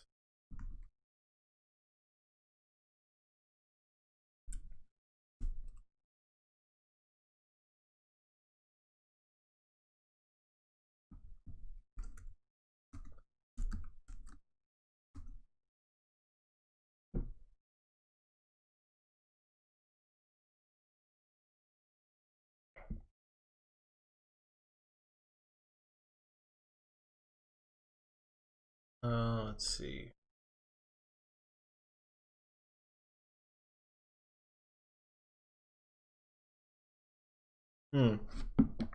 So CTL repeat event passes the event and a pointer to the object the event occurred in to CTL handle event. Yeah, I thought it had something to do with this event object. The object pointer is obtained from the event data. That's why I tried to see if I could clear out the event data.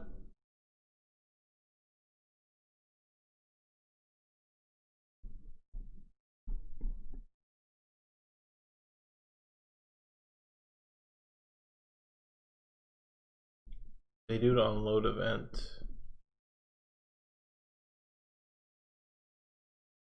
Load event. Event. Well, they just do it. Yeah, they load form load there.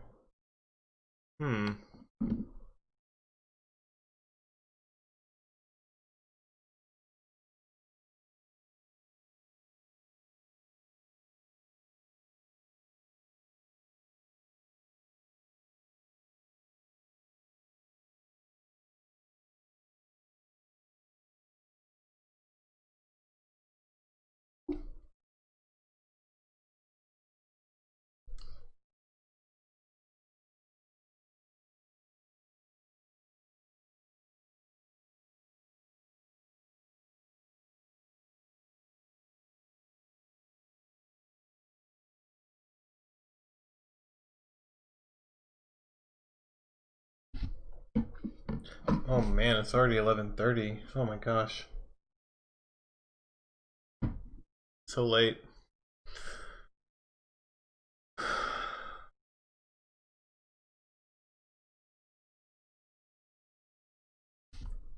What if I just look up repeat event crash?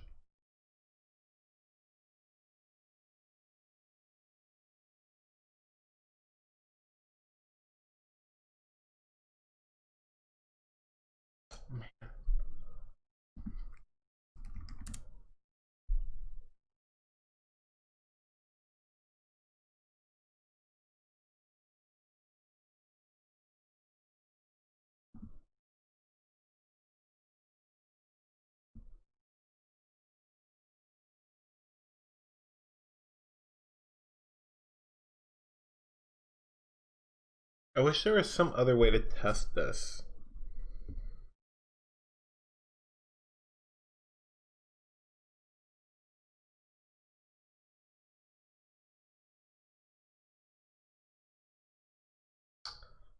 I wonder if I can do this. I can say, where's that none thing at? Form set event handler none.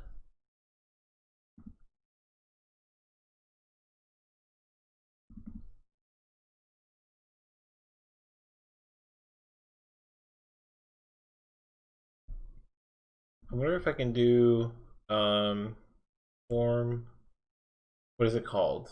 Load form or show form? Yeah, show form. That's what I use whenever I want to go back to the editor,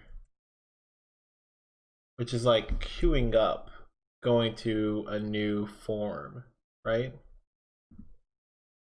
So maybe I could just do this and destroy the event handler.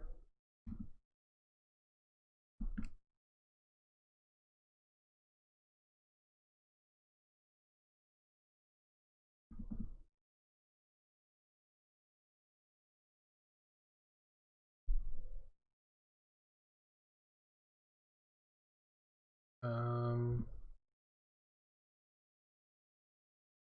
ID.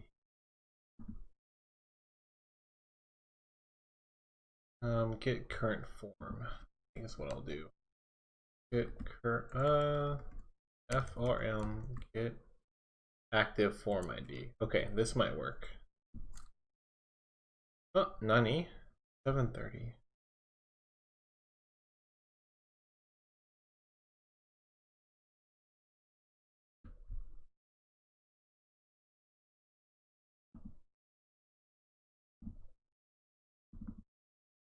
Oh, I have to get a pointer to it. Form get active form. There we go. Oh, Nani.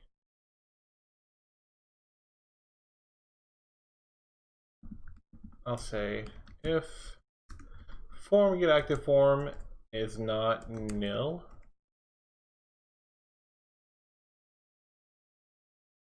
then do that. Baby.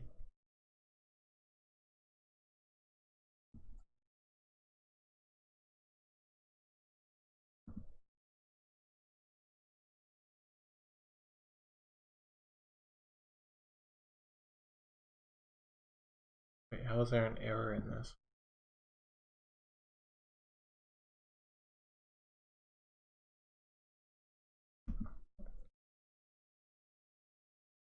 It's 7:30.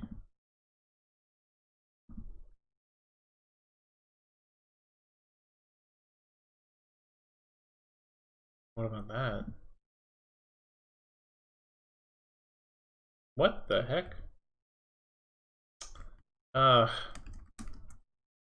Forgot about weird syntaxing. Okay, there we go. Let's check this out now. Okay, cool. Hey, I'm smart enough to get past that part. All right. I'm not smart enough to get past that. So my thought process is that I'm somehow referencing something from the previous form by continually holding this button down. And then whenever I switch forms or I am in the state where I'm in between forms, I'm still referencing it, which I think should be okay as long as I don't do anything with it. But it's saying that I read from that memory location, so it's like I'm trying to access something I shouldn't be. But I don't see any part of my program accessing that.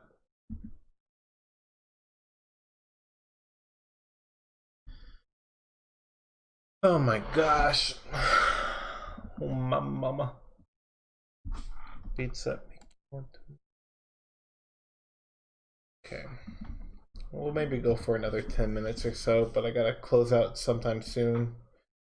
Gotta get tucked into bed because I have some have a date tomorrow with some tendies.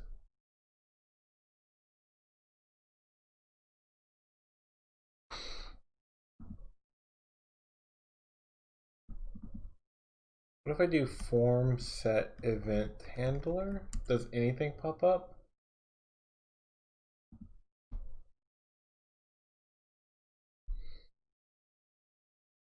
Main form handle event? Options form handle event? Oh,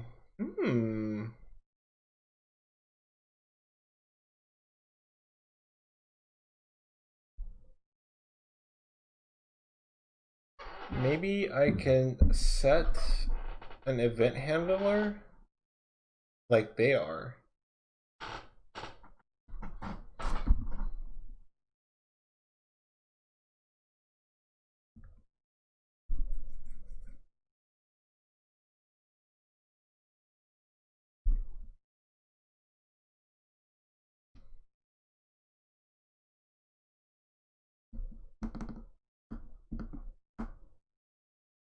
This is in NicoCat itself. Looks like they have a different form handle event. Eh.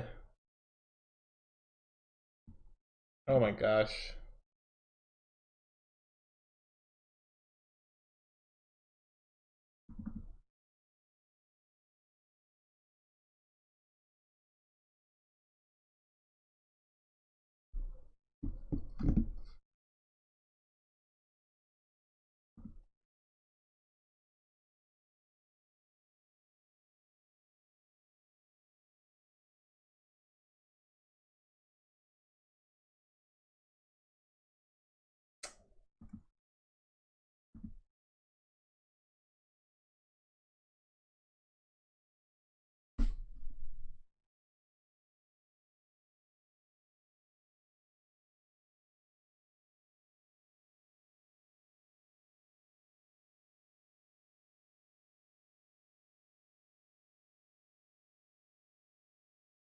Hmm.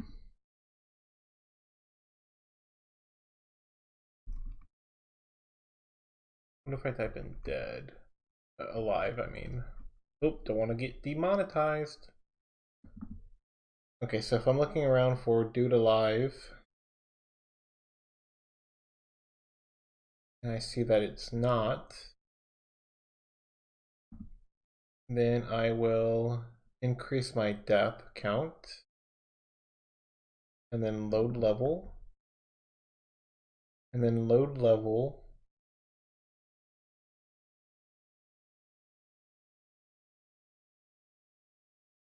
Okay, wait.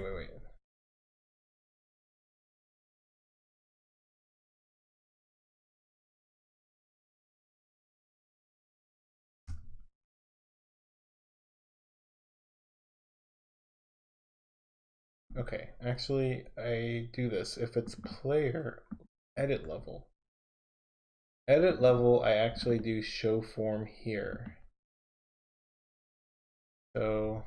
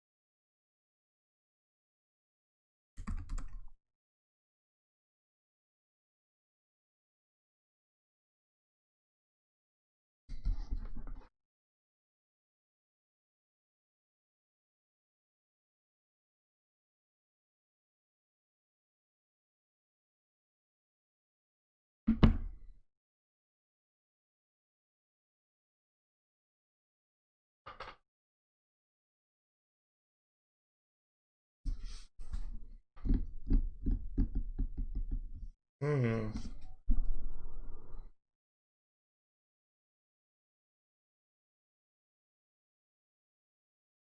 So if I do something, it's got to be somewhere in this edit level here. And then show form, like we looked at earlier.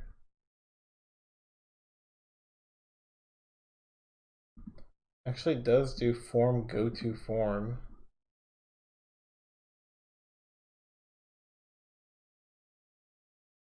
Maybe that's what we need to look at.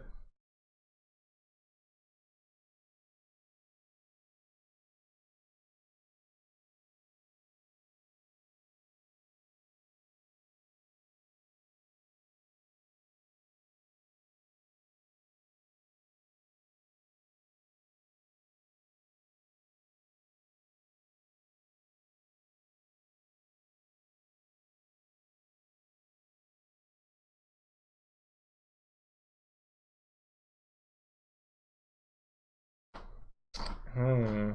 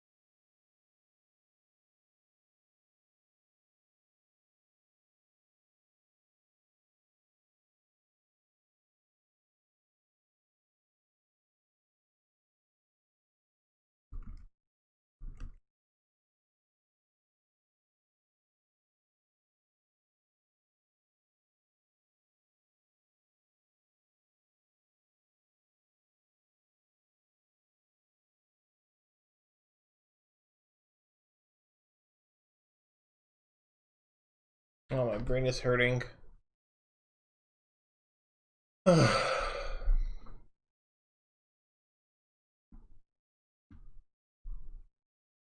Repeating button.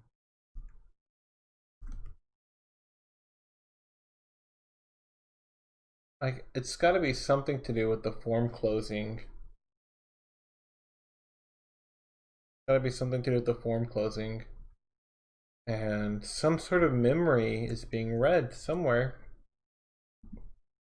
So what happens when I load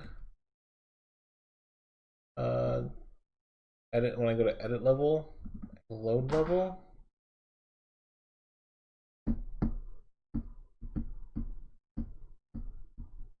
And load level.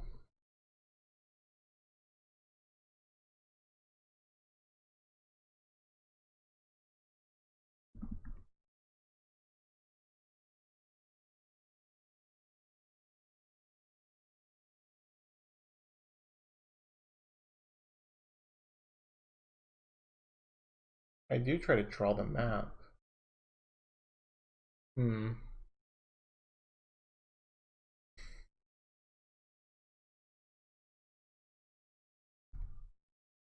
What if I...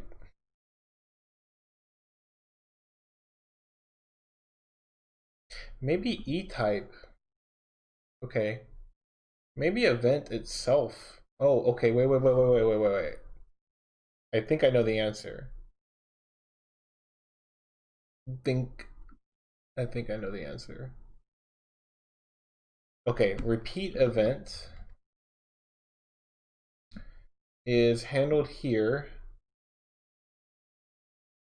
and handle event is handled here. Now, when I die, that's handled here. So that is saying go to a different form.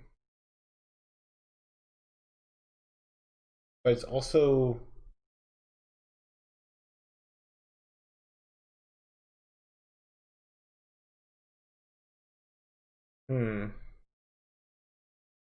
Okay. Let's do handle repeat event. And we'll say this. We'll say if dude alive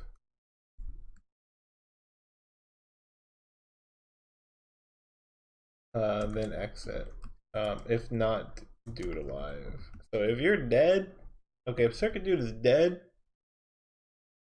then we out of here. Okay, we are not accessing event. But the mere fact that I'm passing it through might also be accessing it. So there, if this doesn't fix it, that doesn't necessarily mean this isn't the wrong direction.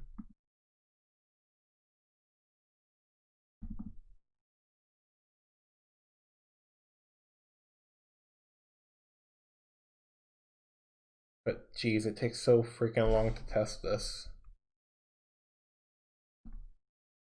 Okay, so it died.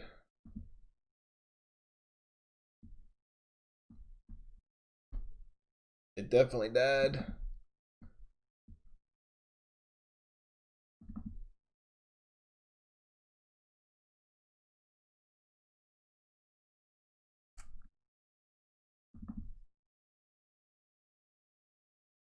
All right, let's do it like right here. Ah.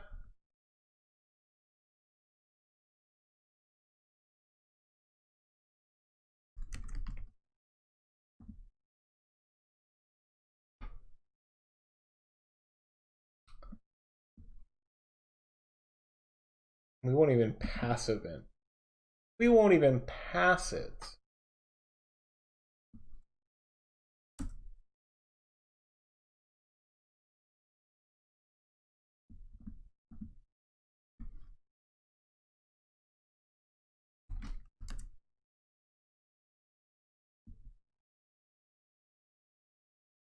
I'm actually not convinced that this will fix it either. I just think this is a good direction to look into, like the whole event being itself, something in the event or the event itself. Fudge.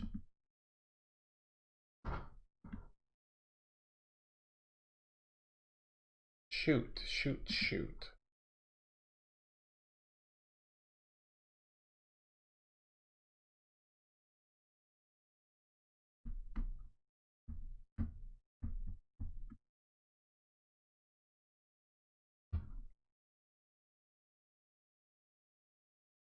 Form dispatch event.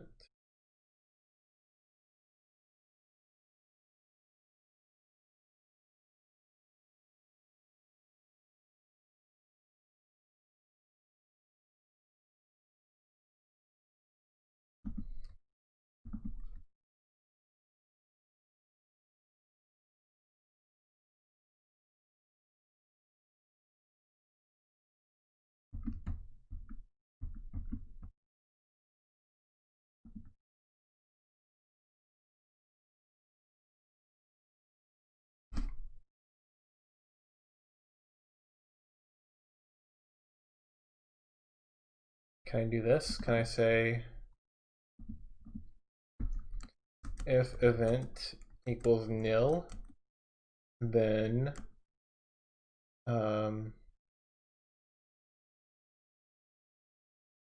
return false? No, I'll say no.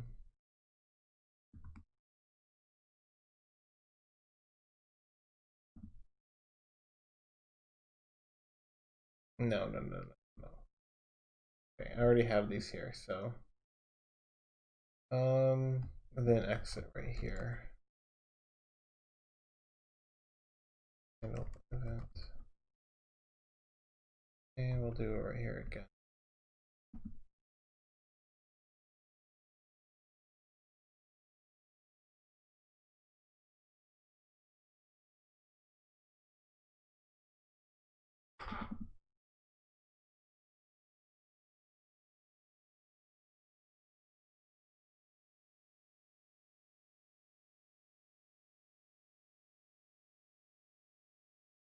Can I not say an event is equal to nil? Can't do that.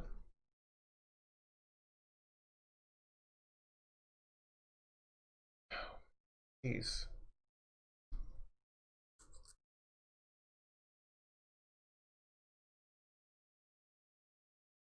Yeah, this is a weird edge case. Very weird, and you'd expect the operating system to do something about it. I mean, the way that it seems like the form go to form or the close event, form close event, I would expect something would happen here. Or, before the event was fired.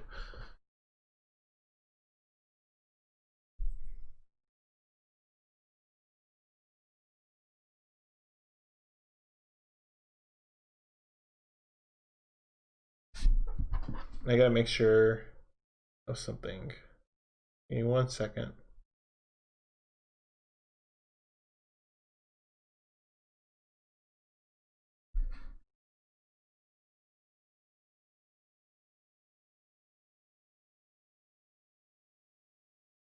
Okay.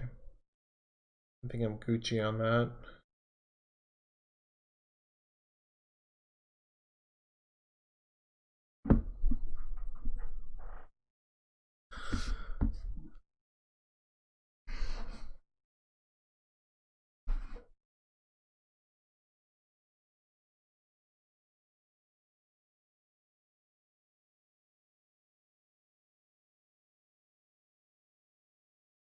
Build changed event.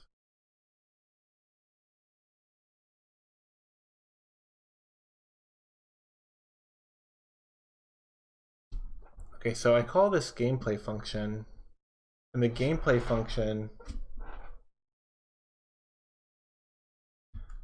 form go to is what calls form go to form instead of show form whenever I do, and when I go back to the editor.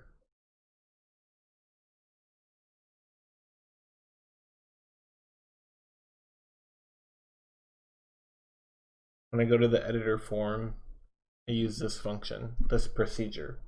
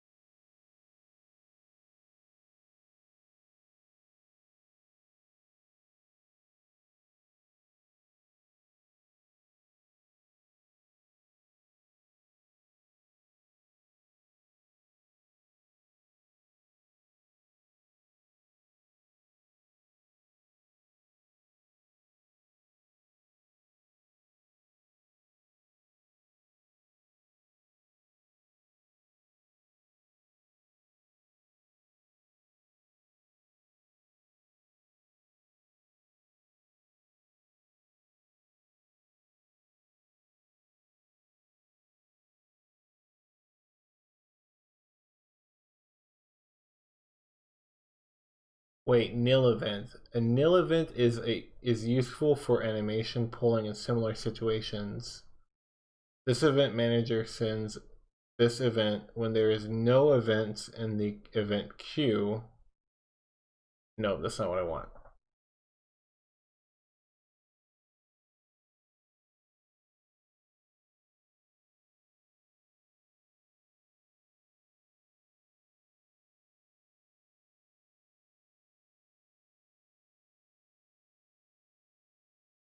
Never mind. I was thinking it was like the nil pointer for terms of events.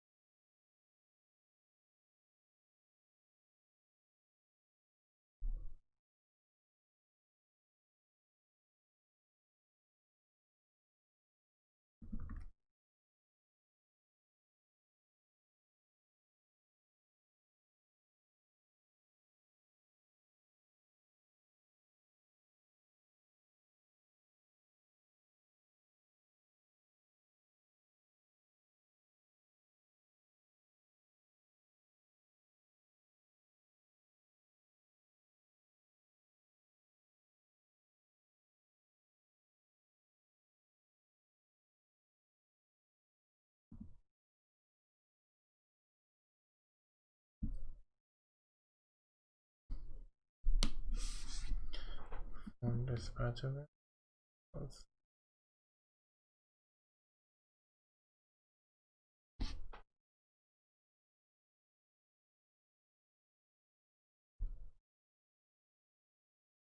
Hmm.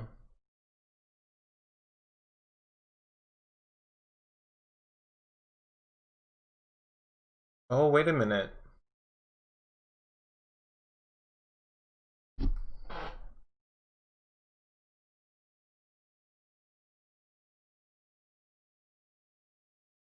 Hmm. Okay, so bear with me for a second. Before, we had this code here.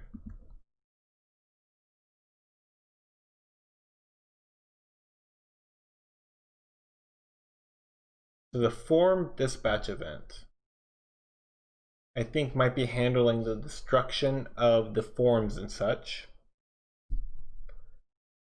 So this was safe because gameplay was happening here.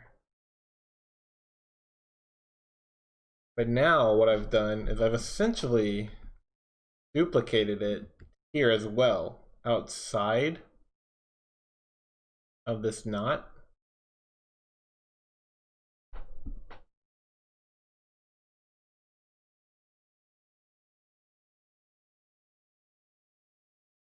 Which is dangerous. That's what's causing the error.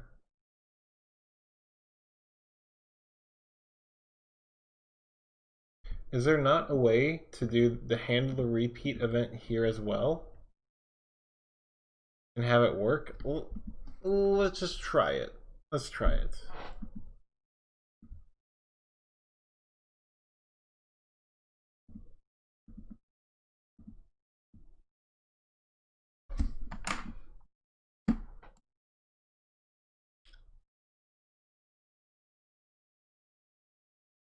Stoveman raided me? Oh my gosh. How's it going, Stoveman and crew? Thanks for showing up. Having some issues with Circuit Dude right now. Man, I didn't think that I would still be streaming when you got done. I was hoping to watch you a little bit. Man, okay, so the buttons don't work. Yeah, I'm going late tonight because this might be the last night that I work on this specific project for a while. There's an Artie Boy game jam coming up, and I want to start that on Sunday. I really want to get the bones rolling on that one, if you know what I mean.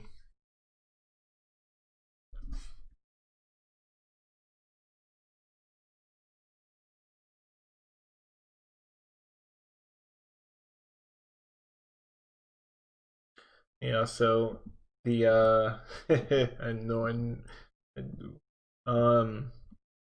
Yeah, so actually I'm kind of stuck at this point where the Palm Pilot wants me to do something and I think I have to do it that way, but if I do it that way, I lose the ability to do something else I'm supposed to be able to do. So in this game you can hold down a button to like move Circuit Dude. It's a little fast, but on the actual hardware it should be fine. But yeah, there's also a level editor in this, and I made it to where you can like die by falling in these trap holes, which take you out of the play mode into the level editor. And that's all good and fine, but if you try to hold a button down to, like, let's say move while you're dying, you're prevented from moving out. So it's not like you're breaking the game and getting out of the death animation to, like, I don't know, glitch out of the death to break the puzzle, but it's something to do with the fact that you're pushing a button that is about to no longer exist. So if I go into and hold, I was not fast enough. if I go into this hole and hold down this button while I'm falling. Wait, what? What the heck? Wait a minute, did I fix my bug? Oh no, I didn't. Ha! Okay, that does help though. No. This does help because the only button that caused that the only button that causes the crash, I thought it was all the direction buttons and the temperature button, but I was holding the temp button when I died, and it threw up this error, but not the arrow buttons. So that makes me think that the handle repeat event has something specific for the temperature. So what is it? Let's see. Thanks, Stove Man. I appreciate it.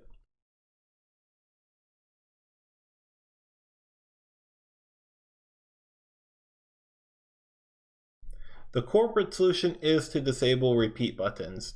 Galactic Discat. Very true. Very true. Like, the consumer won't mind clicking 500 times in one level to move around. They've already bought the SD card. Who cares?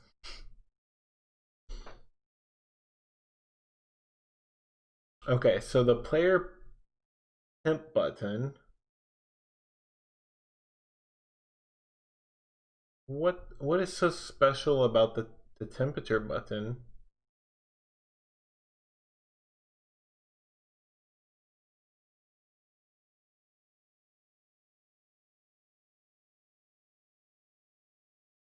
What actually happens differently? So the difference between the temp button and the player button right. Let's let me double check though. I want to make sure, I want to be absolutely positive that there's a difference between the two.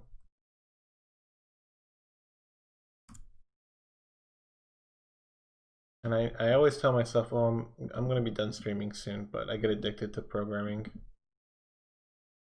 Okay.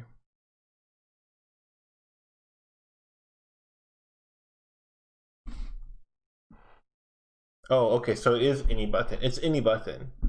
But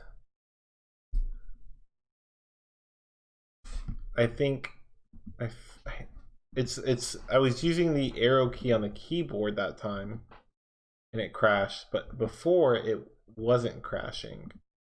Which makes me think, what if I move?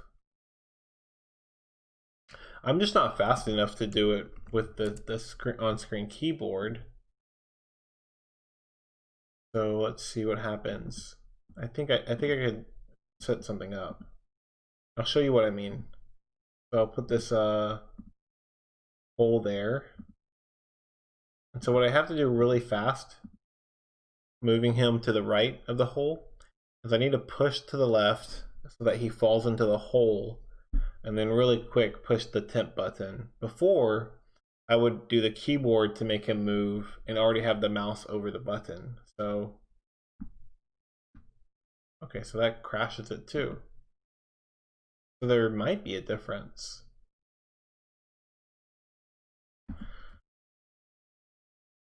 I'll just, I should just open up multiple versions of the emulator instead of waiting for them to crash. Okay, editor, edit. All right, so it crashed whenever I used the left button. And what if I do this?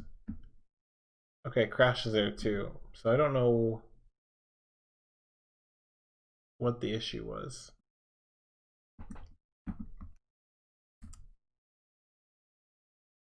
I don't know why it let me do that. I guess what I can do is, for this test case, do that again, except for instead of using any of the buttons, any of the on-screen buttons, I just use the keyboard. Okay, and that has Nothing. That does nothing bad. Okay. So it does seem to be the repeat buttons. Definitely the issue is the repeat buttons. So, and I'm thinking it's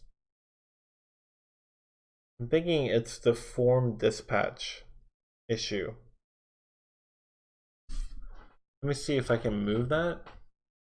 Handle repeat event.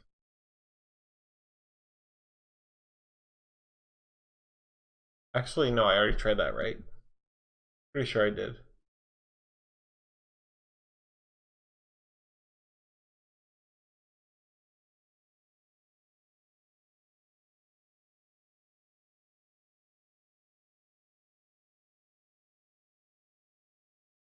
Hmm.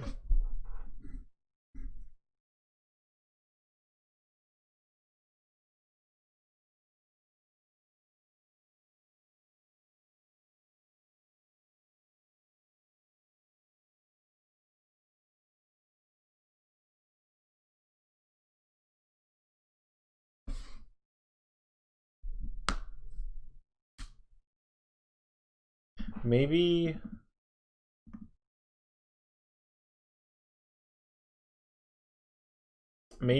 whenever I change the form, it actually gets rid of not e-type, but event data.ctl enter.control ID, as well as data.ctl repeat. Maybe it destroys these, which means I'm trying to read into this whenever it doesn't exist anymore.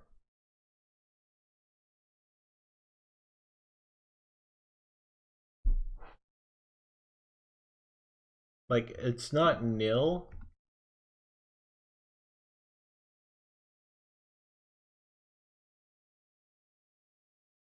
Event dot, what if I do, okay, event dot data.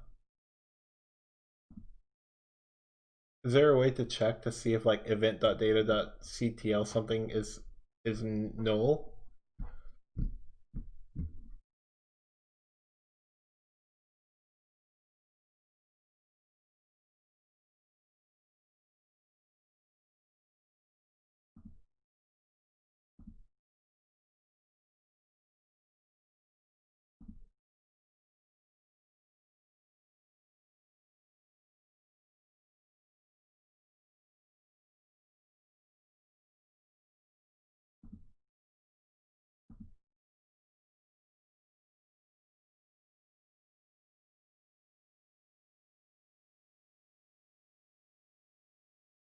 Okay. Um, data.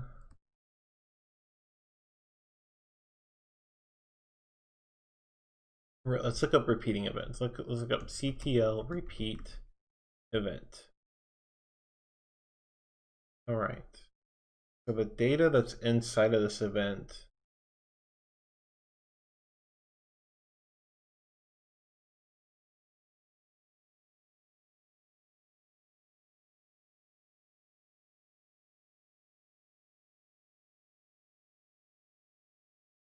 I think I might need to look it up in this one.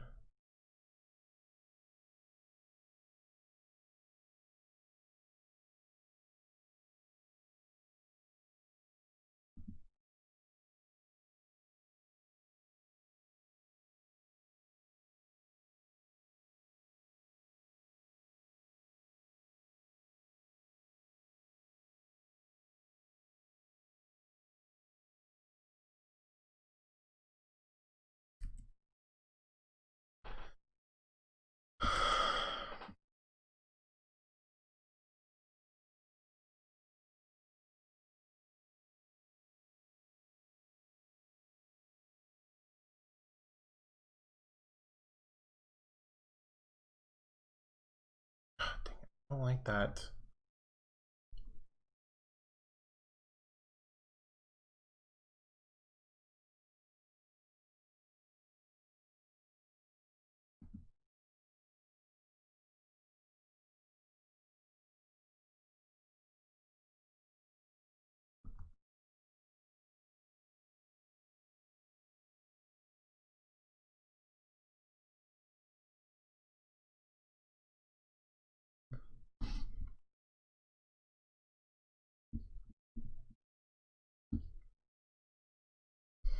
Okay, I think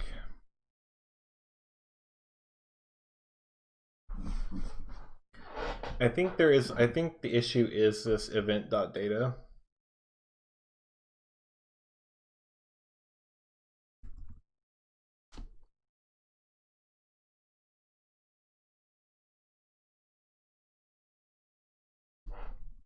I need to see like the record for it. The struct. We'll take a look at some of this information here.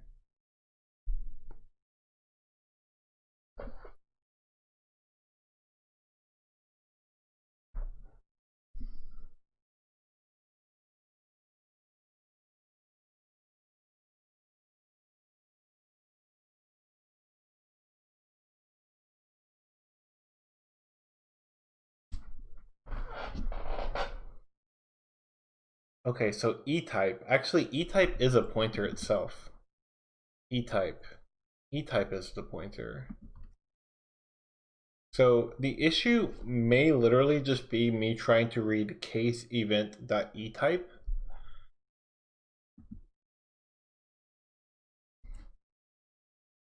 Because it's a pointer, right? So I might be able to say if event.etype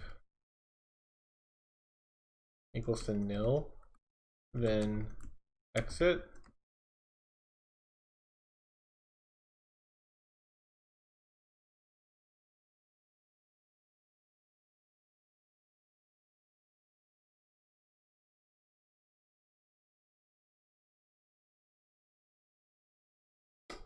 Operand does not match operator. Okay, so E-type.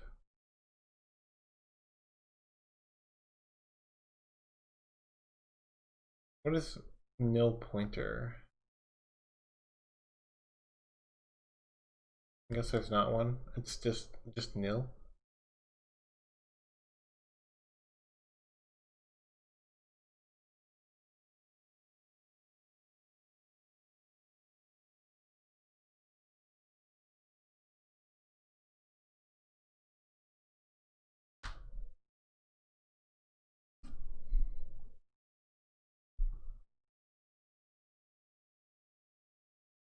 Okay, actually, what about this? What about this? Show form?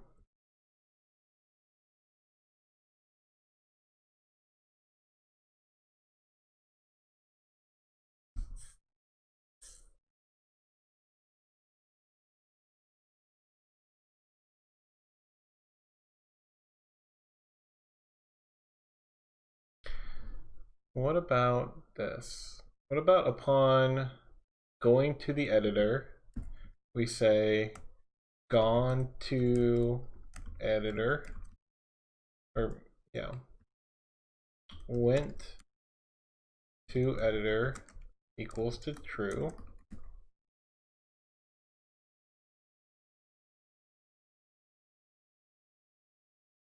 And then we'll do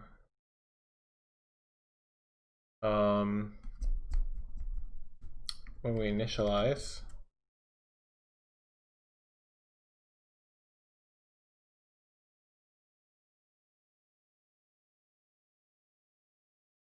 we will say this is false.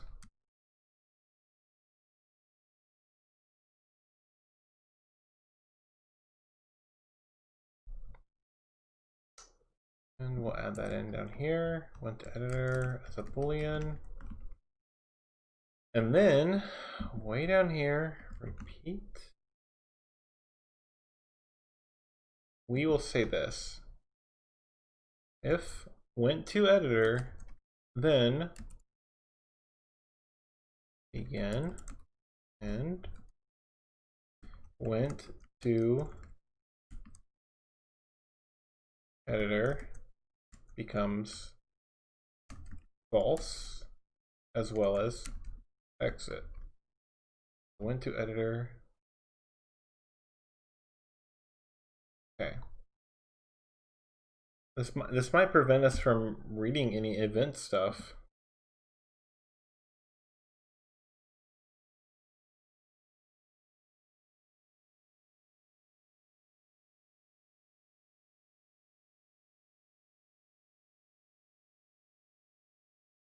Gosh.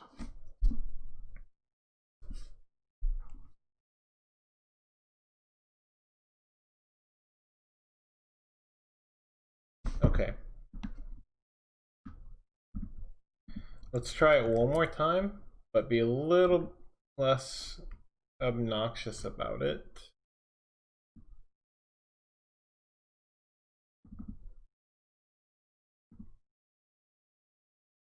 I'll put it here. Oh, I mean to say more obnoxious about it.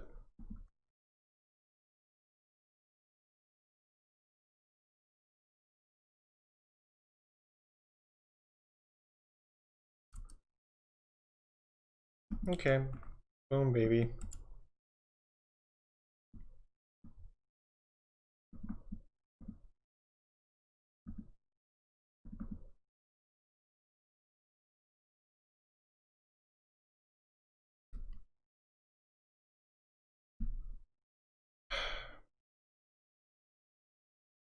Man, I wish we could debug this some way.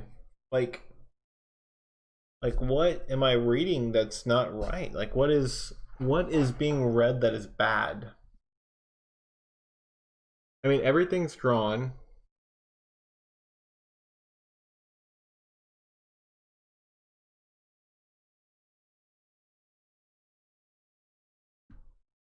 What if I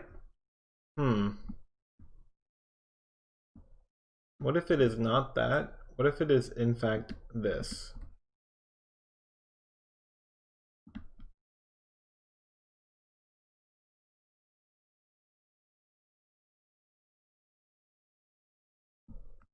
Like, what if this is okay, but that is not?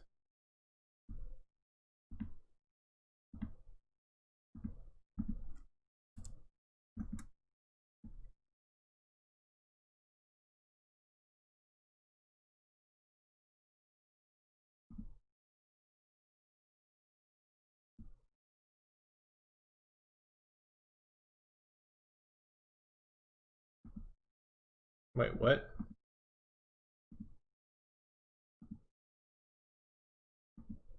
Wait, why did he go away?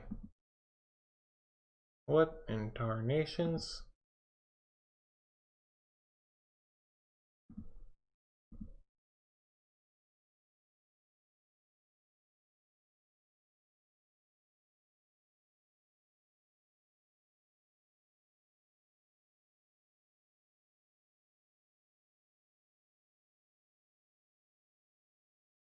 Where did he go and why did he go? Where did he come from? Cotton Eye Joe.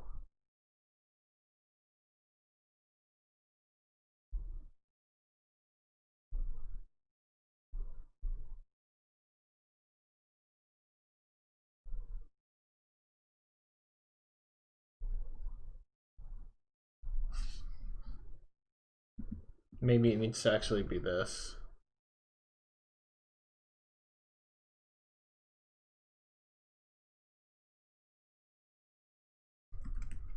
It might need to be this.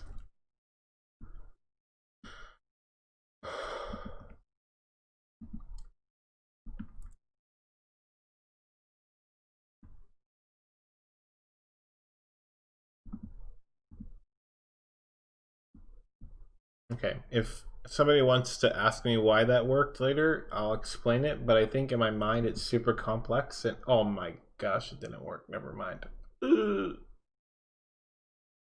I was trying to be too smart.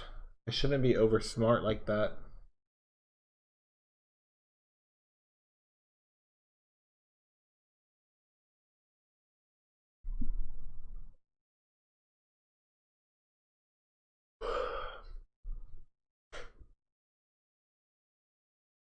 Jeez, Lewis.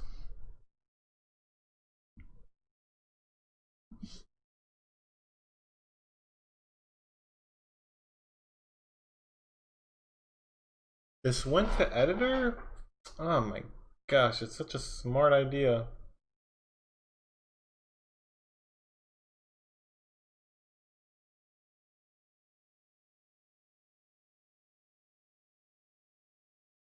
Such a smart idea. I just ugh.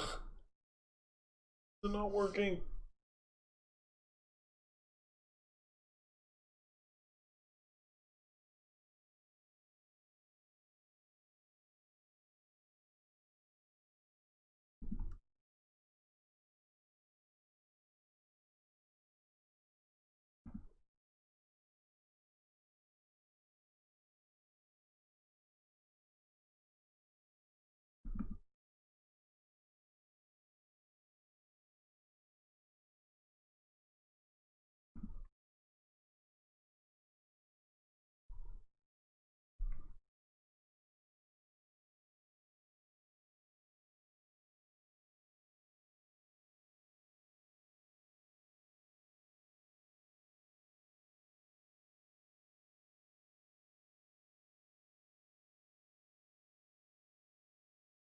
I mean, what if handle repeat event secretly needs to be inside of handle event?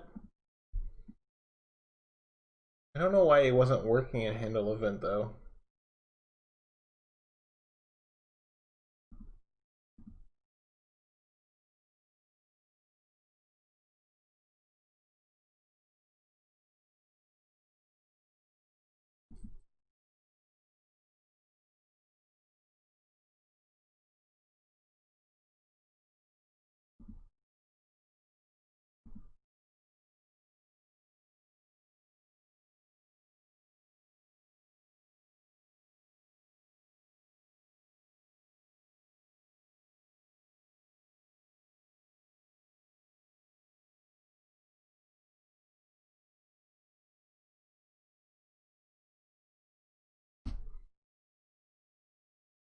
What if I just tried to put it in anyway?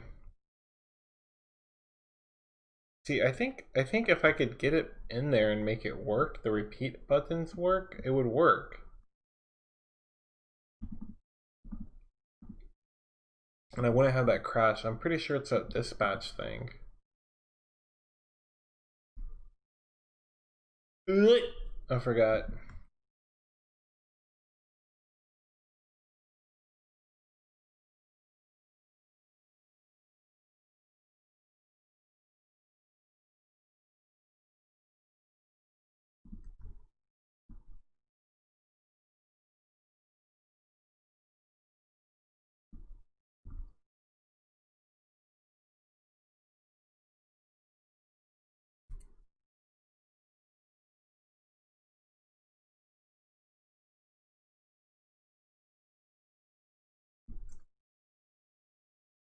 Okay, got rid of the went to editor variable.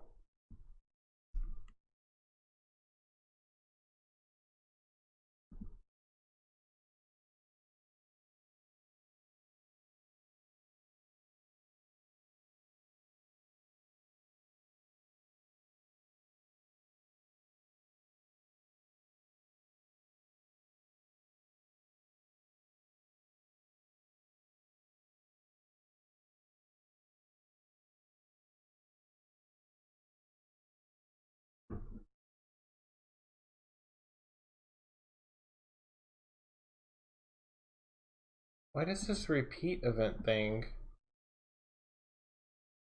not work in here?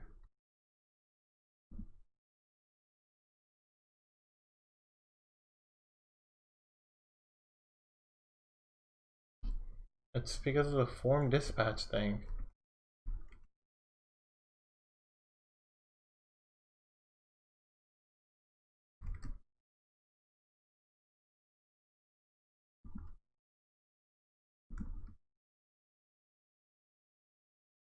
If application handle event did not completely handle the event, the application calls form dispatch event. First, sends the event to the application's event handler for the active. This is the event handler's routine that is established.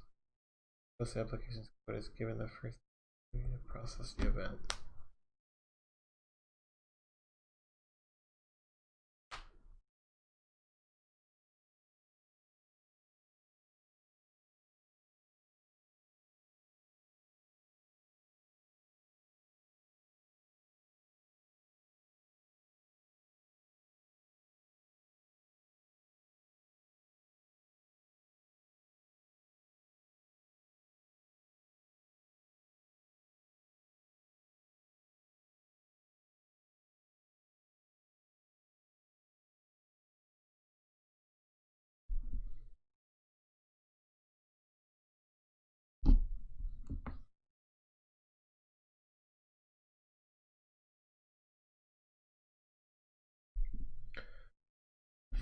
Dopinda asks, what kind of coding is this? Good question. Also, I really appreciate the following. Thank you, thank you. This is called Pascal, and I'm writing a game for the Palm Pilot. And the game that I'm writing is a port, or remake, I should say, of a game that I made for an Ardu Boy. And I'll show you what an Ardu Boy is real quick. It's a really cool little game system, which has a black and white screen.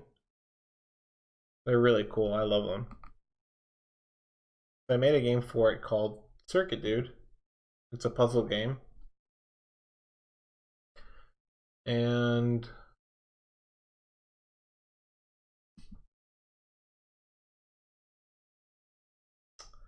let's see. Yeah, it looks kind of like this. And you kind of move this little robot around and you plug in computer chips into the sockets. And then when you get them all plugged in, you can go to the next level. But the catch is that if you don't do it in the right order, you realize that you get stuck by the blocks that you put in. The computer chips become obstacles. So you have to blow yourself up to restart the level.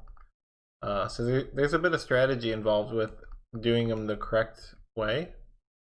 But then after a while, the game introduces some new mechanics like conveyor belts and stuff. So there's a lot more variety than just plugging in chips. But yeah, like I said, this is for the Palm Pilot, so it uses a really old language, or yeah, I shouldn't say really old language. It's fairly old, but it's some old, I guess, technology. It's using Pascal, so I'm writing in a language I've never written before besides for this project.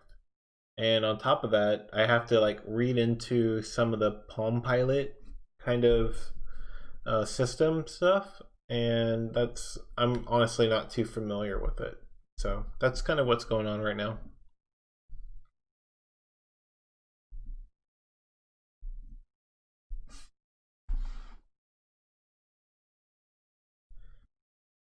Let's see.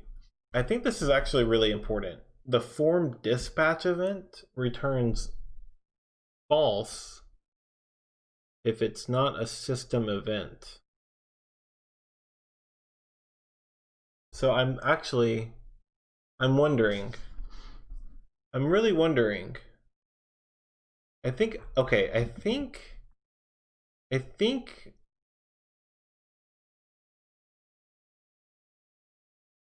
I have an idea. So right now, the E-type, this repeat event cannot go inside of handle event. It must go inside handle repeat event, which handles just fine. I think the control enter event can work in either, so I should put it into handle event. And because it can go into either, if it gets fired in the handle repeat event, it might be the thing that's causing the issue, because it's where it's not supposed to be, even though it works there. I'm gonna be so happy if this works, but I'm not entirely sure just yet. Alright, here we go. Ah, darn it. I should have realized, because that event only fires the first time you click the button. Ugh.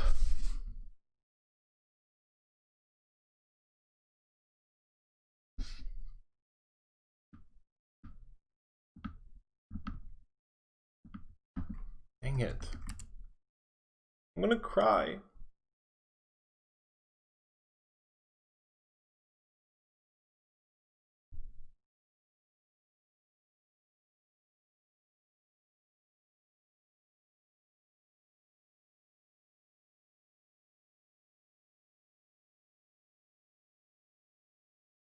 So what if there's actually a form dispatch event? Like a different version of it that we can use.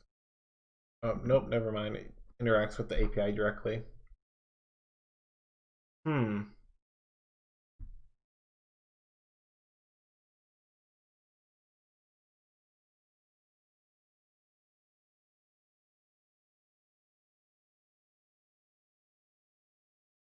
The application, okay, for example, in the process of handling an event, an application frequently has to first close the current form and open another one.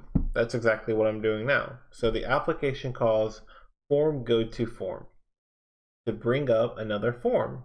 Okay, so we're going from the editor, no, from the player to the editor. Okay. Form go to form queues a close event for the currently active form. Okay, so the player, okay, then queues a form load event and a form open event for the new form. When the application gets the form close event, it closes and erases the currently active form. Okay, so neither of them exist anymore. When the application gets the form load event, it loads and then activates the new form. Normally, oh no. There you go. So normally the form remains active until it's closed. Note, this wouldn't work if you preload all forms, but preloading is really discouraged. Applications don't need to be concerned with the overhead of loading forms. Loading is so fast that applications can do that when they need it. The application's event handler for the new form is also established. When the application gets the form open event, it performs any required initialization of the form, then draws the form on the display. Okay. After form go to form has been called, any further events that come through the main event loop and to the form dispatch event are dispatched to the event handler for the form that's currently active. Okay, that makes sense.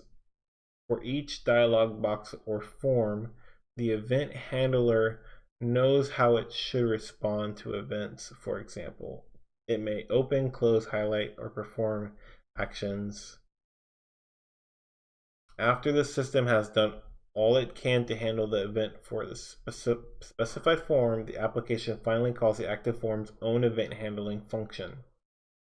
For example, in the datebook application, it may call day view handle event or whatever.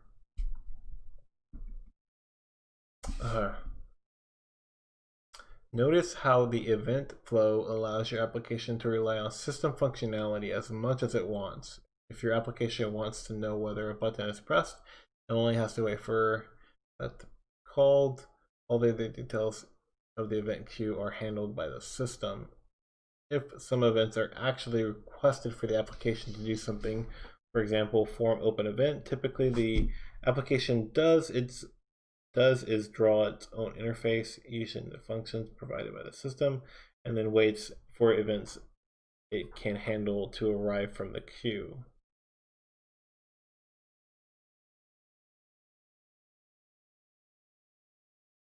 And the stop subroutine, an application should flush all active records, then close the application. Okay, that's not what I want.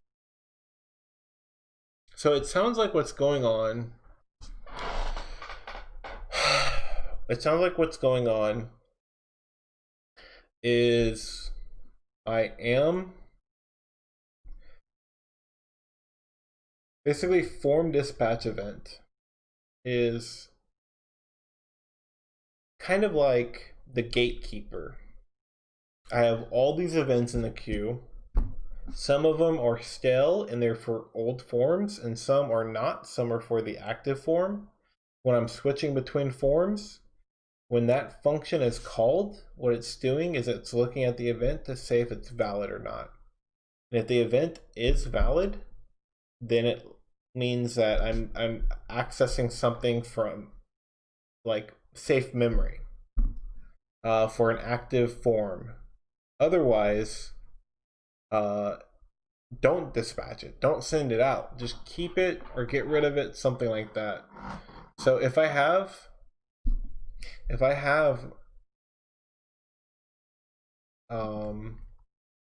form dispatch event and I'm doing something outside of that, which I am right here, then potentially I'm handling an event that is stale. In fact, I'm guaranteeing it because all of them are valid that are inside of this if not statement. So these are all stale that I'm accessing. And it seems to me that the ones that I'm able to access that are stale or not valid or are system events are the repeat events. So how do you handle the repeat events in a valid way?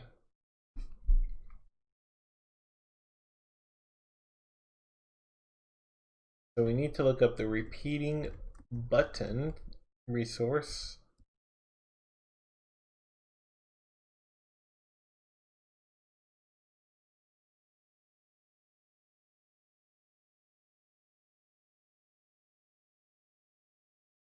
Actually, let's look at more form dispatch event stuff.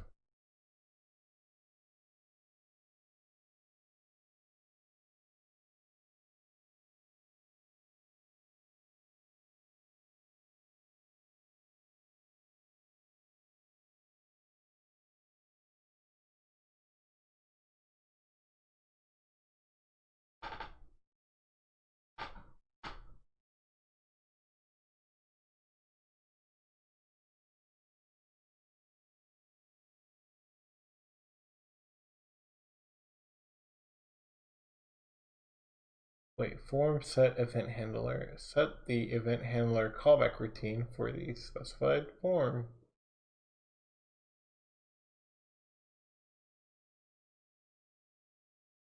Gosh darn it. Okay.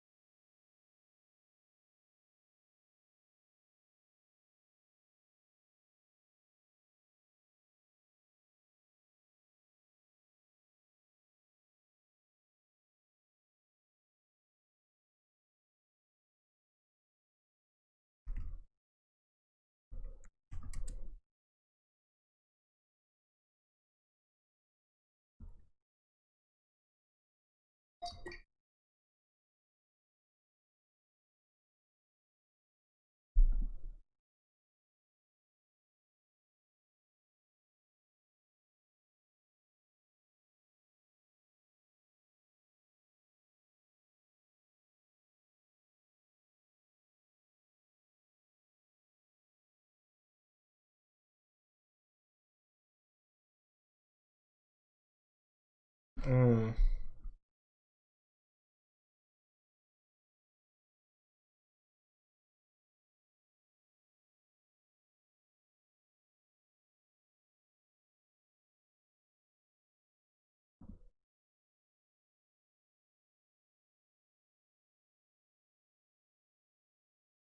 Mm. Form dispatch.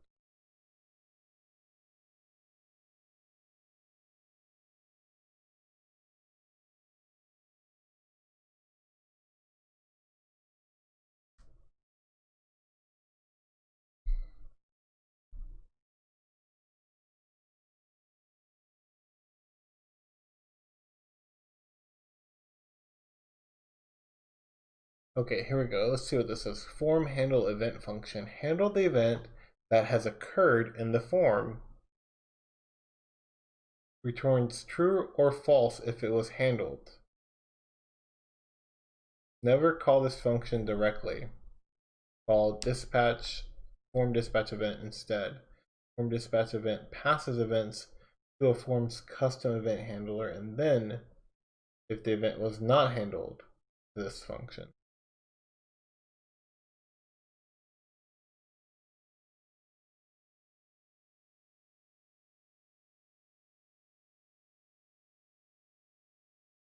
Warning, you should never call this function directly. You should call the form dispatch event instead.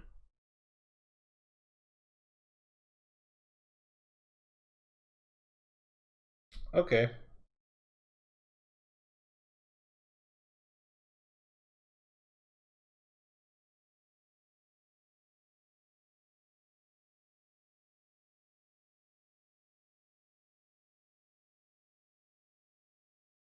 Form handle event. Let's see if anybody does. Form handle event.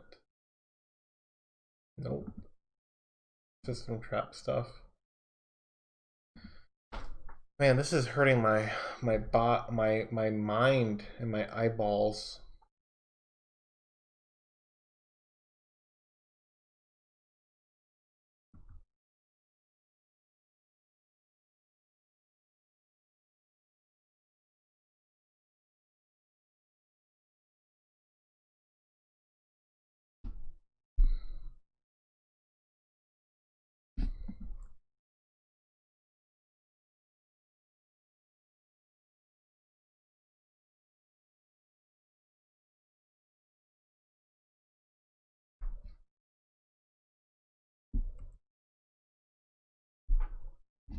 Event pointer.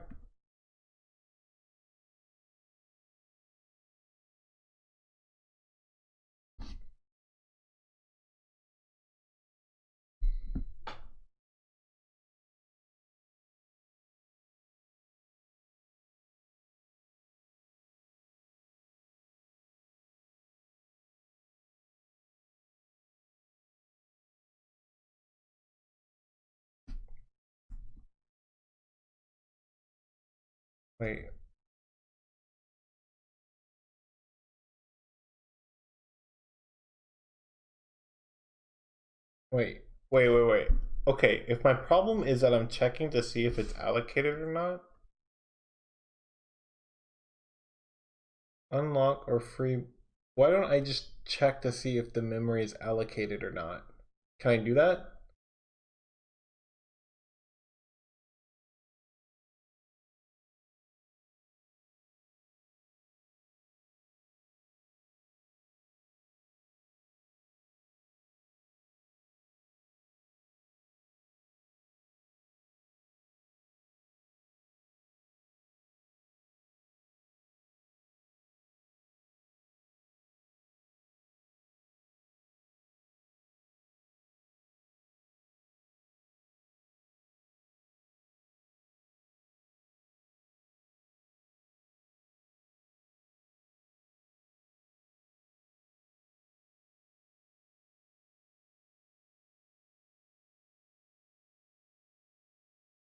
Stoveman, thank you so much for checking out my stream. Sorry, this was probably like the second least eventful stream so far, but Sunday's gonna be way cooler. But of course, you're streaming too, so I don't know, guys. If you're still watching and you're enjoying the stream, check out Stoveman's stream. It's pretty cool. He's a pretty cool guy.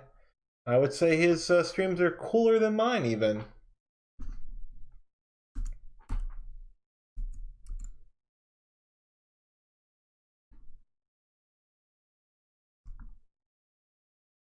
Thanks, dude. Your streams are much more intellectual than mine. No, I don't know what I'm doing. That's the problem. I have no idea what's going on.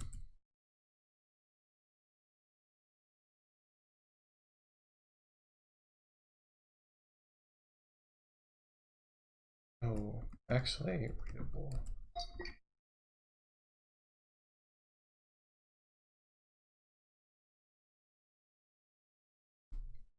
Yeah, I'm really good at fooling people into thinking I'm smart. All right, man. Have a good night, dude. Appreciate it. Appreciate you stopping by. Don't forget to hit that like button, subscribe, smash that bell.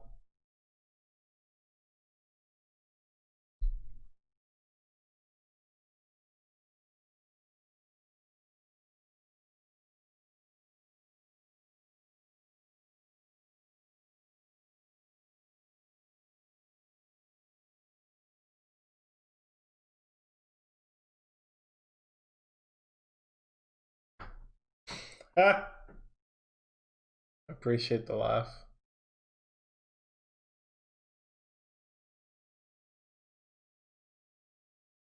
All right, all right, all right. There's got to be memory manager. Here we go. There's some memory functions that we can take a look at real quick.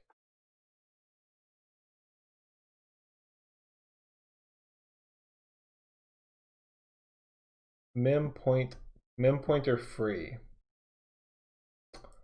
That might check to see if that's a valid memory place. Let's see, mem ptr free.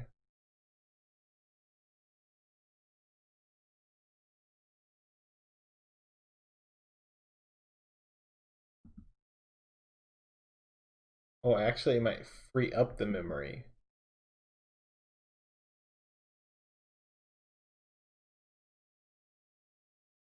If no error or mem error invalid param. Wait. Disposes of a chunk. Okay, I don't want to dispose of a chunk.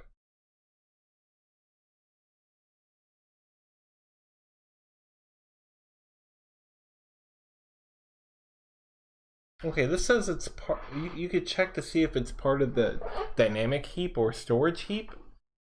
So, I mean, if they have these kind of functions, come on, there's got to be something that I could use. What happens whenever I crash? Let's see exactly what the error is.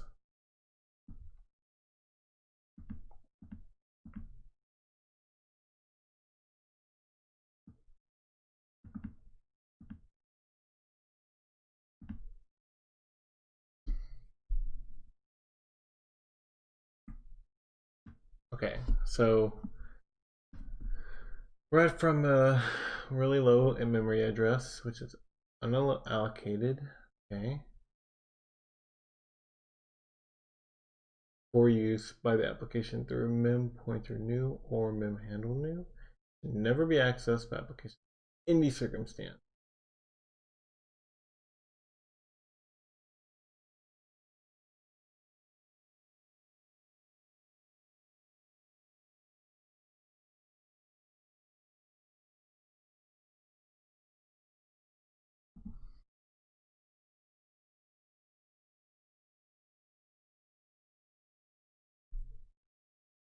So these are all the memory functions I have access to. Init heap table, store, card format, card info, store info, store info.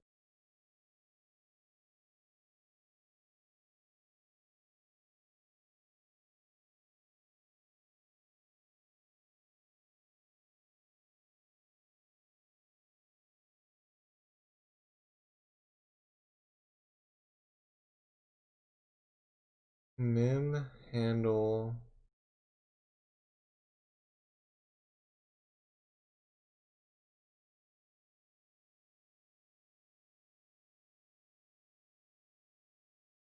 Mem handle free.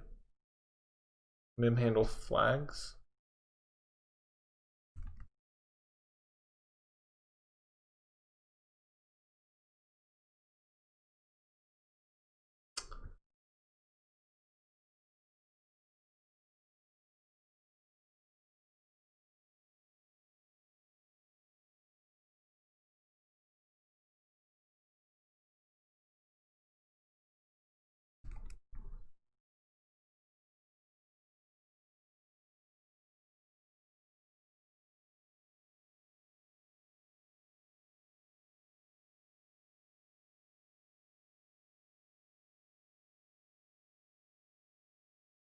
Form get object pointer.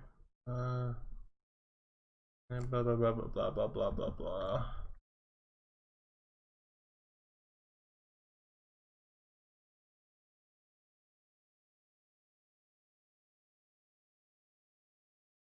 Dispose of a movable chunk.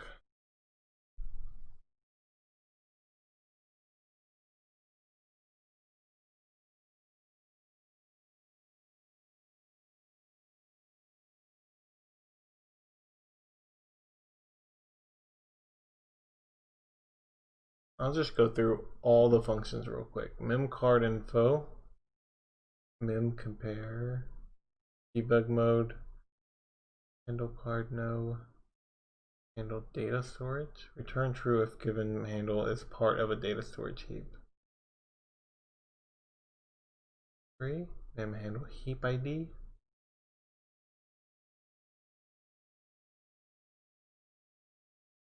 I did not defeat the repeat button. The repeat did not get defeat. So here's the crash, Galactic Discat, if you haven't been here for a little bit, but basically I'm holding down the button whenever I die, and that's causing me to change forms, and then it tries to use the repeat button after the form has been killed. And so I think the event still holds information about the heap. I mean, about the event still holds information about the button and a pointer to it. Even the event might still itself might not exist. So what I'm trying to do is see if there's any memory functions that can see if it's allocated space or not. And if it's not allocated, then I'll just exit that function and safely and gracefully stop looking at the repeat button stuff. There's actually a built-in function called form dispatch event. And what this is supposed to do is it's supposed to protect you from calling, it's supposed to basically handle all these system functions, and then anything not system function, it's supposed to pass off to you, which is why I have handle event here. This is supposed to be my code. But for some reason, this doesn't handle the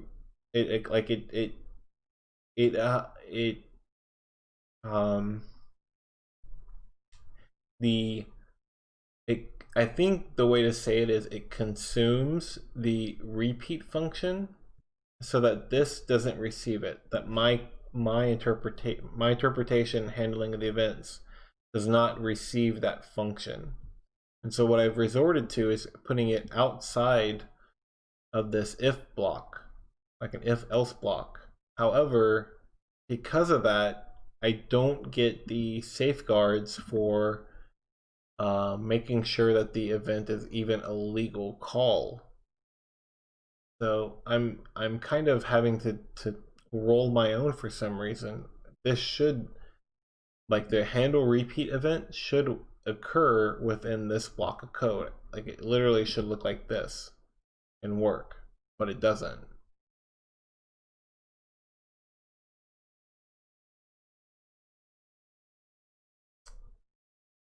Did you get a chance at like a form swap to maybe set a flag? The code that I have for changing the form is called form show, I think. Show form.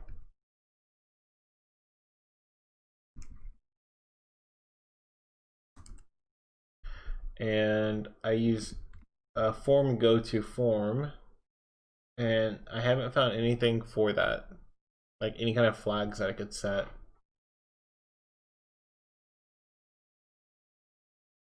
But I think that is something that I could look into, but I want to try to go through these memory functions real quick.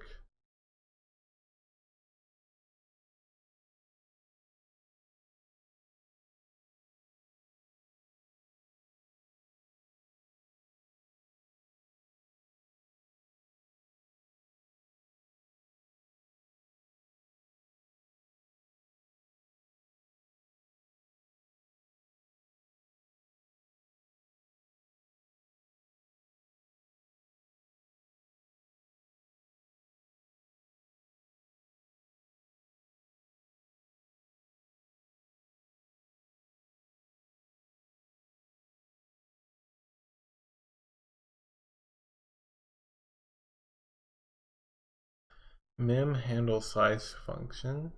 Mem handle to local ID. Convert the handle into a local chunk ID hard relative.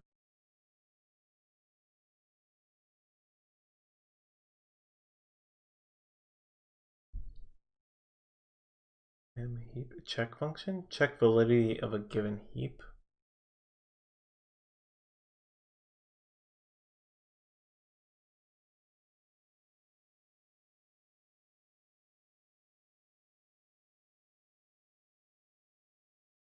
Compact heap. Mem heap dynamic function.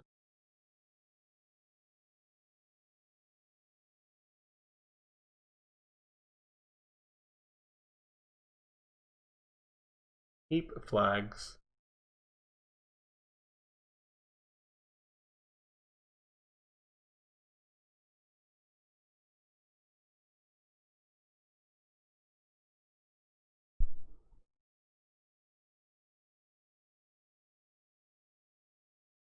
Mem heap ID.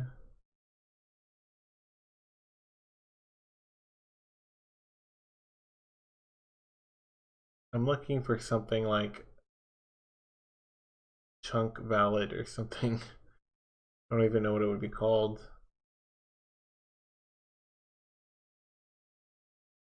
Pointer data store. Okay. Mem pointer heap ID function. Recover the handle of a movable chunk given a pointer to its data.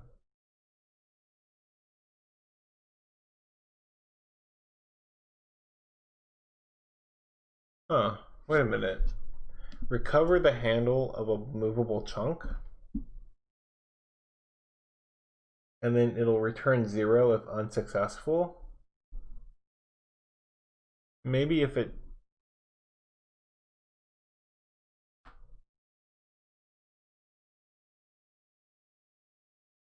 What if I do this? What would happen? Okay, this is some super hacky stuff, and I am a hacker, so eh.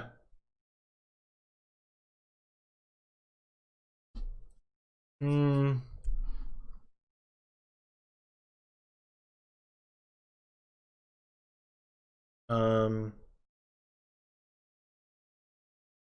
Repeat event.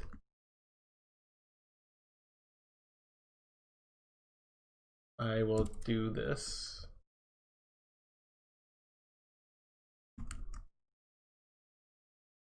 If this equals 0, then exit. I think, let's see, mem pointer recover handle.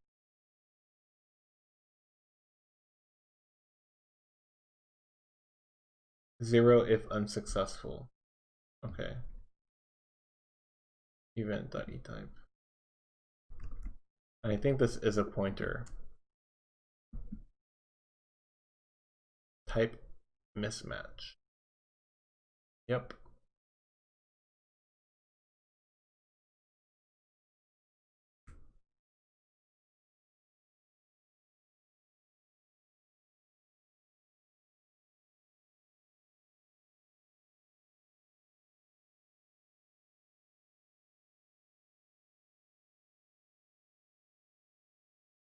Yeah, I don't think that's right.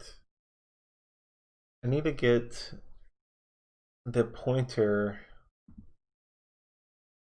Yes.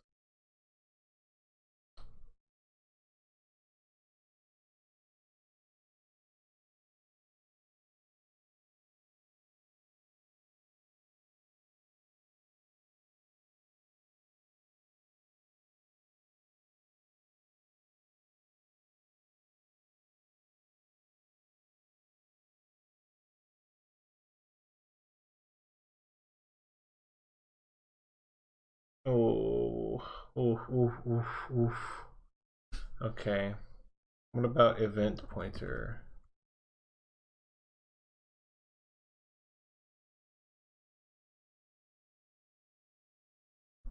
What about event pointer here?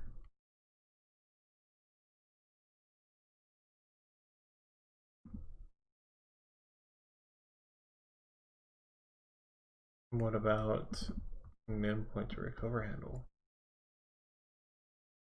What does this take? A mem pointer? How do you cast to a mem pointer? What is a mem pointer?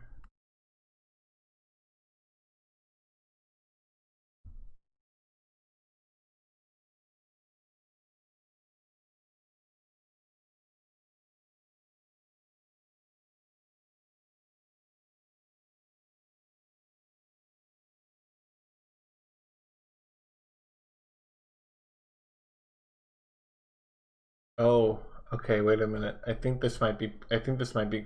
I think this might be good. Um repeat. Oh no, dang it. Dang it.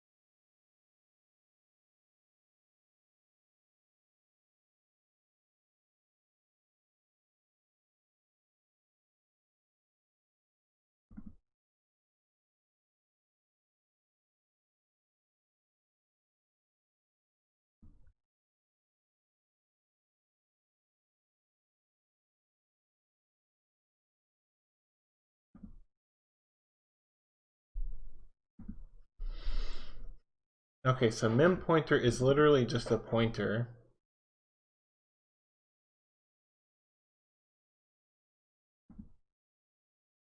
An event.eType is a pointer to an event. So they're both pointers. They're both pointers.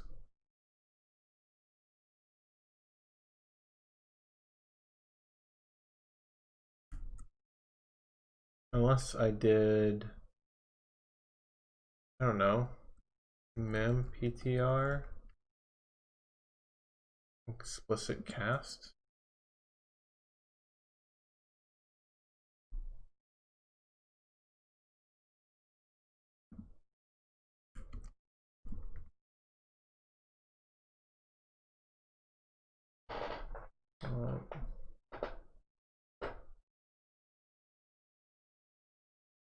Wait.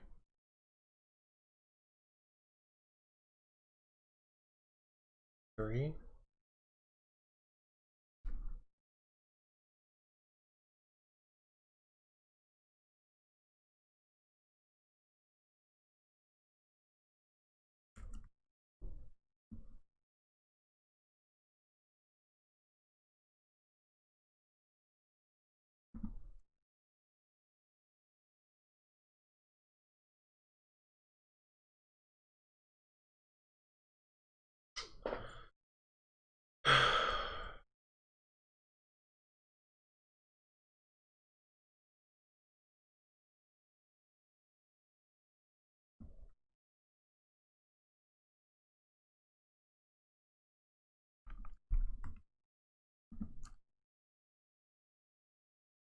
Okay, I think it's time to give up on that idea. Gosh darn. Repeat. Okay, form dispatch event. Let's look that up real quick on Google.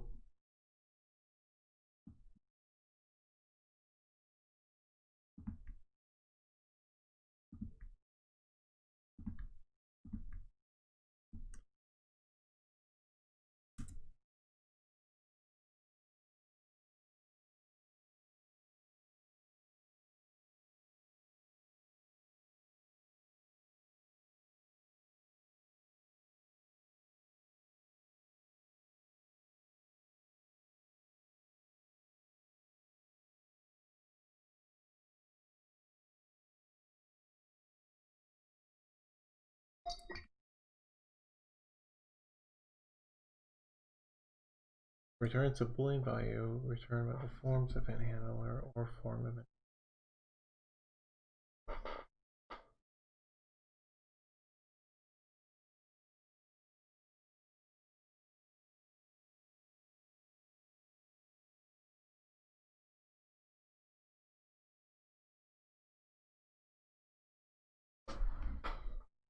This function also returns false if the form specified in the event is invalid. Wait, so then, wait a minute. We could do a manual check on that. We can just look up the event, right? Um,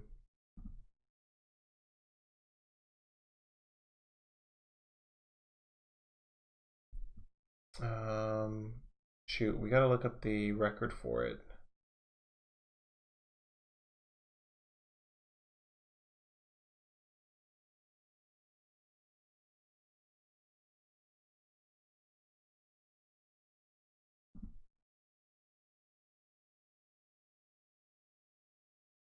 Event.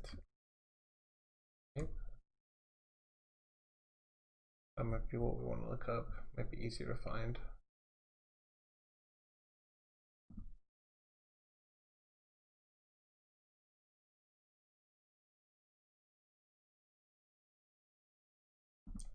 Okay, so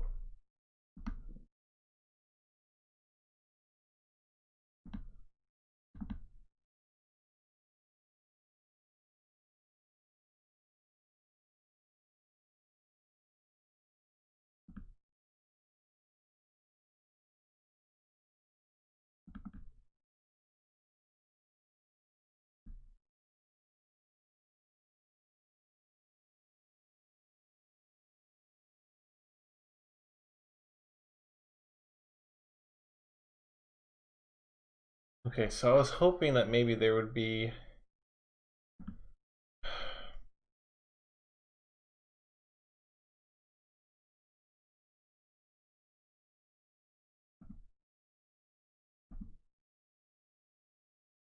gosh darn it. I was hoping that there would be some sort of like form or something because this form dispatch event says returns the Boolean value returned by the form's event handler. This function also returns false if the form specified in the event is invalid. But how does it know that? Because there's not a form inside of the event.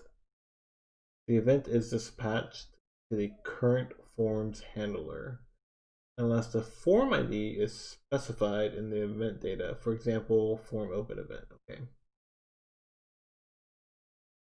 A form's event handler, is registered by form set event handler. Note that if the form does not have a registered event handler, this causes a fatal error. So is there a form? What is event handler?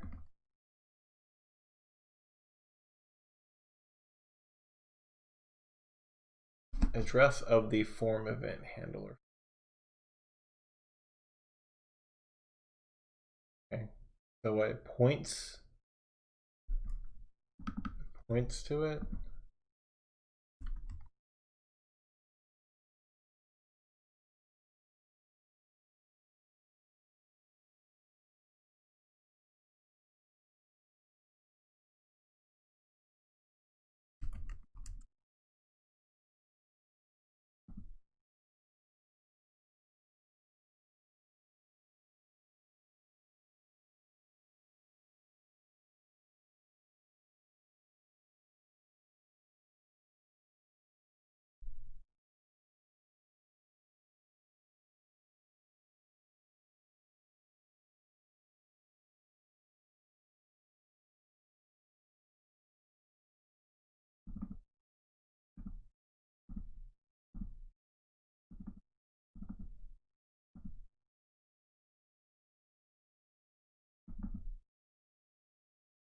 Form event handler point.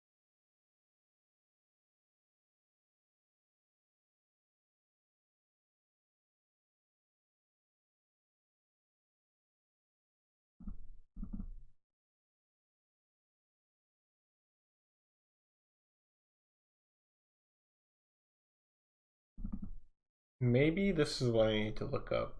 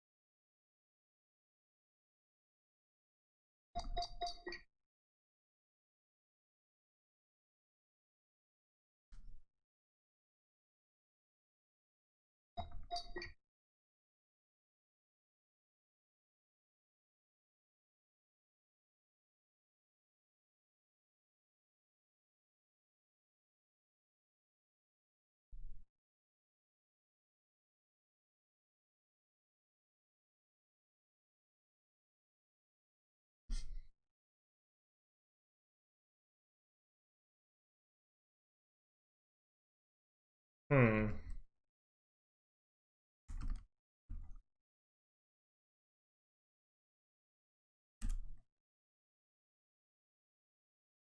What if I just look up random?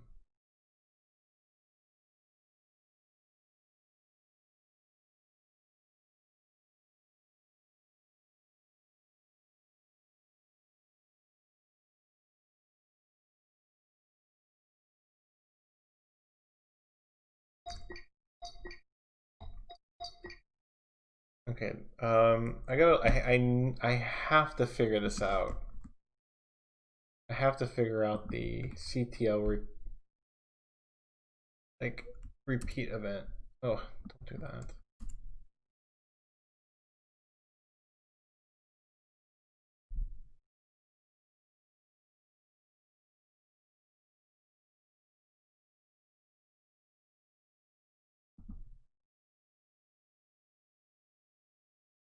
That's just basic documentation.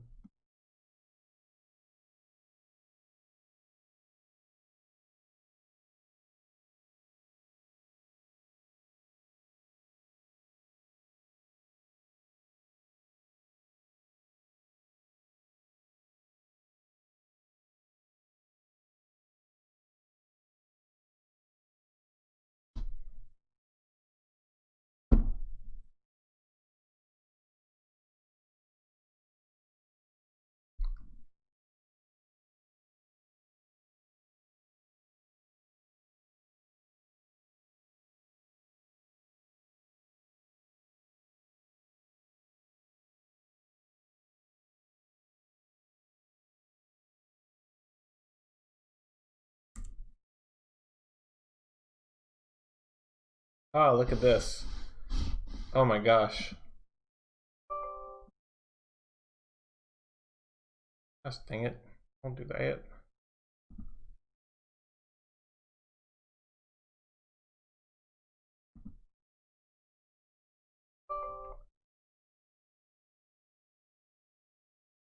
Okay, here's some C++ code. Oh, what the heck is up with that?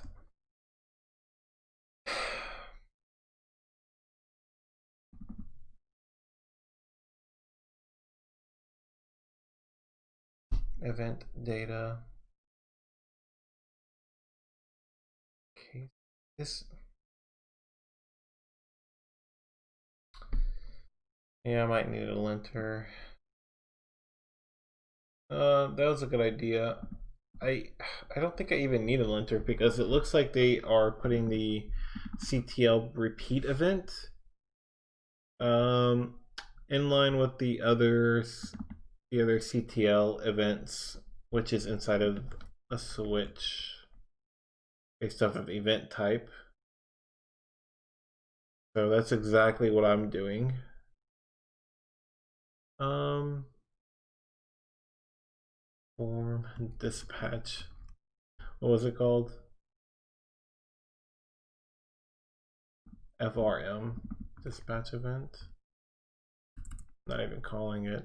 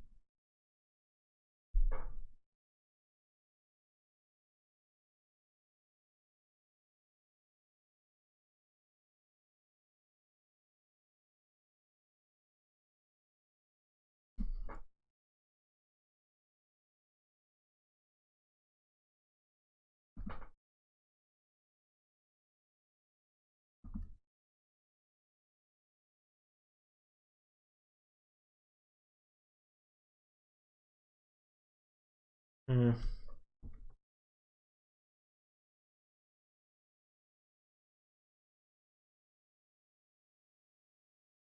I don't even know how to test this. I don't even know how to test.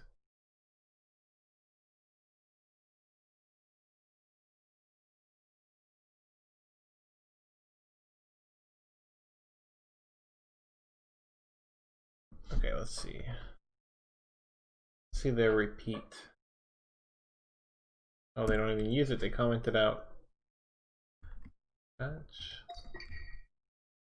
Okay, they do form dispatch event.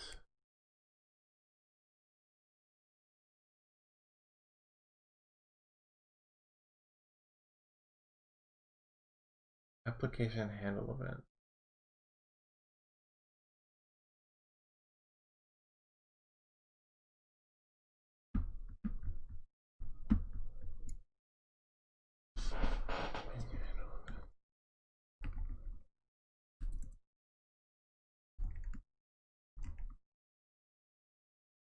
Wait, this is their own.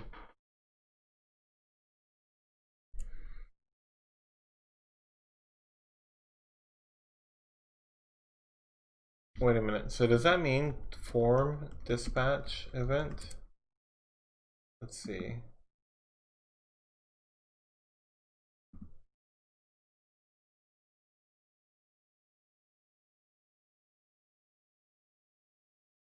Okay, I want to try something really weird and crazy. So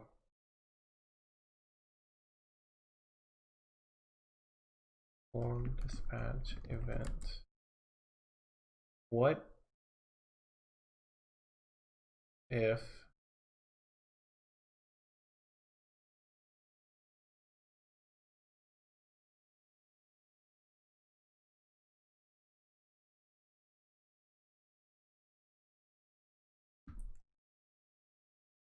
Kanban, thank you for the follow. I appreciate that. Okay, what if handle event and handle repeat event are totally fine? What if they're totally fine?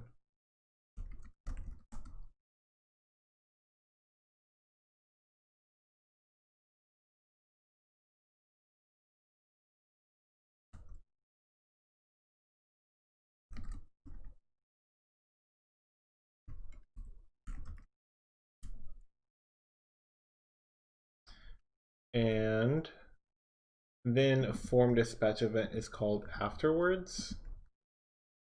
That's what this game looks like they do. They actually call their custom application of handle event function.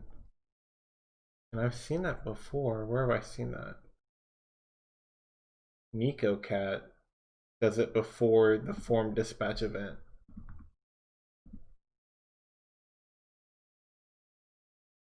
$1964. That was a good year.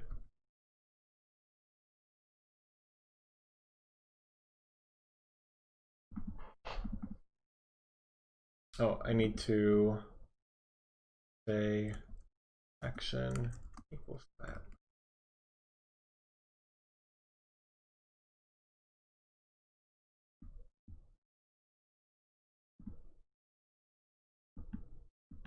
No, I can't even do any actions.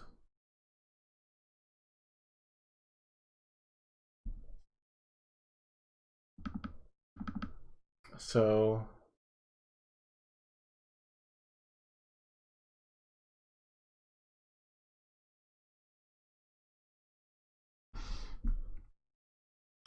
let's try that. Let's just get rid of the repeat button thing for a moment. Nope.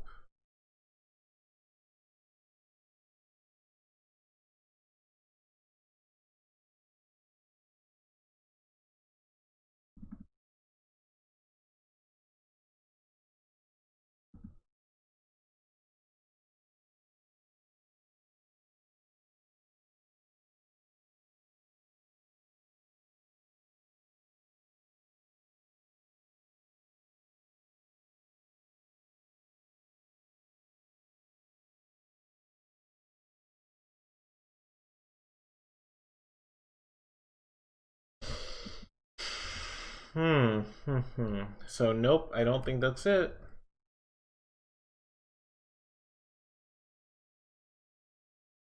Even though they clearly have maybe maybe okay. This is real crazy here. This is conspiratorial level. But I guess it is like 1:30 in the morning for me. This is perfect time for conspiracy theories. But what if I do the handle repeat event and then the form dispatch event and then the handle event? Bum bum bum.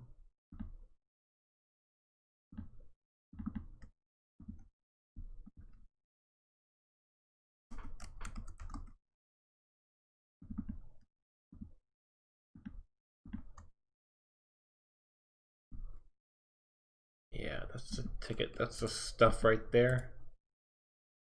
I think this will at least get me into the game. Yep, so that works.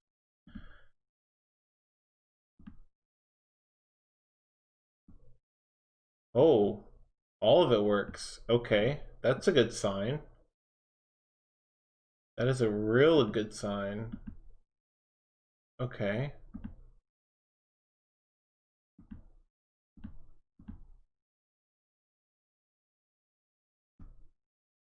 Ugh, frick.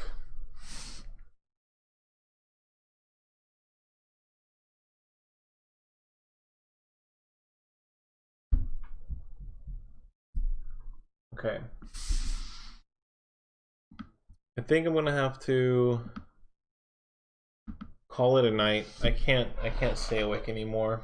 But you know, I got some new followers tonight. A few of you guys are still watching. So I just want to thank you. Um man, disappointing. Oh, wrong one. Wrong button. Kind of disappointed in myself that I didn't get that. But tomorrow is Friday, which is my cheat day, so I get to go eat fried chicken for lunch, and then fried chicken for dinner. I've been eating a salad for like 6 days straight, and it's killing me. Um, so I have that to look forward to. If you're new or if you're just tuning in, and you don't know, I stream 3 times a week, or I try to. and I've been working on this project for a little while, but um, it is a remake from a previous project that I did, but I'm starting fresh on Sunday. I'm going to take this project and set it to the side for a moment and start fresh on an Arduboy game. And it's Arduboy is an Arduino based game platform, so um, I have a lot of experience with making games for it already, so I should be able to just breeze through it. It'll be very different than this. Pascal, Palm Pilot stuff is it's very new to me.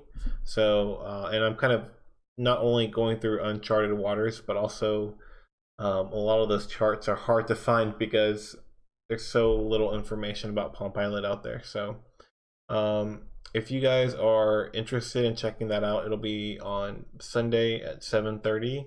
I think the Palm Pilot stuff I'm working on now is probably it really is, it's so hard. It's at the point where anytime I make progress, it's probably better to just do it on my own and not kind of no offense, be slowed down by streaming it. And also it probably is going to take me asking a bunch of questions to people who know a bit more than me. There's a few edge cases that I don't think I could solve on my own. So I need to turn and use the resource of community a little bit.